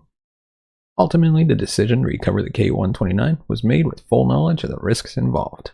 It was a calculated risk, one that reflected the high-stakes nature of the Cold War, where the pursuit of even the slightest advantage could justify enormous expenditures of resources and the assumption of significant dangers. The mission that followed, Project Azorian, would become one of the most ambitious and secretive operations ever undertaken by the U.S. government, a testament to the lengths both superpowers were willing to go in their struggle for global dominance. The genesis of Project Azorian began with the discovery of the K-129 and the subsequent realization that this was an unprecedented opportunity to gain a significant advantage over the Soviet Union during the Cold War. The CIA, recognizing the strategic importance of the submarine and the potential intelligence it held, quickly began formulating a plan to recover it from the ocean floor, a feat that had never been attempted at such depths. The formation of the plan was spearheaded by a small elite group within the CIA's Directorate of Science and Technology. The division was responsible for some of the agency's most innovative and technically complex operations. The extreme depth at which the K-129 lay, over 16,000 feet below the surface, the task was immediately recognized as a formidable challenge. Traditional salvage methods were out of the question. The CIA needed to invent entirely new technologies and methods to accomplish the mission. The initial phase of the plan involved extensive feasibility studies. The CIA brought in experts from various fields, including oceanography, naval engineering, and materials science, to assess the viability of recovering the submarine. These experts determined that it would be possible, but only with the development of highly specialized equipment capable of operating under the immense pressures of the deep sea. The concept of using a massive ship equipped with a special design recovery system began to take shape during these early meetings. Consider how to keep such a large-scale operation secret. Building a vessel the size of the proposed recovery ship would inevitably attract attention. Suspicion could lead the Soviets to discovering the true purpose of the mission. The CIA's leadership understood that without an airtight cover story, the operation could be compromised before it even began. This is where the idea of involving Howard Hughes came into play. Hughes was a larger-than-life figure, known for his ventures in aviation, film, and industry. He was also notoriously reclusive and eccentric, traits that made him the perfect candidate for a cover story. The CIA approached Hughes with a proposal. He would publicly take on the role of sponsor for a deep-sea mining operation to harvest valuable minerals from the ocean floor. This would provide the necessary cover for the construction and deployment of the recovery ship. Hughes was an ideal choice, not only because of his public persona, but also because of his existing interest in advanced technologies and engineering projects. It gave the operation a veneer of legitimacy that few other figures could have provided. The cover story was carefully crafted to appear as a plausible commercial venture, one that was ambitious enough to explain the construction of a massive and technologically advanced vessel without raising suspicion. The Glomar Explorer, as the recovery ship was eventually named, was designed and constructed under the guise of this deep-sea mining operation. The CIA contracted with Hughes' company, the Summa Corporation, to handle the project, further solidifying the cover story. The ship was built in such a way that it could possibly be used for mining with equipment that, while ostensibly designed to collect manganese nodules, was actually intended to recover the K-129. One of the most critical pieces of equipment on the Glomar Explorer was the capture vehicle, also known as the Claw. This device was designed to be lowered to the ocean floor, where it would latch onto the K-129 and lift it into the surface. The engineering challenges involved in creating this device were immense. The claw had to be incredibly strong, yet precise enough to avoid damaging the submarine during the lift. The design also included mechanisms to handle the possibility that the submarine might break apart during the ascent, jeopardize the entire operation. Planning and construction phases, the CIA maintained a tight lid on the operation. Only those with a need to know were briefed on the true nature of Project Azorian. This compartmentalization was crucial to ensuring that the mission remained secret from the Soviets, but also from other parts of the U.S. government and military. The level of secrecy was such that many of the workers involved in the construction of the Glomar Explorer believed they were genuinely building a mining ship, unaware of the CIA's true intentions. The CIA also took steps to manage the public perception of the project. Press releases and public statements the commercial nature of the operation, focusing on the potential economic benefits of deep-sea mining. The narrative was bolstered by Hughes' reputation as an industrial pioneer, making it easier to sell the story to the media and the public. The CIA even conducted disinformation campaigns to further obscure the operation's true purpose, misleading information to those who might have become curious about the project. As the Glomar Explorer neared completion, the CIA's planning entered its final stages. The operation was timed to coincide with periods of low Soviet naval activity in the Pacific, minimizing the risk of detection. The ship's mission was carefully choreographed to ensure that it could reach the recovery site, conduct the operation, and return without arousing suspicion. It also developed contingency plans in case the mission was compromised, including methods for scuttling the ship and destroying sensitive equipment if necessary. In essence, the creation of Project Azorian was a masterclass in Cold War espionage and innovation. It involved the development of cutting-edge technology, the orchestration of a complex cover story, and the coordination of numerous moving parts, all while maintaining an unprecedented level of secrecy. The operation exemplified the lengths to which the CIA was willing to go in its quest to gain an advantage over the Soviet Union, blending technical ingenuity with strategic deception in one of the most ambitious covert missions ever undertaken. The construction of the Glomar Explorer were feats of engineering driven by the specific demands of Project Azorian, a mission that required not only unprecedented technical innovation, but also a vessel capable of performing under extreme conditions while maintaining absolute secrecy. The Explorer was conceived as a one-of-a-kind ship, purpose-built to achieve a singular objective: covert recovery of the Soviet submarine K-129 from the abyssal depths of the Pacific Ocean. Explorer's construction began with a fundamental challenge: the need to create a ship large enough to house the massive equipment necessary for deep-sea recovery while being stable enough to operate in some of the most treacherous waters on the planet. The ship was designed with an exceptionally wide beam and deep draft, giving it the stability needed to manage the delicate operation of lifting a heavy damaged object from such an extreme depth while causing it to disintegrate under its own weight. The Glomar Explorer was reinforced with high-strength steel designed to withstand the immense stresses that would be placed on the vessel during the recovery operation. The ship's superstructure was carefully engineered to accommodate the towering derrick and the vast array of equipment required for the mission, including the massive winches, cables, and pulleys that would be used to haul the submarine from the seabed. This superstructure was also designed to support the weight of the capture vehicle and the submarine as they were lifted, ensuring that the ship remained stable and level throughout the operation. The Glomar Explorer was its dynamic positioning system, which was critical to the success of the mission. This system, one of the most advanced of its time, allowed the ship to maintain a fixed position above the recovery site without the use of anchors, a necessity given the depth of the operation. It utilized an array of thrusters positioned around the hull, each controlled by a central computer that made continuous adjustments to counteract the forces of wind, waves, and currents. The precision of this system was essential, as even the slightest deviation from the ship's position jeopardized the recovery effort. Central to the Glomar Explorer's capabilities was its massive derrick, which stood over 200 feet tall and was designed to handle the enormous loads involved in the recovery operation. The derrick was equipped with a series of high-capacity winches and pulleys, specifically engineered to lower and raise the capture vehicle, like apparatus designed to grip the submarine. They were capable of exerting thousands of tons of force necessary to lift the submarine from the ocean floor, while the pulleys were designed to distribute this load evenly, minimizing the risk of equipment failure during the critical lifting phase. The moon pole was another innovative feature essential for maintaining the secrecy of the mission.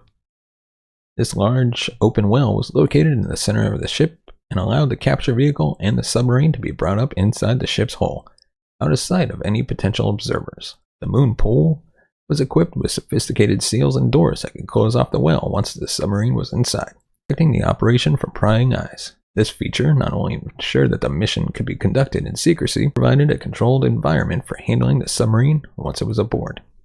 Remarkable aspects of the Glomar Explorer was the capture vehicle itself, a marvel of deep-sea engineering. The vehicle, sometimes referred to as the Claw, was designed to operate at depths of exceeding 16,000 feet, when the pressure is more than 7,000 pounds per square inch.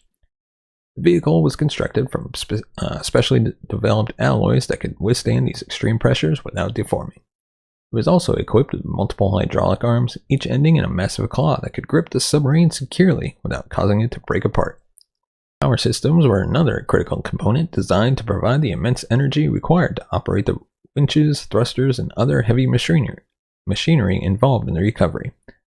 The Glomar Explorer was equipped with multiple generators capable of producing enough power to run a small city, ensuring that the ship could sustain its operations over the extended period required to complete the mission. These generators were housed in specifically designed compartments to minimize noise and vibrations, which could interfere with the sensitive equipment used during the recovery. The mission of Project Azorian was the culmination of years of covert planning and advanced engineering, culminating in one of the most ambitious intelligence operations of the Cold War. The mission to recover K-129 was a high-stakes endeavor where even every detail had to be meticulously managed to ensure success while avoiding international scrutiny. The timeline leading up to the deployment of the Glomar Explorer was characterized by intense preparation and strategic timing. In the months before the mission, the CIA worked in close coordination with various government agencies and contractors to finalize the ship's design, construction, and conduct rigorous testing. These preparations were essential as the operation required flawless execution to succeed.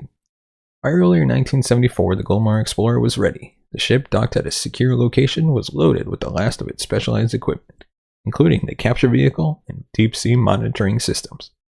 To maintain the cover story, all activity was conducted under the guise of a deep-sea mining expedition, with minimal public attention. In 1974, the Glomar Explorer set sail. The timing of the departure was carefully planned to coincide with a period of reduced Soviet naval activity in the Pacific, the risk of detection. As the ship made its way to recovery site, it followed a route that avoided heavily trafficked shipping lanes and areas of Soviet naval patrols. Throughout the journey, the crew adhered to strict operational security protocols, maintaining a low profile and limiting communication with the outside world. Upon reaching the designated recovery site, the ship's dynamic positioning system was activated, ensuring that the Glomar Explorer could hold a precise position directly over the K-129 wreckage. This system, a significant technological advancement at the time, was critical for the mission's success, as even a minor drift could disrupt the delicate operation about to take place. Once the Glomar Explorer was in position, the mission entered its most perilous phase. The capture vehicle, an intricately designed claw, was carefully lowered into the ocean. This descent took several hours, during which the crew monitored the vehicle's progress through a complex array of sensors and cameras. The depth of over 16,000 feet presented extraordinary technical challenges. The vehicle had to navigate through layers of increasingly cold, dark water, where the pressure was so immense that it could easily crush most materials. The first technical difficulties encountered was related to the capture vehicle's sonar and navigation systems. As the vehicle approached the seafloor, it began to encounter unexpected interference. The rugged terrain and debris on the ocean floor made it difficult to get clear sonar readings, crucial for locating the exact position of the K-129. The crew had to rely on a combination of sonar data and visual feeds from cameras to guide the vehicle, making the process slower and more nerve-wracking than anticipated. Was another critical concern. Throughout the operation, the possibility of Soviet detection loomed large. The CIA and the crew of the Glomar Explorer had prepared for this, but the reality of maintaining absolute secrecy in such a remote and isolated environment was daunting. The ship operated under a strict radio silence policy, using encrypted communication only when absolutely necessary. This created additional stress as the crew had limited ability to communicate with their superiors or request additional support if needed. Moreover, there was the constant fear that a Soviet vessel might appear unexpectedly. The North Pacific was a vast area, but the Soviet Union maintained a significant naval presence there. The Glomar Explorer had to avoid detection not only by Soviet ships, but also by reconnaissance satellites, which could have potentially spotted the unusual activity on the ocean's surface. They coordinated with U.S. military and intelligence assets to track Soviet movements, but the unpredictable nature of the sea, crew had to be prepared to abort the mission at any moment. The vehicle made contact with K-129, another set of challenges arose. The submarine had been lying on the ocean floor for several years, and its condition had deteriorated significantly. The structure was fragile, with parts of the hull corroded and weakened by the pressure and cold. The crew had to carefully maneuver the capture vehicle's claws to avoid crushing the submarine or causing it to break apart. This required precise control of the vehicle's hydraulic systems, as well as real-time adjustments based on feedback from the sensors and cameras. The methodical lifting process began once the vehicle had secured a grip on the submarine. This was perhaps the most nerve-wracking part of the operation. The crew had to lift the wreckage at a painstakingly slow pace, inch by inch, to prevent the structure from collapsing under its own weight. The winches and cables were under immense stress, and the risk of a catastrophic failure was ever present. Despite these formidable challenges, the Glomar Explorer eventually succeeded in raising a significant portion of the K-129. However, the operation did not go entirely as planned. During the ascent, a portion of the submarine broke away, and only a section of the wreckage was successfully brought to the surface. This partial success was a mix of triumph and disappointment for the crew and the CIA. The section that was recovered included parts of the missile compartment and sections of the forward hull. The entire submarine was not recovered. The operation still yielded valuable intelligence. The materials brought aboard the Glomar Explorer were immediately secured in the ship's specially designed storage areas, where they could be examined in a controlled environment. The recovered section contained a variety of equipment and components that provided the U.S. with critical insights into Soviet submarine technology. This included parts of the submarine's missile guidance systems, communication equipment, and sections of the pressure hull which offered a glimpse into Soviet engineering techniques. Additionally, the remains of several crew members were found within the wreckage. These remains were treated with respect, and the decision was made to bury them at sea, a gesture intended to honor the fallen sailors, while maintaining the secrecy of the mission. Evidence gathered from the recovered materials was analyzed by experts from the CIA, the U.S. Navy, and other government agencies.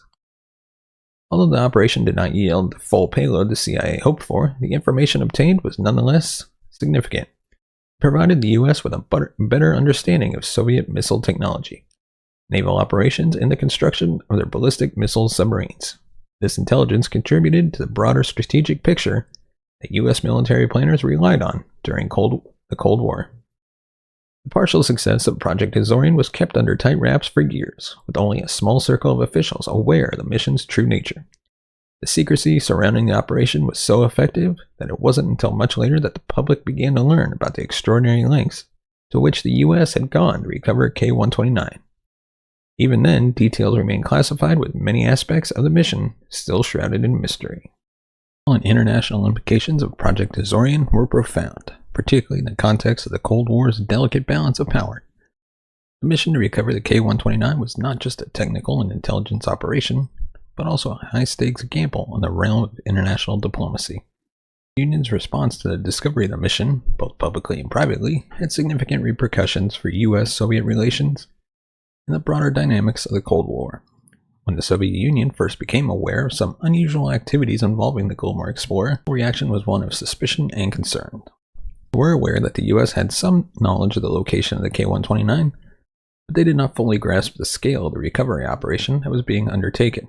Publicly, the Soviet Union remained silent, likely due to the sensitive nature of the submarine's mission and the desire to avoid drawing international attention to the incident. Were keenly aware that any public acknowledgement of the K-129's loss or the U.S. recovery attempt could expose vulnerabilities in their naval operations and invite scrutiny from other nations. Privately, however, the Soviet government was alarmed. They understood the strategic importance of the K-129 and the potential catastrophic consequences if the U.S. had successfully recovered its nuclear missiles, codebooks, or other sensitive materials. Leadership likely engaged in intense internal discussions about how to respond. They considered the possibility of publicly accusing the U.S. of violating international law and engaging in an act of aggression. However, the Soviets were also weary of the international fallout from such an accusation, forced them to admit the loss of a ballistic missile submarine armed with nuclear weapons, a significant embarrassment on the world stage. The Soviets chose a more restrained approach. They closely monitored U.S. naval activities in the Pacific and increased their own naval patrols in the region. The intelligence apparatus also likely intensified its efforts to gather more information about the Glomar Explorer and its true mission. While they refrained from taking overt action, the discovery of Project Azorian undoubtedly heightened the Soviets' distrust of the U.S., forced their perception of the Cold War as an existential struggle where no opportunity could be missed. On a broader level, Project Azorian intensified the Cold War arms race, particularly in the realm of submarine warfare and naval intelligence. The mission underscored the strategic importance of undersea operations and the critical role that submarines play in the nuclear deterrence strategies of both superpowers. In response, the Soviet Union likely increased its focus on improving the stealth, survivability, and capabilities of its submarine fleet, while also enhancing its anti-submarine warfare tactics to counter the perceived threat from U.S. naval forces. Moreover, the operation highlighted the importance of intelligence gathering and the risks associated with losing sensitive military assets. Both the U.S. and the Soviet Union became even more vigilant in protecting their submarines and other critical military technologies from potential adversaries.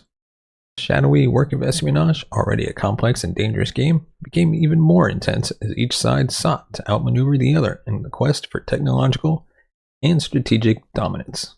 In the years that followed, the legacy of Project Azorian influenced the strategies and policies of both nations. The U.S. continued to invest heavily in covert operations and advanced technologies designed to gather intelligence on Soviet capabilities, while the Soviets remained deeply suspicious of U.S. intentions and actions. This mutual distrust and the constant threat of escalation defined the Cold War era, with both superpowers a cycle of competition that extended beyond traditional military engagements into the realm of intelligence, technology, and covert operations. The surrounding Project Azorian was so tightly controlled that even within the U.S. government, only a select few were aware of the mission's true nature. For years, the operation remained one of the most closely guarded secrets of the Cold War. However, as with many covert operations, the veil of secrecy eventually began to lift, leading to the declassification and public acknowledgement of the mission, albeit in a carefully managed way. The first hints of Project Azorian came to light in 1975 when journalist Seymour Hersh published an article in the New York Times that touched on the CIA's secretive deep-sea mission. This was the first time the public heard about the U.S.'s efforts to recover a Soviet submarine, though the full details of the operation remained obscured. In response to inquiries about the mission, the CIA and U.S. government officials issued what has since become known as the Glomar response, a now famous phrase to confirm nor deny the existence of such an operation. This response was designed to maintain the secrecy of the mission while avoiding outright denial, which could have been later contradicted by emerging evidence. The response became a standard reply in cases where the government wished to avoid disclosing sensitive information. It was a reflection of the delicate balance the U.S. government sought to maintain between national security and the increasing public demand for transparency, in the wake of scandals like Watergate and the Church Committee investigations into CIA activities. Over the years, more information about Project Azorian slowly trickled into the public domain. In the 80s and 90s, various accounts of the mission began to emerge, including in books and documentaries. However, it wasn't until 2010 that the CIA officially declassified some of the documents relating to the operation. These documents provided a more detailed, though still incomplete, picture of the mission, including the technical challenges, success of the recovery, and the geopolitical implications. Despite this declassification, much of Project Azorian remains shrouded in mystery.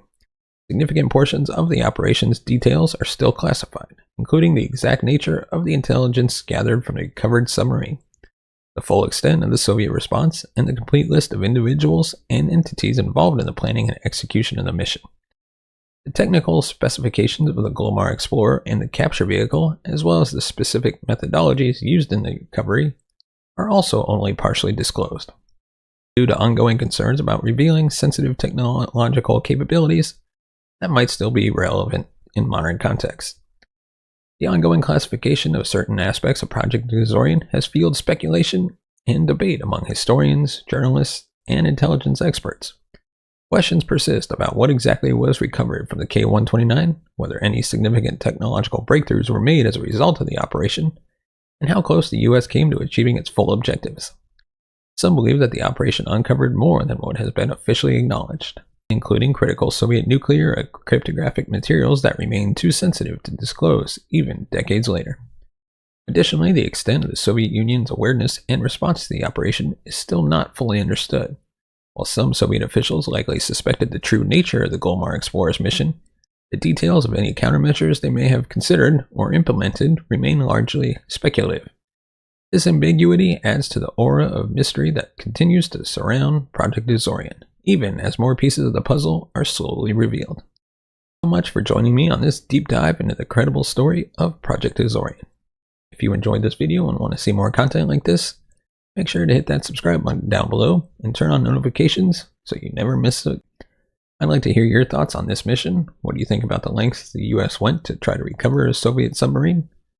Do you believe there's more to the story that's still hidden from public view? Drop a comment below and let's discuss. Intrigued by covert operations on this current season we're on, and historical mysteries? Stay tuned for next week, where I'll explore the fascinating tale of Operation Mincemeat, a daring and deceptive World War II mission that changed the course of history. Don't forget to like and share this video to help spread the word. Thanks for watching. Before we go, we'd like to remind you, if you want to support the channel, you can buy us a coffee at buymeacoffee.com/tcns. Thank you so much for watching and listening, and I'll see you in the next video. What if the people you trust the most in a high-stakes operation could turn on you in an instant? How does one of the most powerful intelligence agencies in the world fall victim to the very threat they're trying to eliminate? Today we're uncovering the chilling details of the Camp Chapman attack, a devastating insider betrayal that shook the CIA to its core, leaving the agency to rethink its strategies in the war on terror. Stay with us as we dive into this tragic event and explore the long-lasting effects on U.S. intelligence operations.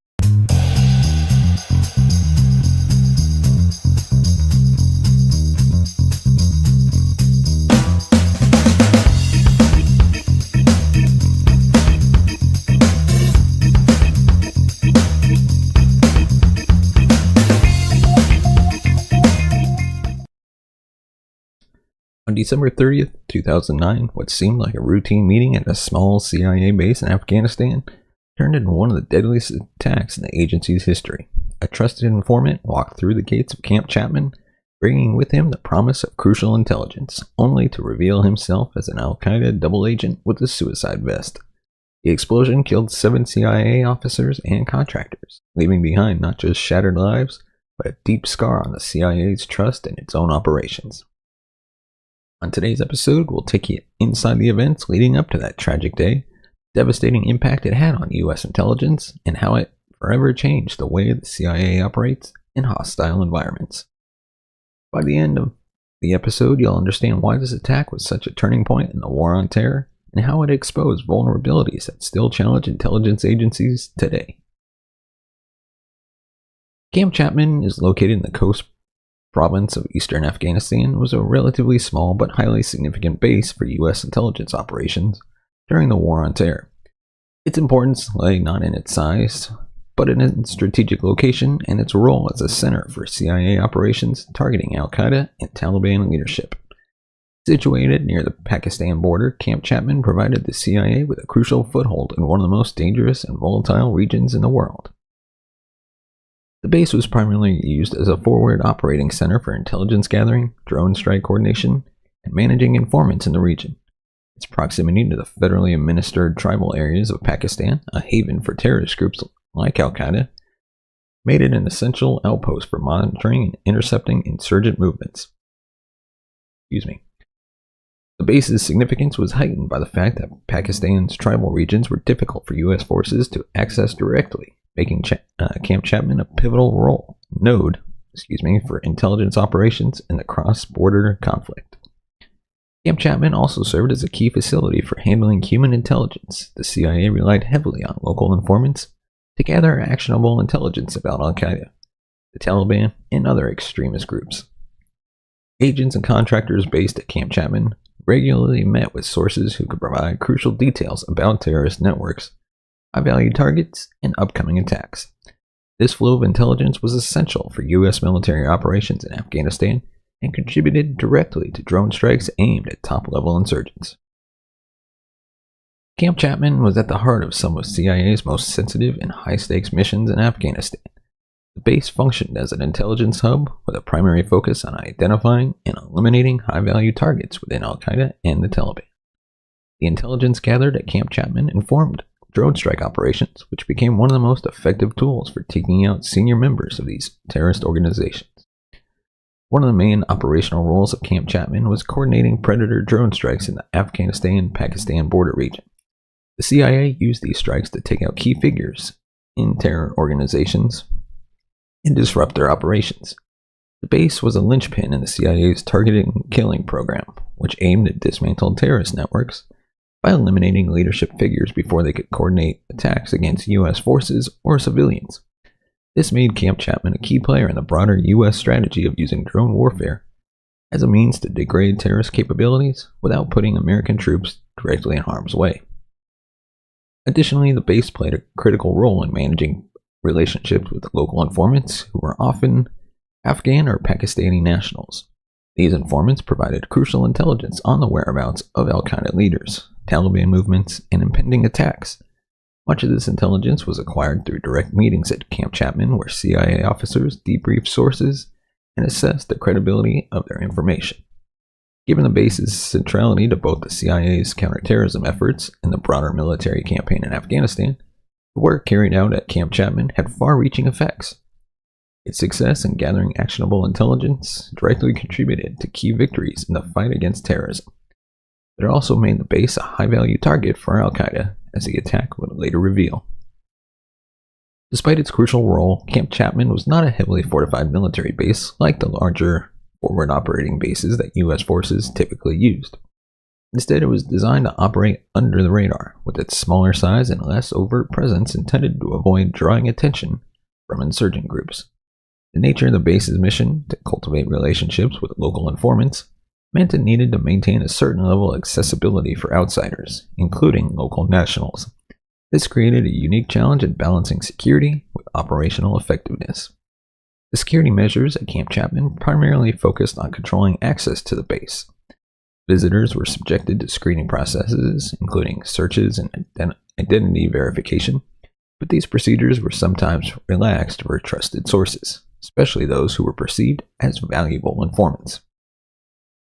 This reliance on local intelligence created a complex security environment, as the CIA needed to foster relationships with potential allies in a region where loyalties were difficult to verify. Before the attack, Camp Chapman's defenses included multiple layers of security. The outer perimeter was guarded by the local Afghan forces, and CIA personnel, and entry was controlled through checkpoints. Visitors were required to clear these checkpoints before being granted access to the base. However, the reliance on Afghan guards, who may not have had the same training or loyalty as U.S. personnel, presented inherent risks.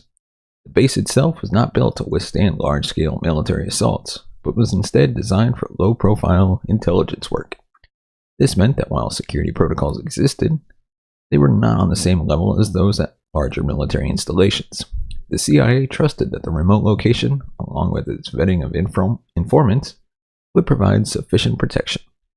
One of the base's vulnerabilities stemmed from the nature of this mission. In order to gather human intelligence, the CIA had to allow informants into the base, meaning outsiders frequently crossed its perimeter. While thorough vetting was in place, the reality of operating in such a volatile environment meant that any failure in screening or misplaced trust could lead to catastrophic consequences. In the case of the Camp Chapman attack, these vulnerabilities were exposed when Humam Khalil al-Pahlawi, posing as a trusted informant, was allowed to enter the base with minimal scrutiny. His perceived importance as a high-value source of intelligence led to the relaxation of normal security protocols, ultimately resulting in a devastating insider attack. This infiltration highlighted the difficulties of balancing operational necessity with security in high-risk environments like Afghanistan. By 2009, the conflict in Afghanistan had been raging for nearly a decade, with U.S. and coalition forces deeply entrenched in efforts to dismantle both the Taliban and Al-Qaeda. The mountainous regions along the Afghan-Pakistan border had become crucial battlegrounds. These areas, often referred to as the federally administered tribal areas, provided sanctuary for key Al-Qaeda leaders like Osama bin Laden and Ayman al-Zawahiri. The U.S. military and CIA's primary objective was to disrupt these safe havens through a combination of ground operations, airstrikes, and intelligence-gathering missions. Drone warfare was becoming increasingly central to U.S. operations. CIA used bases like Camp Chapman to coordinate precision drone strikes aimed at high-value targets, which had dealt significant blows to terrorist networks. However, the U.S. was fighting against an adaptive enemy. Al-Qaeda and the Taliban were increasingly relying on asymmetrical warfare tactics, including suicide bombings, insider attacks, and other forms of infiltration. By late 2009, the Obama administration ordered a surge of U.S. troops to Afghanistan, hoping to shift the tide in the war. However, tensions were growing within the intelligence community as the complexity of the conflict became more evident. Even with the surge of resources, Al-Qaeda and the Taliban were proving resilient, often regrouping in remote regions and launching fresh attacks on U.S. interests. The central figure in the Camp Chapman attack was Humam Khalil Abu Mullah al al-Balawi, a Jordanian national who was recorded by Jordanian intelligence, known as the General Intelligence Directorate, GID. Al-Balawi had a background in medicine and had initially come to the attention of Jordanian authorities due to his radical online posts supporting jihad. However, rather than imprisoning him, Jordanian intelligence saw an opportunity to turn him into a double agent.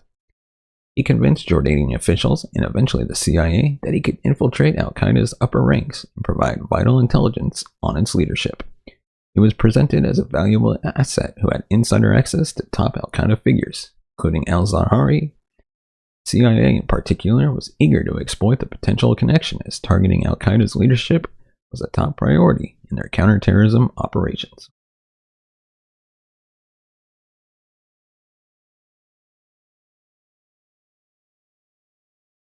The key CIA officers involved in the attack included Jennifer Matthews, the chief of the base at Camp Chapman, who had overseen operations in the region and had placed her trust in al-Balawi's intelligence. Also present was Harold Brown Jr., a highly respected officer who specialized in targeting high-level terrorists. The group at Camp Chapman was composed of experienced CIA operatives and contractors, all focused on gathering critical intelligence to support U.S. military efforts in the region. Al-Balawi's story of being a double agent placed him in a unique position. Over time, he provided just enough credible intelligence to build the trust of both the CIA and Jordanian intelligence. The information he shared led to successful strikes against mid-level al-Qaeda targets, reinforcing the perception that he was a valuable informant who had infiltrated the heart of the terrorist organization. The CIA and GID believed that he was on the verge of delivering actionable intelligence against Ayman al-Zawahiri's location, one of the highest priority targets for U.S. counterterrorism operations. On the day of the attack, December 30th, 2009, al-Balawi was invited to Camp Chapman for a personal debriefing. This was seen as a major opportunity for the CIA to receive game-changing intelligence. The base's security protocols, while typically strict, were relaxed due to his perceived importance as an informant. The fact that he had been vetted by Jordanian intelligence further cemented the trust placed in him. He arrived at the base in Khost Province, Afghanistan, and was greeted as a trusted ally. His car was waved through several security checkpoints without the usual rigorous searches, as the CIA officers were eager to hear what he had to say. The expectation of high-valued intelligence led to a gathering of some of the most senior CIA officers at Camp Chapman for his arrival. Once inside the base, he was escorted into a secure area where he met with CIA officers and contractors. However, what they didn't know was that he was carrying a suicide vest underneath his clothing. As the officers prepared for the debriefing, he detonated the bomb, killing 7 CIA officers and contractors, a Jordanian intelligence officer, and wounded 6 others. The attack was meticulously planned by al-Qaeda, who had groomed al-Balawi as a double agent. They exploited the CIA's need for high-valued intelligence and used it to orchestrate one of the most devastating insider attacks in the agency's history. This breach not only cost lives, but also demonstrated the vulnerability of intelligence operations in war zones, where trust in local informants and assets can be a double-edged sword.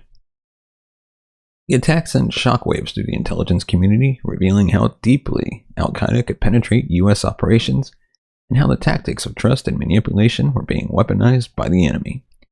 It exposed the dangers of balancing operational necessity with security, as well as the complexities of working with local informants in a region where loyalties were often difficult to ascertain. The events of December 30th, 2009 at Camp Chapman unfolded as a meticulously planned betrayal, orchestrated by al-Qaeda to deliver a devastating blow to the CIA. The stage had been set months before, as al-Balawi, a Jordanian doctor turned double agent, skillfully manipulated his way into the trust of both Jordanian intelligence and the CIA. He had posed as a valuable informant with direct access to al-Qaeda's inner circle, specifically claiming to have information about the whereabouts of Ayman al-Zawahiri, the second in command of al-Qaeda. In the days leading up to the attack, the CIA officers stationed at Camp Chapman were eager for what they believed could be a breakthrough in their operations. Al-Balahi had delivered valuable intelligence in the past, helping the agency target mid-level Al-Qaeda figures. His potential connection to high-ranking leaders made him one of the most important informants in their network. The base's leadership believed they were on the verge of acquiring actionable intelligence that could lead to the capture or killing of al-Zawahiri, a major victory in the War on Terror. On the morning of December 30th, al-Balahi arrived at the gates of Camp Chapman in Khost Province, Afghanistan. His arrival, like we said, was highly anticipated, and the base was abuzz with the possibility of receiving game-changing intelligence. Security protocols, which were strict, were relaxed due to the perceived importance of his visit. As a trusted informant, his car was waved through the multiple security checkpoints with minimal scrutiny. Senior CIA officers, including Jennifer Matthews, the chief of the base, and other high-ranking operatives, gathered in a meeting area to greet their informant. The expectation of vital intelligence about al-Qaeda's leadership prompted them to overlook standard safety precautions, such as requiring him to be searched or to remain at a distance before debriefing. The air was charged with optimism as the officers believed they were on the verge of securing significant intelligence. True crime fans, before we continue on with this story, I want to tell you about something that's going to take your love for storytelling to the next level, and that is Audible. With Audible, you can explore an unmatched library of audiobooks, podcasts, and exclusive originals, all available at your fingertips. Whether you're into gripping mysteries, thrilling true crime, or even self-help to power through your day, Audible has something for everyone. And here's the best part, just for my listeners, Audible is offering a free 30-day trial. Just head over to audibletrial.com/Larry21 to get started today. You'll get one free audiobook that you can keep forever, even if you cancel. Plus, you get full access to Audible's premium selection. I'm currently listening to The Stranger Beside Me by Anne Rule. It's an incredible deep dive into the mind of Ted Bundy, and trust me, you don't want to miss it. So what are you waiting for? Go to audibletrial.com/Larry21 and grab your free audiobook and start exploring today. Now, let's get back to the episode. Al-Qaeda had long recognized the importance of infiltrating U.S. intelligence operations. Their plan was to use al-Balahi as a double agent to exploit one of the CIA's greatest vulnerabilities, the need to rely on local informants to operate effectively in a hostile region like Afghanistan. He was not just any informant, he had been carefully cultivated to gain the trust of both the Jordanian and the CIA. This elaborate deception planned over months was one of al-Qaeda's most sophisticated insider attacks. His transformation from a radical Islamist who posted inflammatory material online to a double agent trusted by the CIA and Jordanian intelligence was a deliberate ploy orchestrated by al-Qaeda's leadership. He had provided credible, useful information in the past, which allowed him to build rapport with the CIA and the GID. This trust was the key to breaching the defenses at Camp Chapman. On the day of the attack, he arrived at the base with a suicide vest concealed beneath his clothing. Al-Qaeda understood that the CIA, in their eagerness to receive intelligence about Al-Qaeda's leadership, would likely relax security measures to accommodate a trusted informant like himself. The group's methodical planning paid off when he was allowed to bypass the usual security protocols. Once inside the base, al-Balahi was escorted to the meeting area where senior CIA officers had gathered. At this point, he was within close proximity to some of the agency's top operatives in the region. Instead of delivering the intelligence the CIA hoped for, he detonated his suicide vest in the midst of the group, unleashing a powerful explosion that left the base in chaos. The explosion was catastrophic, both in its physical destruction and the psychological blow it dealt to the CIA. The blast killed 7 CIA officers and contractors, including key personnel who had been leading the agency's counterterrorism efforts in Afghanistan. Among the dead was Jennifer Matthews, the base chief who had a long career with the CIA and had been responsible for coordinating drone strikes and intelligence operations in the region. Captain Sharif Ali bin Zayed, a Jordanian intelligence officer who had worked closely with the CIA, was also killed in the explosion. The force of the blast instantly reduced the meeting area to rubble, leaving bodies scattered and survivors disoriented. 6 others were seriously injured, some critically. The explosion not only claimed the lives of key CIA operatives, but also decimated the core team responsible for gathering intelligence in one of the most critical regions in the fight against terrorism. The immediate aftermath of the attack was one of confusion and horror. The base was thrown into disarray as medical personnel scrambled to treat the wounded and assess the full scale of the damage. The scene was one of devastation. Shattered buildings, bodies strewn across the ground, and smoke billowing from the site of the explosion. Survivors struggled to make sense of what had happened as the realization sank in that they had been betrayed by someone they had trusted. The psychological impact of the attack was profound. The loss of life was a devastating blow to the CIA's operations in Afghanistan. The attack exposed vulnerabilities in the agency's reliance on human intelligence. The attack at Camp Chapman was a stark reminder of the dangers inherent in operating in a region where loyalties were constantly shifting and where the lines between friend and foe could easily blur. In addition to the loss of personnel, the attack crippled ongoing operations in the region. The death of senior officers meant that intelligence operations, particularly those focused on targeting al-Qaeda leadership, were severely disrupted.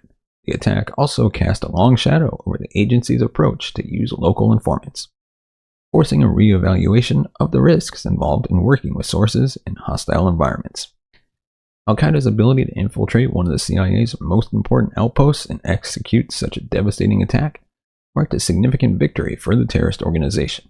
It was not just a physical breach of the base, but a symbolic attack on the heart of U.S. intelligence operations. The loss of life, the destruction of intelligence assets, and the breach of trust all contributed to making the Camp Chapman attack one of the most devastating moments in CIA history. Camp Chapman's significance lay in its role as one of the CIA's most active and covert intelligence gathering hubs, strategically located in the Khost province near the Afghanistan-Pakistan border. The border region, particularly the federally administered tribal areas in Pakistan, was a notorious safe haven for al-Qaeda leadership and other extremist groups, including the Taliban.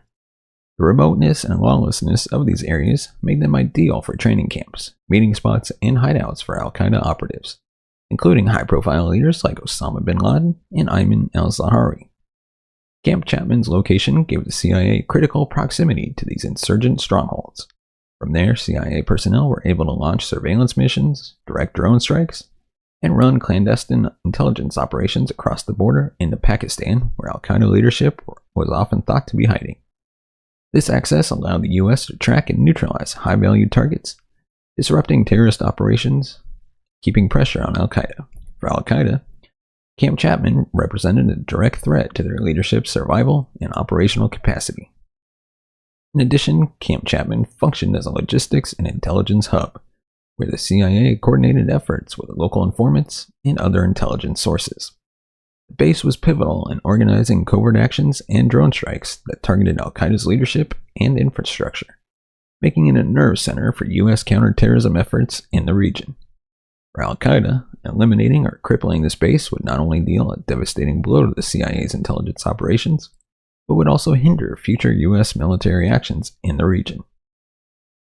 Al-Qaeda's decision to target Camp Chapman was rooted in both tactical and symbolic motivations. On a tactical level, the group understood that Camp Chapman's intelligence operations posed a direct and ongoing threat to its leadership. The CIA's drone program, directed in part from Camp Chapman, had become one of the most lethal tools in the U.S. arsenal, responsible for the deaths of numerous mid- and high-level al-Qaeda operatives. These drone strikes were often based on human intelligence collected by CIA operatives and informants stationed at bases like Camp Chapman. By targeting the base, al-Qaeda sought to disrupt the flow of intelligence that was feeding these operations, and in turn, slow the pace of U.S. counterterrorism efforts. A successful attack on Camp Chapman would also have profound psychological and operational consequences for the CIA and broader U.S. intelligence community. Al-Qaeda knew that the loss of experienced CIA personnel, many of whom were seasoned experts in counterterrorism, would cripple the agency's ability to conduct future operations. The death of key officers would not only result in immediate operational setbacks, but also send a chilling message throughout the intelligence community. underscoring the vulnerability of even high-level operatives in supposedly secure environments. Moreover, the method of the attack, using a trusted informant who had infiltrated the CIA's inner circle, was a calculated blow to the trust-based relationships on which much of the CIA's work depended. Al-Qaeda recognized that the CIA's effectiveness in regions like Afghanistan and Pakistan relied heavily on local sources of human intelligence. By using Humam Kali al-Abu Mullah Balawi, a Jordanian doctor who posed as a double agent, Al-Qaeda was able to exploit this system of trust and weaponize the informant network against the CIA. This would sow doubt and mistrust in future relationships between the CIA and local informants, making it more difficult for the agency to gather reliable intelligence in the future. And before we move on, I would like to apologize if I'm butchering this terrible man's name, but honestly, for being who he is, I don't know if I really want to apologize that much. Scum of the universe doesn't deserve to have his name pronounced properly. So, with that, we'll move on. Additionally, the symbolic impact of the attack cannot be understated. Al-Qaeda had long targeted high-profile U.S. installations, but attacking a CIA base, an emblem of U.S. intelligence, was a major propaganda victory. The attack demonstrated that even the CIA, with its vast resources and expertise, could be infiltrated and its personnel targeted. For a terrorist organization whose success depends in part on its ability to project strength and resilience, such an attack bolstered Al-Qaeda's image and proved that it could still strike powerful blows against its enemies, despite years of being pursued by the US. Finally, the attack also had strategic operations for Al-Qaeda in terms of its broader goal of weakening the US presence in the region. By undermining the CIA's operation at Camp Chapman, Al-Qaeda hoped to reduce US effectiveness in Afghanistan and Pakistan, creating more space for the organization to regroup, reorganize, and rebuild its network. If the US intelligence community lost confidence in its informant networks or pulled back operations due to security concerns, Al-Qaeda would have more freedom to operate in these critical regions without the constant threat of drone strikes or targeted raids.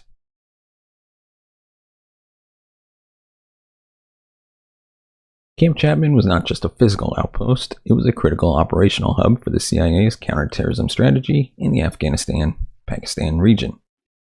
The base's primary mission was to collect human intelligence from local sources, informants who had deep knowledge of Al-Qaeda and the Taliban operations. This intelligence was crucial in building a detailed picture of terrorist activities, identifying potential targets, and preemptively disrupting attacks.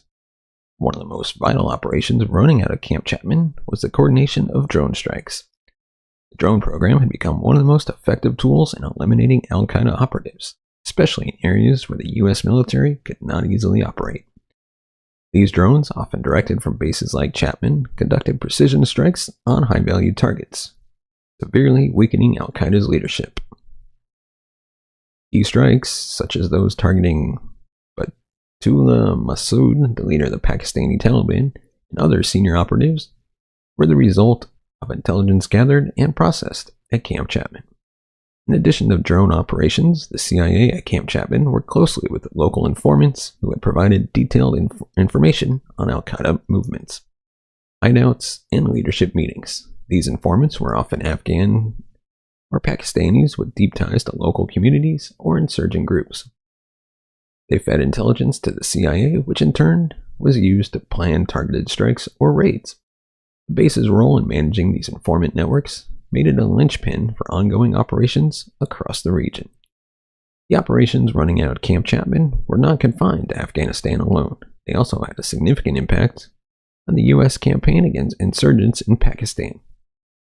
Since Pakistan's tribal areas were largely inaccessible to US ground forces, the intelligence from Camp Chapman allowed the CIA to maintain pressure on Al-Qaeda's leaders who used these areas as safe havens. This cross-border dynamic meant that Camp Chapman played a vital role in bridging the intelligence gap between Afghanistan and Pakistan, where many terrorist groups operated with impunity. Camp Chapman's high-value status also came from its intelligence analysis capabilities. Beyond gathering raw data, The CIA personnel at the base were responsible for vetting and analyzing the intelligence received from informants. This analysis allowed the CIA to make quick decisions about potential targets and to launch operations with real-time precision. The effectiveness of these operations depended on having a secure, well-connected base like Camp Chapman to filter through the vast amounts of information gathered from various sources. Finally, the base was crucial for U.S.-Jordanian intelligence cooperation. The CIA worked closely with Jordan's General Intelligence Directorate. Camp Chapman was one of the key sites for joint operations. The relationship between the U.S. and Jordan was especially important in the context of counterterrorism, as Jordan had access to unique sources of intelligence in the region. The presence of Captain Sharif Ali bin Zayed, a Jordanian officer killed in the attack, underscores the significance of this operation. For Al-Qaeda, striking Camp Chapman was not only about targeting the CIA, but also disrupting broader international intelligence partnerships. The immediate aftermath of the Camp Chapman attack was one of shock, chaos, and emergency response. The explosion left the CIA base in a state of disarray, with 7 CIA officers and contractors killed, 6 others injured, and severe damage to the base's infrastructure. In the first few hours following the attack, emergency medical personnel and military support were rushed to the site to treat the wounded and secure the area. Helicopters were dispatched to evacuate the injured, and U.S. military forces nearby were put on high alert, fearing that the bombing could signal the start of a broader assault. The CIA and U.S. military quickly secured the perimeter of Camp Chapman, launching a full-scale investigation into how the attack had occurred and who was responsible. The blast site was treated as a crime scene, with forensic teams combing through the wreckage to piece together the events leading up to the explosion. Intelligence officers were tasked with analyzing the infiltration, determining whether any other informants could have been compromised, and assessing the full scale of the security breach. Within hours, CIA leadership in Langley, Virginia, were informed of the devastating loss, and a crisis response team was mobilized. The focus of the CIA's immediate response was twofold: ensuring the safety of remaining personnel at Camp Chapman and preventing any further infiltration or attacks on other intelligence bases in the region. Across Afghanistan and Pakistan, the CIA's local operations were placed on high alert, with heightened security protocols enacted at other CIA bases to prevent a repeat of the incident. The U.S. military, in coordination with the CIA, also increased security measures in the region, particularly along the Afghanistan-Pakistan borders where Al-Qaeda had been operating. U.S. forces in the area began conducting intelligence sweeps and increased drone surveillance to track any movement of insurgent groups. Military commanders were instructed to assist in securing CIA operations across Afghanistan, as the attack had exposed vulnerabilities in the network of intelligence outposts. The attack on Camp Chapman revealed several critical vulnerabilities within the CIA's operations, particularly in its reliance on human intelligence. The breach underscored the inherent risks in trusting local informants and highlighted a significant gap in the agency's security protocols when dealing with high-value sources. The fact that this sick bastard, a trusted double agent, was able to infiltrate a CIA base and carry out a suicide bombing without being thoroughly searched or vetted exposed a flaw in the trust-based systems that the agencies had developed to foster local intelligence networks. In the years following the Camp Chapman attack, several new revelations and insights have emerged that shed more light on both the planning and execution of the bombing, as well as the vulnerabilities exposed within the CIA. One of the most significant revelations has been the extent of Al-Qaeda's sophisticated infiltration strategy. Through the use of this sick bastard, Al-Qaeda was able to exploit the CIA's reliance on local informants in Afghanistan, leveraging this vulnerability to carry out the attack. Investigations and intelligence reports have since revealed that this sick bastard had been carefully groomed by Al-Qaeda's leadership over an extended period of time. New reports indicate that Al-Qaeda viewed this operation as a major propaganda victory, with the organization later boasting about how they had successfully deceived the CIA. In addition, debriefs from the CIA officers and U.S. military personnel in Afghanistan have brought to light some of the internal failures in the lead-up to the attack.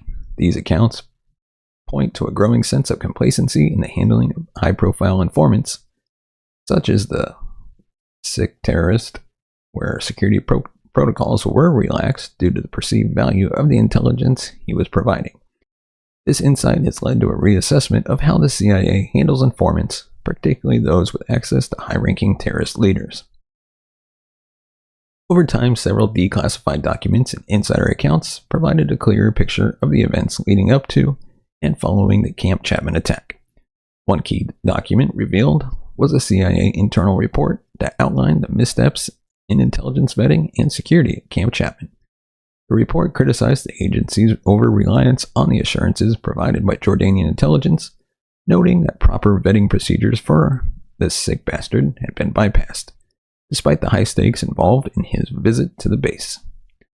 Declassified communications between the CIA and Jordan intelligence further underscore the urgency and pressure both agencies felt in their pursuit of Ayman al-Zawahiri, one of al-Qaeda's top leaders.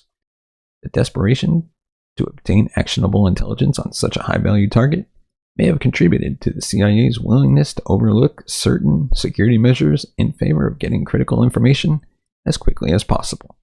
These documents paint a picture of an intelligence community that was stretched thin, eager for breakthroughs, and willing to take significant risks in its search for terrorist leaders. In addition, insider accounts from survivors of the attack have provided first-hand details about the moments leading up to the explosion. One such account came from a CIA officer who described how routine security protocols were bypassed due to the high level of trust they had placed in the informant. This insider's account also highlighted the lack of suspicion among CIA officers, many of whom viewed the terrorist as a crucial ally in the fight against al-Qaeda, underscoring the devastating impact of the betrayal. Another important document that has emerged is a classified after-action report that includes recommendations for improving security at CIA outposts in conflict zones. This report, though heavily redacted, led to sweeping changes in how the agency approaches informant management and security at remote bases. The reforms introduced in the aftermath of Camp Chapman aim to prevent such a devastating insider attack from happening again.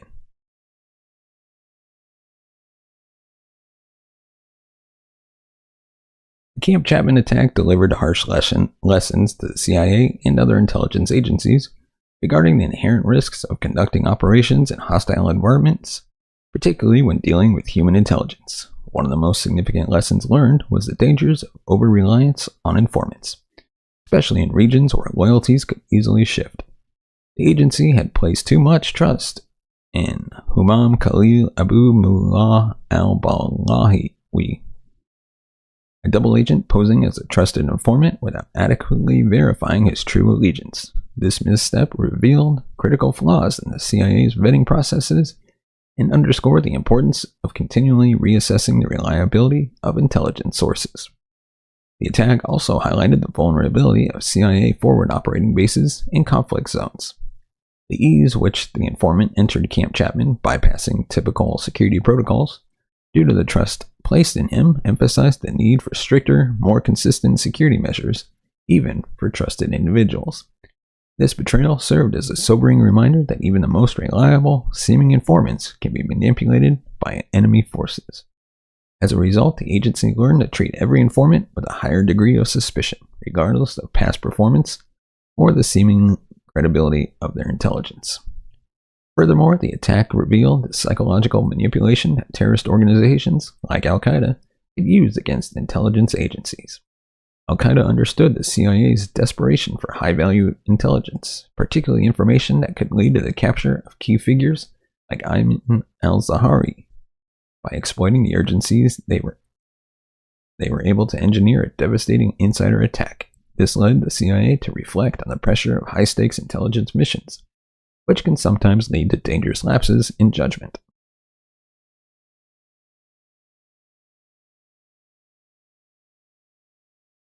The enduring impact of the Camp Chapman attack on U.S. intelligence operations is significant. It fundamentally altered how the CIA and other intelligence agencies approach risk management, security, and intelligence gathering in conflict zones. The attack prompted the agency to implement more rigorous security protocols, not only in Afghanistan, but in all hostile environments where local sources played a crucial role in gathering intelligence. There was a marked shift towards a more balanced intelligence strategy, integrating technological intelligence and signal intelligence alongside human sources to cross-verify this information and reduce dependency on a single channel. The event also shaped how intelligence agencies view insider threats and the potential for infiltration, leading to enhanced counterintelligence operations designed to detect and neutralize these risks before they can manifest. Culturally, the attack left a deep imprint on the CIA, reminding operatives that trust must always be tempered with caution, especially in regions where ideological enemies might exploit any weakness. The attack also led to the broader psychological preparedness of CIA officers, emphasizing resilience and emotional balance in high-stress environments. Intelligence work, particularly in volatile regions, requires agents to constantly navigate ambiguity and danger, and the Camp Chapman attack reinforced the need for preparedness at every level. As we reflect on the Camp Chapman attack and its legacy, several critical questions remain about the ongoing challenges of intelligence work in hostile environments. How can intelligence agencies better balance the need for high-value information with the security risk posed by local informants? What further steps can be taken to mitigate insider threats, especially dealing with double agents or compromised sources? How can the psychological toll of operating in high-risk environments be managed to prevent cognitive biases and lapses in judgment? What role should technological advancements such as AI and surveillance play in supplementing or even replacing traditional human intelligence gathering in conflict zones? The Camp Chapman attack remains a pivotal event in the history of U.S. intelligence, one that continues to shape how agencies operate in hostile regions. As the nature of conflict evolves, so too must the strategies for gathering intelligence, balancing security with operational needs, and safeguarding the lives of those working on the front lines of global counterterrorism efforts. Now that we reach the end of this episode on the Camp Chapman attack, we'd like to remind you to give us a thumbs up if you like our video, hit that subscribe button down below, right down there, that shiny subscribe button. While you're at it, go right next to it and hit that bell notification button to be notified of future videos. And of course, if you want to support the channel, you can buy us a coffee at buymeacoffee.com/TCNS. As always, thank you so much for watching and listening. We'll see you next time. The assassination attempt on Pope John Paul II on May 13, 1981 was a complex and audacious operation, executed in broad daylight amidst the gathered faithful in St. Peter's Square.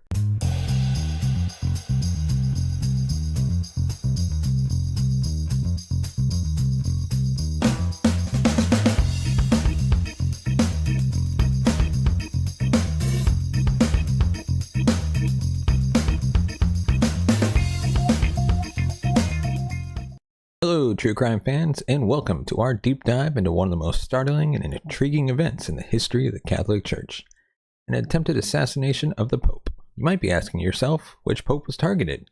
Who were the masterminds behind this audacious plot, and what were their motives? Well, in tonight's episode, we're going to unravel the secrets of this conspiracy, revealing how it was uncovered and thwarted. As we explore this gripping story, you'll discover the incredible details of how this assassination plot was foiled, the consequences faced by those involved, and the lasting impact on the church and its security measures. Was there an inside collaborator? What was the global reactions? And are there any lingering mysteries surrounding the plot? Stay with us as we answer those burning questions and delve into the depths of this hidden conspiracy. By the end of this video, you'll have a comprehensive understanding of one of the most fascinating attempted assassinations in our history. So buckle up for an eye-opening journey into the shadows of the Vatican, where secrets are exposed and the truth is stranger than fiction. To fully understand the gravity of the attempted assassination of Pope John Paul II, we need to set the stage with a comprehensive look at the historical and political climate of the early 1980s. The year was 1981, a pivotal moment in history marked by intense global and internal challenges for the Catholic Church.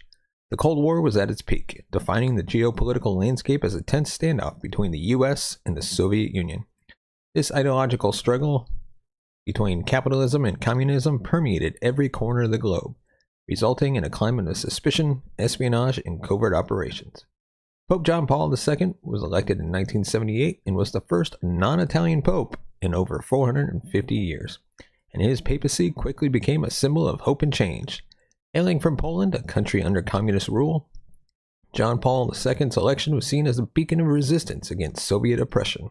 His strong support for the Solidarity movement in Poland, which sought greater political freedoms and workers' rights, positioned him as a formidable adversary to communist regimes. Within the Church, John Paul II initiated significant reforms and took bold steps to address contemporary issues. He emphasized the need for human rights, religious freedom, and interfaith dialogue, reaching out to leaders of other religions in unprecedented ways. These efforts were part of his broader vision to modernize the Church and enhance its role in a rapidly changing world.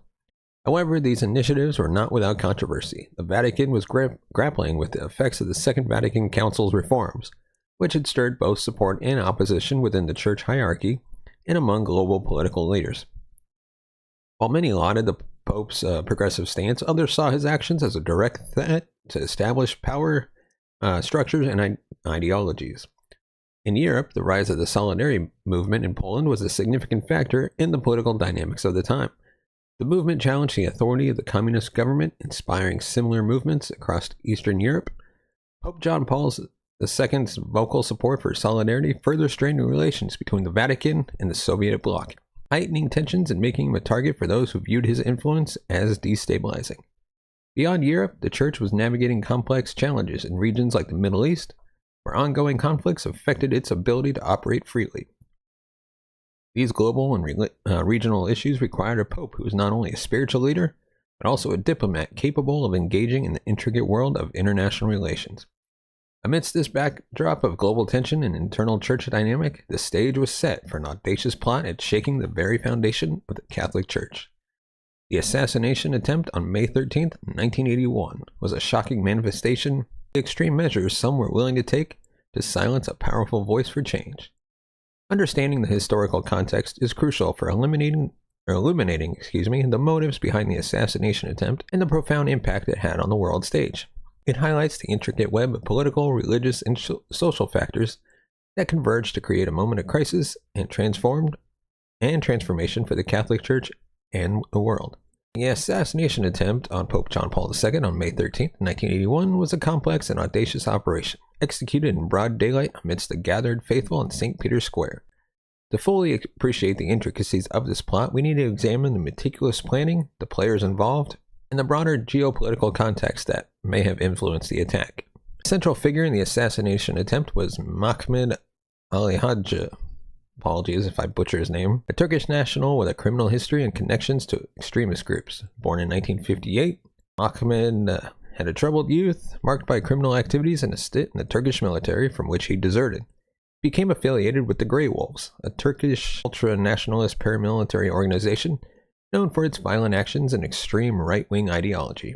The group was implicated in various acts of political violence within Turkey, targeting left-wing activists and opponents of the state. Mahmud Ali Hajj's notoriety began with the 1979 murder of a respected Turkish journalist and editor. The journalist's assassination was a high-profile crime that highlighted the Grey Wolves' reach and influence.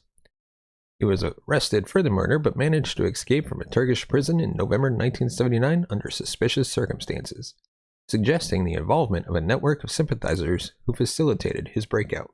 After his escape, Mahmud made his way to Bulgaria, a country within the Soviet sphere of influence, where he is believed to have received further support and instructions.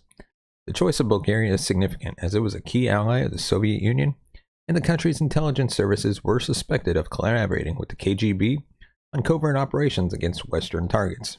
The plot to assassinate Pope John Paul II was meticulously planned, with Mahmud traveling across several European countries using false documents. His journey was facilitated by a network of contacts, some of whom were reportedly linked to Eastern Bloc intelligence services. This web of connections has fueled speculations about a wider conspiracy involving state actors. Upon arriving in Italy, Mahmud integrated himself into the tourist crowds in Rome on the day of the assassination attempt. He positioned himself in St. Peter's Square, blending in with the thousands of pilgrims gathered to see the Pope. Armed with a Browning high-power 9mm semi-automatic pistol, he waited patiently for the Pope's appearance. As Pope John Paul II rode through the square in his open-top Pope-mobile, Mahmud saw his opportunity. At approximately 5:17 p.m., he fired 4 shots from the crowd. The bullet struck the Pope in the abdomen, right hand, and left arm, while 2 other bystanders were injured in the attack. The scene in St. Peter's Square descended into chaos as security personnel and onlookers rushed to the Pope's aid. Despite his life-threatening injuries, John Paul II remained conscious as he was quickly taken to the, apologies for butchering this name, Agostino Gemelli University Polyclinic, where he underwent extensive surgery. Mahmoud Ali Hadja was apprehended at the scene by Vatican security and Italian police. His arrest marked the beginning of a complex investigation that sought to uncover the full extent of the conspiracy. During interrogations, he initially claimed he acted alone, but his subsequent statements and retractions added layers of mystery and confusion to the case. Italian authorities, along with international intelligence agencies, launched an extensive investigation into Mahmoud's background and potential connections.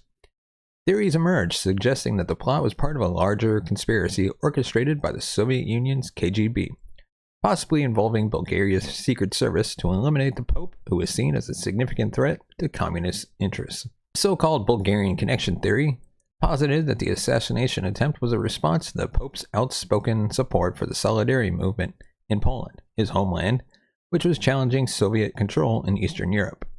The theory was bolstered by Mahmoud's travels and contacts in Bulgaria, but concrete evidence linking state actors to the plot remained elusive. The assassination attempt on Pope John Paul II had profound implications, both personally for the Pope and globally. The Pope's survival and eventual forgiveness of Mahmoud during a prison visit in 1983 became iconic moments of reconciliation and faith. The incident also led to increased security measures for the Pope and Vatican officials, reflecting the heightened threats against religious leaders in a turbulent political era. Despite extensive investigations, many questions about the plot remain unanswered, and conspiracy theories continue to intrigue historians and analysts. The attempt on Pope John Paul II's life remains a stark reminder of the volatile intersection of faith, politics, and ideology during the late 20th century.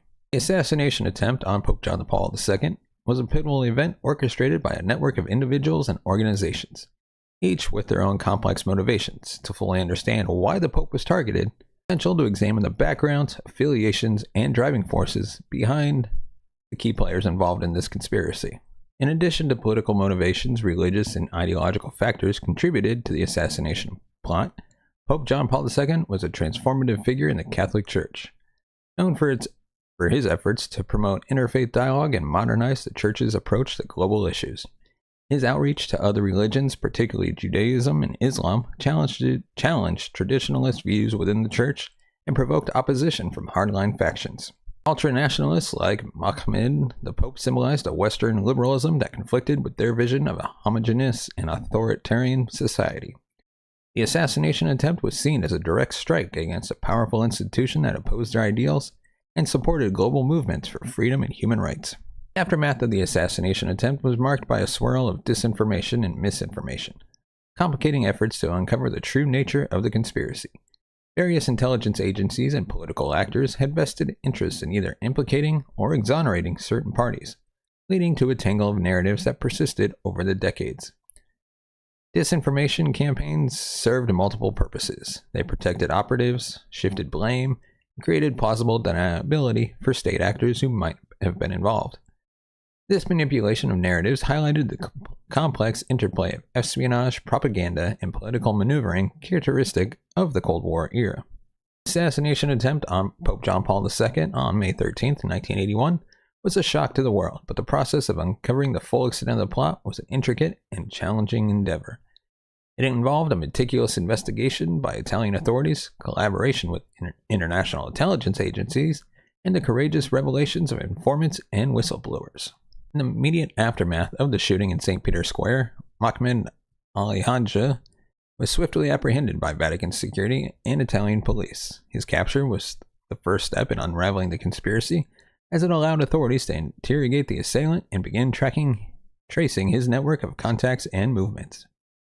The initial phase of the investigation focused on his background and recent activities. Investigators were aware of his affiliation with the Grey Wolves, a known ultra-nationalist group in Turkey, which suggested the possibility of a broader conspiracy. During interrogations, Mahmoud offered a mix of admissions and evasions, initially claimed he acted alone. However, his statements were often contradictory, hinting at the involvement of others. Italian investigators, recognizing the complexity of the case, expanded their inquiry to include Mohammed's international connections. Key to the investigation was the role of the Italian intelligence agency CSMI, which had been monitoring Mohammed's activities since his arrival in Italy. Their surveillance efforts revealed his use of false identities and his interactions with individuals suspected of having links to Eastern Bloc intelligence services. A significant breakthrough in the investigation came with the emergence of the Bulgarian connection. This theory suggested that Bulgarian intelligence, possibly acting on instructions from the Soviet KGB, was involved in planning the assassination. The motivation behind this involvement was believed to be the Pope's strong anti-communist stance and his support for the Solidarity movement in Poland. Evidence for the Bulgarian connection was initially circumstantial, based on Mohammed's travels and contacts in Bulgaria prior to his arrival in Italy. Italian investigators pursued leads indicating that Mohammed had met with individuals linked to the Bulgarian Secret Service, raising suspicions of a state-sponsored plot. The investigation was significantly aided by information from defectors and informants who provided insights into the operations of Eastern Bloc intelligence services. These individuals, often former operatives themselves, revealed details about the coordination between Soviet and Bulgarian agencies and their interest in destabilizing Western influences. Among the key informants was a Bulgarian defector who testified about the potential involvement of his country's intelligence services in the assassination plot. His testimony provided investigators with valuable leads, although concrete evidence linking the Bulgarian government directly to the plot remained elusive. The complexity of the case required international cooperation, with Italian authorities working closely with intelligence agencies from the US, Turkey, and other Western countries.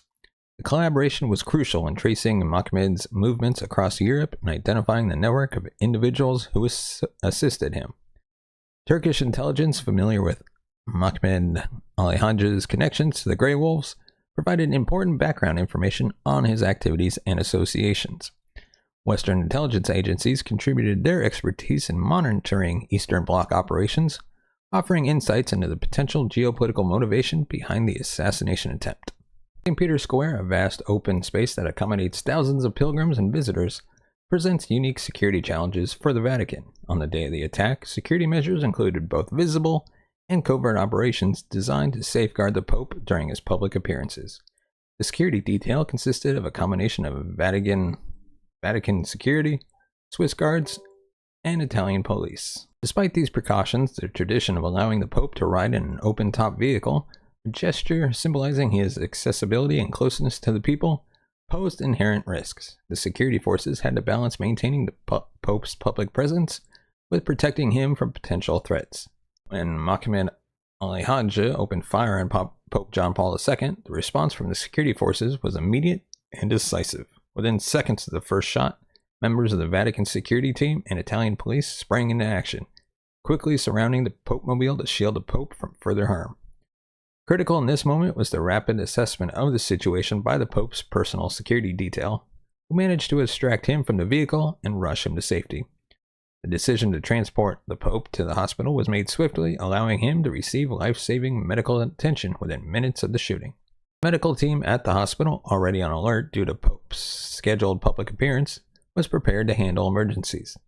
The swift arrival of the Pope at the hospital enabled doctors to perform emergency surgery that ultimately saved his life. The seamless coordination between security and medical personnel was crucial in ensuring the Pope received the necessary care in record time. In the aftermath of the assassination attempt, the Vatican and Italian authorities undertook a comprehensive review of the security protocols for the Pope. The attack highlighted vulnerabilities in the existing measures, prompting significant changes to enhance the safety of the Pope during public appearances. One of the most notable changes was the introduction of the bulletproof Pope-mobile, designed to protect the Pope while allowing him to maintain visibility with the public. This vehicle became a symbol of the necessary precautions taken to balance the Pope's security with his pastoral duties. Following the assassination attempt, the Vatican also intensified its collaboration with global intelligence agencies to improve threat assessment and early detection of potential plots. This included monitoring extremist groups, evaluating credible threats, and employing advanced surveillance technologies to prevent future attacks. Security personnel received additional training to better prepare for emergency situations, focusing on rapid response and threat neutralization. These enhancements were part of a broader strategy to ensure the Pope's safety while preserving his ability to engage with the global Catholic community. The assassination attempt on Pope John Paul II sent shockwaves around the world, leading to significant legal actions against the conspirators and profound consequences for the organizations involved. Following the attempt on the Pope's life, Mahmoud Ali Hadja was immediately arrested and taken into custody by Italian authorities. His capture at the scene of the crime provided the judicial system with a clear path to pursue legal action against him. In July 1981, Mahmoud was tried in an Italian court where he faced charges of an attempted murder. The trial garnered international attention as it was the first opportunity for the public to hear details of the conspiracy and Mahmoud's motivations. During the proceedings, Mahmoud offered erratic and contradictory statements, at times claiming to have acted alone, while at other times suggesting he was part of a larger plot. Despite his inconsistent testimony, Mahmoud was found guilty and sentenced to life imprisonment. The Italian authorities, along with international intelligence agencies, continued to investigate the possible involvement of other conspirators and state actors. The emergence of the Bulgarian connection theory led to further legal proceedings aimed at uncovering potential ties between Mahmoud Ali Hadja and Bulgarian operatives. In 1983, 3 Bulgarians and 4 Turks were put on trial in Rome, accused of being accomplices in the assassination attempt. The trial, which lasted several months, was a complex affair, marred by a lack of concrete evidence and conflicting testimonies. Ultimately, all the defendants were acquitted in 1986 due to insufficient evidence, leaving many questions about the broader conspiracy unanswered. In a remarkable turn of events, Pope John Paul II visited Mahmoud Ali Hadja in prison in 1983, offering forgiveness for the attempt on his life. This act of compassion became an iconic moment, symbolizing the Pope's commitment to reconciliation and mercy. Mahmoud remained in an Italian prison until 2000, when he was pardoned by the Italian president at the request of the Pope. Following his release, Mahmoud was extradited to Turkey, where he served additional time for previous crimes, including the murder of a journalist, and was released from Turkish prison in 2010. The assassination attempt had significant repercussions for the organizations and entities implicated in the plot. The Grey Wolves, already known for their extremist activities, faced increased scrutiny from international law enforcement agencies. Their involvement in Mahmoud's radicalization and escape from Turkish custody highlighted the dangers posed by extremist groups with transnational networks. The allegations of Bulgarian and Soviet involvement intensified Cold War tensions, as the West perceived the attempt as a possible act of state-sponsored terrorism. Although concrete evidence of state complicity remained elusive, the suspicion further strained relations between Eastern Bloc countries and the Vatican. From the onset of the investigation, authorities considered the possibility that Mahmoud Ali Hadja may have received help from individuals with access to sensitive information or security protocols. The well-coordinated nature of the attack and Mahmoud's ability to position himself so close to the Pope in St. Peter's Square suggested that he may have benefited from inside knowledge. Several theories emerged regarding potential inside collaborators. Some investigators speculated that Mahmoud might have received detailed information about the Pope's schedule, security arrangements, and vulnerabilities from someone with insider access. Such information would have been invaluable in planning the timing and execution of the assassination attempt. And then you got to take a look at political and ideological sympathizers. The Cold War context and Pope John Paul II's vocal opposition to communism led to concerns that individuals sympathetic to Eastern Bloc ideologies might have been involved in facilitating the plot. The Vatican, as a global religious and political entity, has historically been a focal point for intrigue and power struggles. Some theories suggested that factions within the Church, possibly opposed to the Pope's reforms and policies, might have had the motivations to assist in the plot or at least undermine his authority. Despite these theories, concrete evidence of insider collaboration was never conclusively established. The investigation faced numerous challenges in uncovering potential internal assistance, including secrecy and complexity. The Vatican's internal operations are shrouded in secrecy, making it difficult for external investigators to penetrate and gather reliable information. This secrecy, combined with the complex political dynamics within the Vatican, created significant barriers to uncovering any potential internal involvement. Then we had conflicting interests. The global political climate and the high stakes involved in the investigation meant that various intelligence agencies and political entities had conflicting interests in shaping the narrative. This led to the dissemination of disinformation and conflicting accounts, complicating efforts to identifying the truth. And you had a lack of direct evidence. While circumstantial evidence and testimony suggested the possibility of inside assistance, investigators struggled to obtain direct evidence or testimonies linking specific individuals to the conspiracy. This lack of definitive proof hindered efforts to prosecute or publicly identify potential collaborators. The Catholic faithful were stunned by the news of the attempt on the Pope's life. Pope John Paul II was not only a spiritual leader, but also a symbol of hope and resilience for millions around the globe. His advocacy for human rights and religious freedom had endeared him to people of all faiths, making the attack feel personal to many. In the immediate aftermath, churches worldwide held vigils and special masses to pray for the Pope's recovery. The attack served as a rallying point for Catholics, who united in their support and solidarity for the Pope. The incident also reinforced the Pope's image as a martyr for peace and justice, strengthening his moral authority and influence. World leaders reacted with shock and condemnation to the news of the assassination attempt. Messages of support and solidarity poured in from every corner of the globe, reflecting the Pope's international stature and the respect he commanded across political and ideological divides. U.S. President Ronald Reagan, who himself survived an assassination attempt just weeks earlier, expressed his deep sorrow and admiration for the Pope's resilience. Leaders from both Western and Eastern Bloc countries condemned the attack, recognizing it as a direct affront to peace and stability. The assassination attempt occurred during the height of the Cold War, a period marked by intense geopolitical tensions, and the incident had significant implications for international relations, highlighting the Pope's role as a key figure in global diplomacy. The assassination attempt had profound implications for the papacy, shaping the way future popes approached their roles and responsibilities. It's a legacy of courage and forgiveness. Pope John Paul II's legacy as a leader of courage and forgiveness was cemented by his response to the attack. His decision to visit Mohammed in prison and offer forgiveness became a defining moment in his papacy, exemplifying the core Christian values of mercy and compassion. And he was a model for successors. The Pope's handling of the crisis set a precedent for future popes in terms of public engagement and crisis management. His ability to navigate complex political landscapes and address global challenges provided a model for his successors to emulate.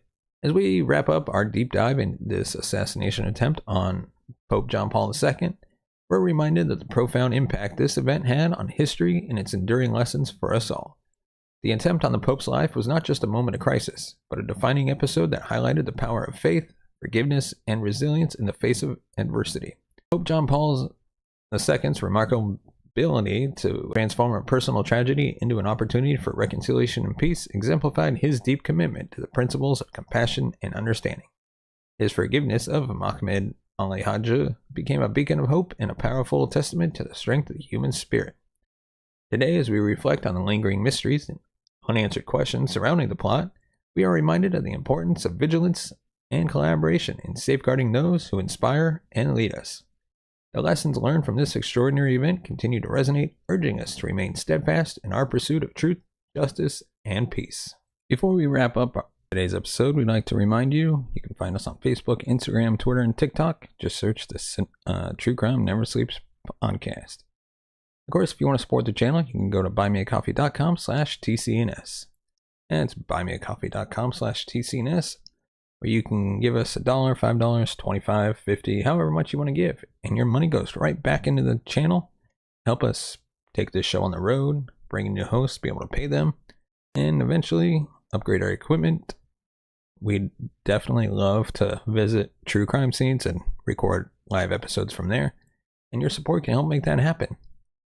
So, don't forget to give us a thumbs up if you like our video. Hit that subscribe button down below. Hit the bell notification button to be notified the next time we release an episode.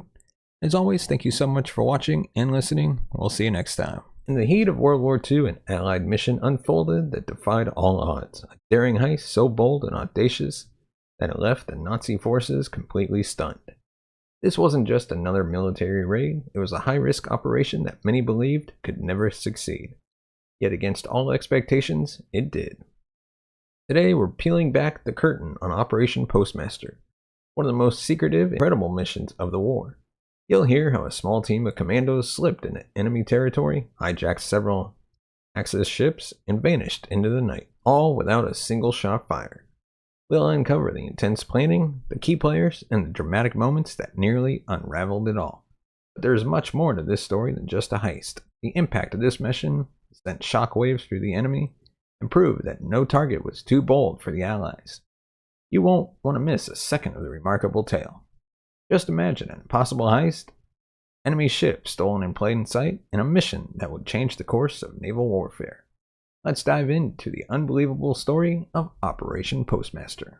In the midst of World War II, naval dominance was critical. The war wasn't just being fought on land or in the air. Controlling the seas was just as crucial. The Axis powers relied heavily on supply ships and military vessels to transport resources and maintain their strongholds across Europe and Africa. Every ship was vital to this war effort, making them high-value targets for the Allies. The question was, how do you take out enemy ships without launching a full-scale naval assault or alerting the enemy to your presence? The solution came in the form of Operation Postmaster, an incredibly daring mission with one goal: steal Axis ships right from under their noses. The operation was simple in concept, but bold in execution. A small team of Allied commandos would infiltrate the neutral Spanish-controlled island of Fernando Po, where several Axis ships were anchored, seemingly safe from any threat.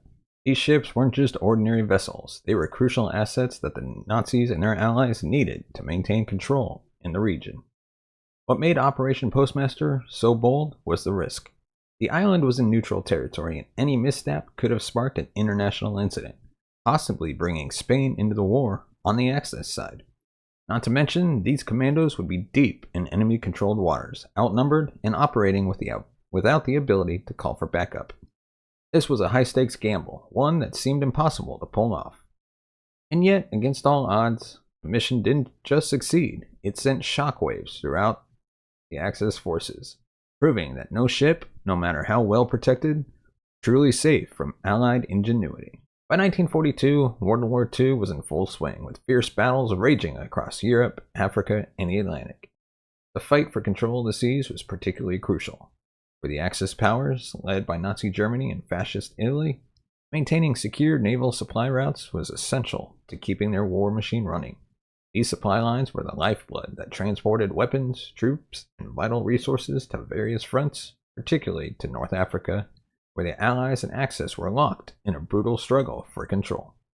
In North Africa, General Rommel's forces relied heavily on the constant flow of supplies from Europe. Ships carrying fuel, ammunition, and other essentials were critical to sustaining the Axis advance. For the Allies, disrupting these supply lines wasn't just a strategic goal, it was a necessity to weaken the Axis foothold in the region and turn the tide of the war. This is where the island of Fernando Po in Equatorial Guinea enters the picture. Located off the coast of West Africa, Fernando Po was under Spanish control, making it officially neutral in the conflict. However, the island had become a temporary haven for several Axis ships, particularly Italian and German vessels, which sought shelter there, knowing they were safe from direct attack under international law. But the Allies couldn't afford to let those ships continue operating freely. They posed a serious threat to Allied naval forces in the Atlantic, and their protection in neutral waters made them almost untouchable. That is, until the audacious plan of Operation Postmaster was hatched. A mission to steal these vital ships right from under the noses of the Axis powers without triggering a diplomatic disaster with Spain. To understand how such a daring mission like Operation Postmaster came to be, we first need to introduce the Special Operations Executive, or SOE, which was formed in 1940 by Winston Churchill. The SOE was a British wartime organization tasked with sabotage, espionage, and guerrilla warfare. Their mission? Set Europe ablaze by carrying out covert operations deep behind enemy lines.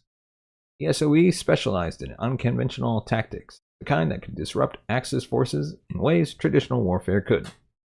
By 1942, the SOE was looking for new ways to weaken the Axis war machine. Fernando Po, a small island off the coast of West Africa, became an unexpected but crucial target. Several Axis ships, including Italian and German vessels, had taken refuge in the island port, confident that they were safe due to Spain's neutrality. These ships were vital to the Axis effort in Africa, transporting troops, supplies, and resources to the North African front. If these ships could be taken out of action, it would deliver a significant blow to Axis naval operations. But attacking ships in neutral waters posed a serious problem. Spain, while officially neutral in the war, had sympathies towards the Axis. Any direct assault on Spanish territory could trigger a diplomatic disaster, possibly drawing Spain into the conflict on the side of the Axis powers, a risk the Allies couldn't afford to take. That's when the idea for Operation Postmaster was born. Rather than destroy the ships and spark a major incident, the SOE came up with a plan that was as bold as it was dangerous. They would steal the ships. A small team of commandos would infiltrate Fernando Po under the cover of night, board the Axis vessels, and sail them away, all without a single shot fired. The mission was designed to disrupt Axis supply lines while avoiding the political fallout that a direct attack would cause. The purpose of Operation Postmaster was clear: strike at the heart of the Axis war effort in North Africa by seizing valuable enemy assets. It was a high-stakes operation, one that combined tactical ingenuity, the kind of audacity that only the SOE could pull off. At the heart of Operation Postmaster was a small, elite team of commandos, handpicked from the SOE's small-scale raiding force. This unit was specifically trained in covert operations, sabotage, and guerrilla warfare, capable of carrying out high-risk missions far behind enemy lines. The leader of this daring team was Major Gus March Phillips, a highly experienced and resourceful officer who had already earned a reputation for bold and unconventional tactics. Major March Phillips and his team were no ordinary soldiers. They were part of an elite group trained for operations that required stealth, precision, and nerves of steel.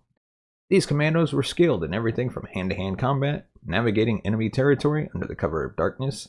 Their training emphasized sabotage and deception, tactics designed to inflict maximum damage on the enemy without engaging in direct combat.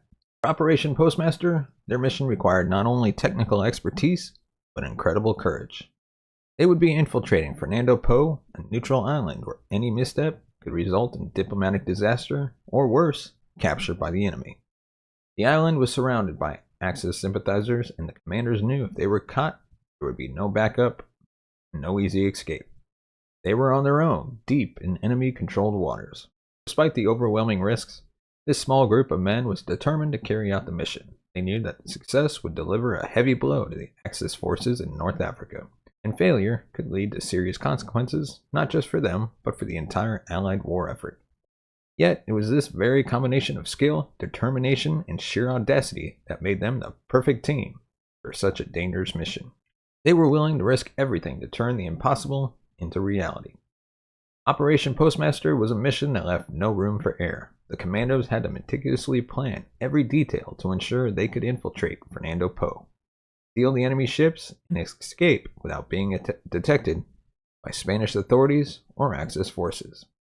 The success of the mission hinged on precision, timing, and complete silence. The first major challenge was approaching Fernando Po undetected. The island's port was a busy area with both civilian and Axis-friendly traffic, and the Spanish authorities were constantly on alert for any sign of Allied interference. The commandos had to navigate past enemy patrols and avoid raising any suspicions, all while operating in neutral waters. They couldn't risk a confrontation, as any open engagement would lead to a diplomatic crisis that could drag Spain into the war on the Axis side. To solve this, the commandos used motorboats. These boats were fast, maneuverable, and most importantly, quiet. Under the cover of darkness, they would approach the anchored Axis ships, making sure to avoid any lights or patrols in the harbor. The entire operation had to be executed in silence, no gunfire, and no alarms. Commandos couldn't afford even the smallest sound that could tip off Spanish authorities or wake the crews aboard the ships.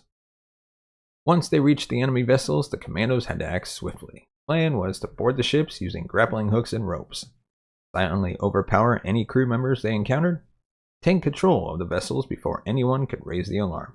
To neutralize any potential resistance, they carefully targeted key areas of the ship, such as the communication systems, to ensure that no distress signals could be sent. They also planned to disable alarms, cut the mooring lines, and then sail the ships out of the harbor as quickly and quietly as possible. It was a high-risk, high-reward operation.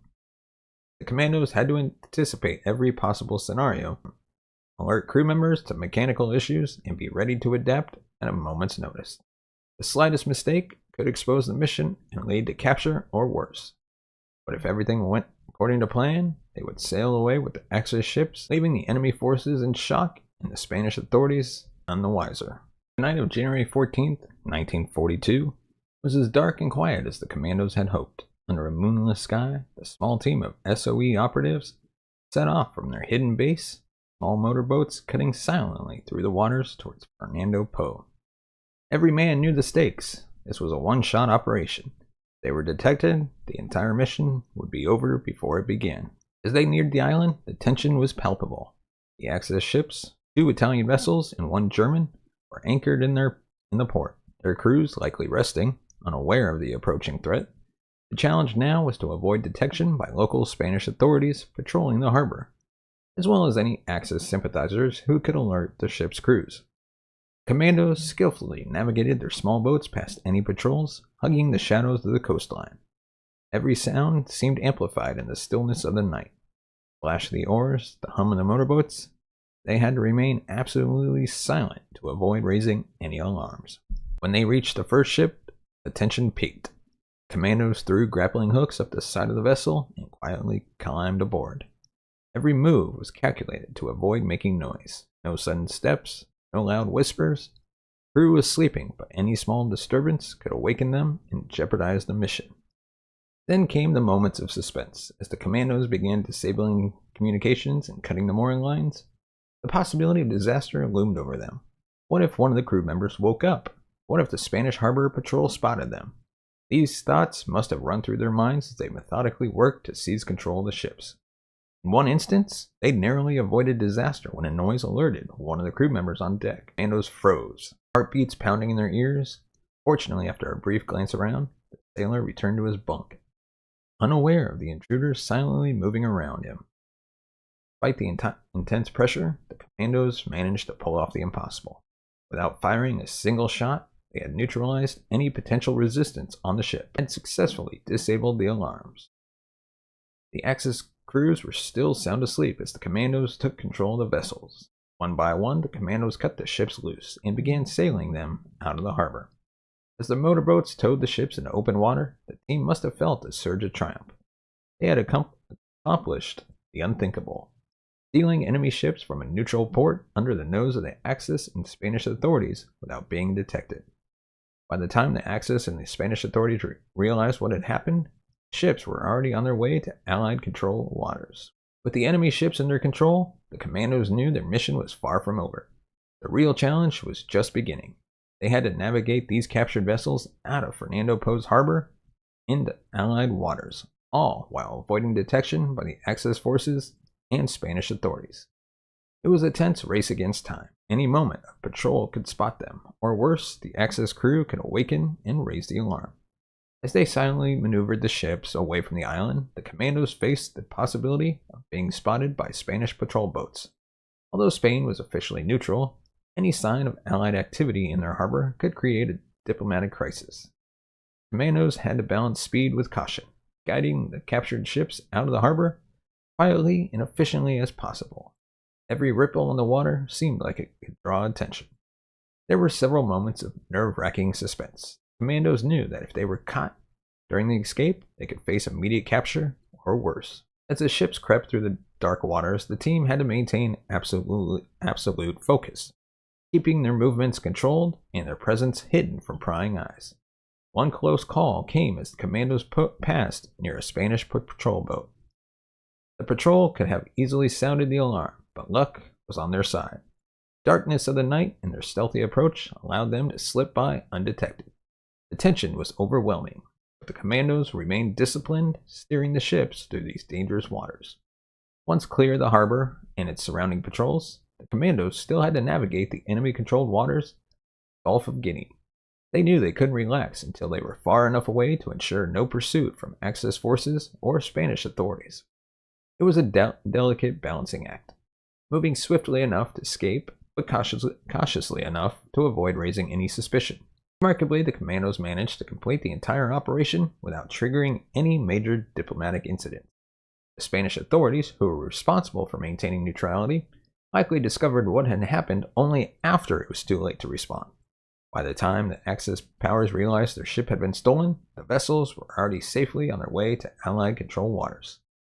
The operation had been a masterclass in stealth and precision. Not only had the commandos hijacked the Axis ships without firing a single shot, they had also managed to sail them out of a neutral port without any direct conflict. The success of the escape meant that the mission remained shrouded in secrecy, avoiding the kind of fallout that could have escalated tensions between Spain and the Allies. By the time the stolen ships reached Allied waters, the commandos could finally breathe a sigh of relief. They pulled off the impossible, sailing away from enemy-controlled territory with some of the Axis's most valuable assets, all while maintaining the covert nature of the mission. Operation Postmaster had been a success. But you may wonder, how exactly did the Nazis and the rest of the world respond, or react, I should say? When news of Operation Postmaster reached the Axis powers, the reaction was one of disbelief and shock. The loss of the ships wasn't just a tactical blow, it was a psychological one.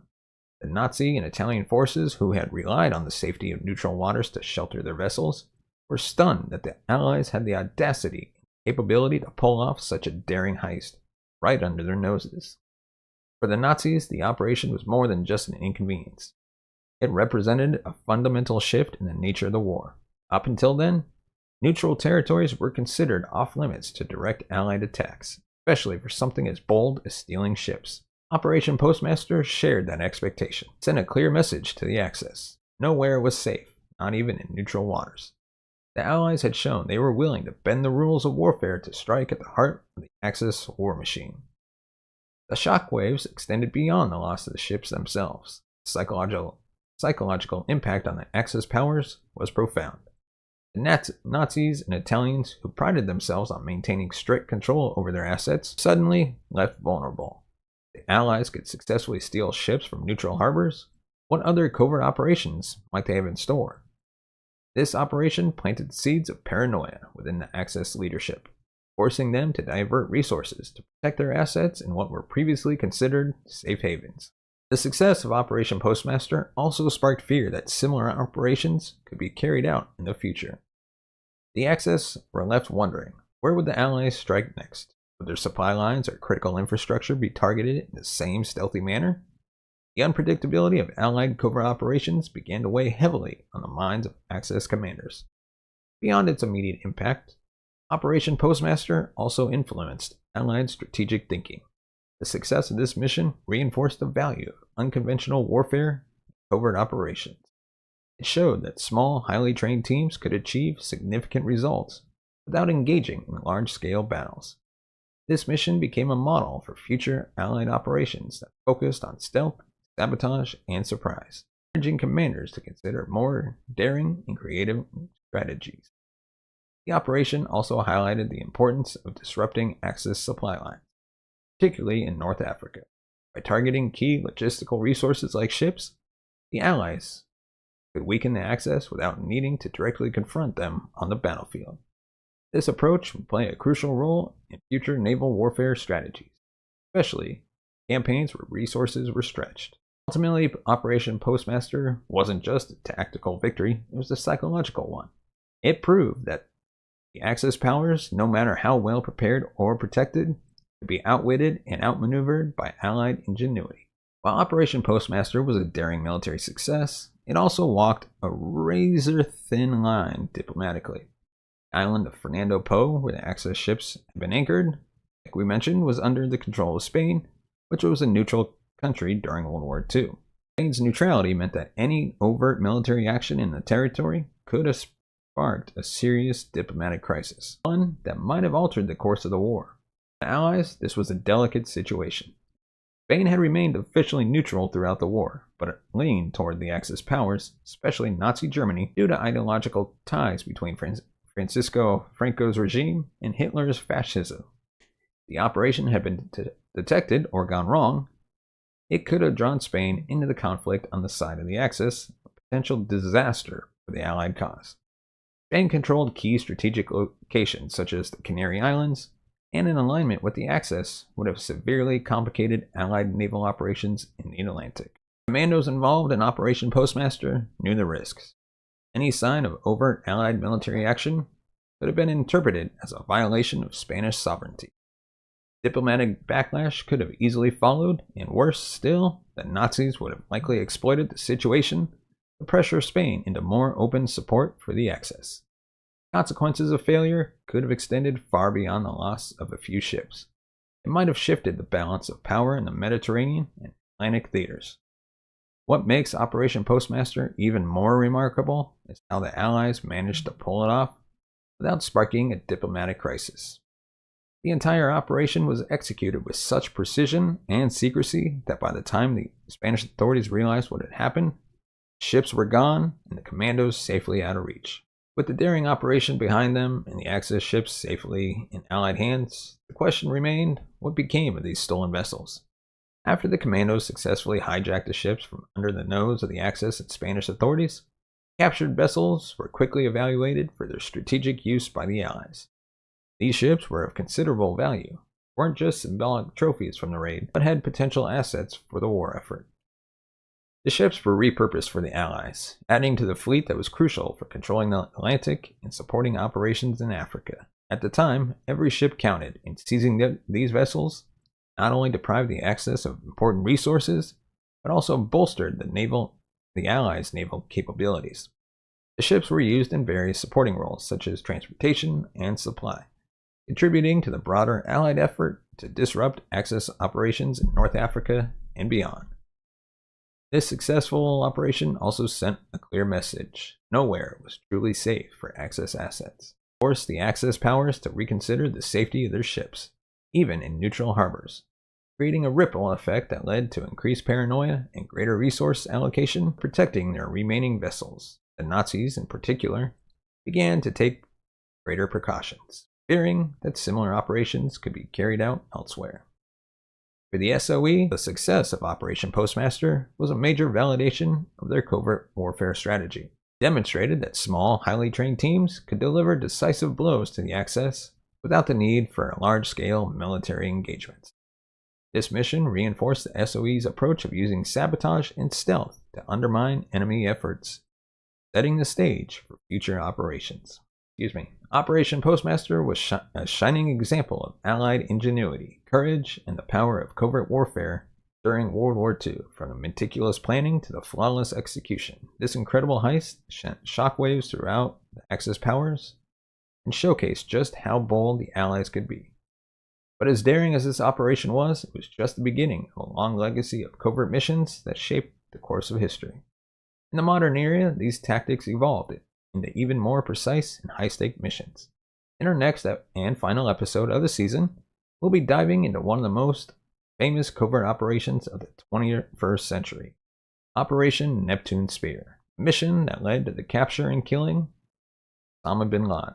It was a raid that captivated the world, carried out by a small team of Navy SEALs under immense pressure and secrecy. Join us next week as we peel back the layers of that historic mission, exploring the planning, the risks, and the moments that almost unraveled the entire operation. From the skies over Pakistan to the compound where bin Laden was found. We'll break down the thrilling details of the raid that changed the course of global counterterrorism. Trust me, you won't want to miss the season finale. Before we go, don't forget to give us a thumbs up if you like our video, hit that subscribe button down below, and let me know your thoughts on Operation Postmaster. Of course, before we go, we'd like to highlight our affiliate of the episode, and that is Audible. Are you ready to dive into the world of audiobooks, podcasts, and exclusive content? With Audible, you can enjoy captivating stories, learn something new, or simply relax with the perfect listen anywhere, anytime. Right now, Audible is offering a free 30-day trial just for you. Sign up today at audibletrial.com/Larry21. Get your first audiobook free. Choose from thousands of titles across every genre, from best-selling novels to inspiring self-help, true crime, and so much more. Don't miss this chance to explore Audible and discover your next favorite book. Sign up at audibletrial.com/Larry21 or use the link in the description. Start listening today. And with that, if you'd also like to support the channel, you can buy us a coffee at buymeacoffee.com/TCNS. Your support helps the channel grow, upgrade our equipment, bring in new hosts, be able to pay them, and one day take this show on the road. We'd love to feature episodes live from infamous crime scenes across the country, and possibly one day across the pond in Europe or other countries. And your support can help make that happen. Whether it's $1, $5, $10, $50, or $100, every amount helps and goes right into the channel and helps us become even 1% better. As always, thank you so much for watching and listening. We hope to see you next time. Take care.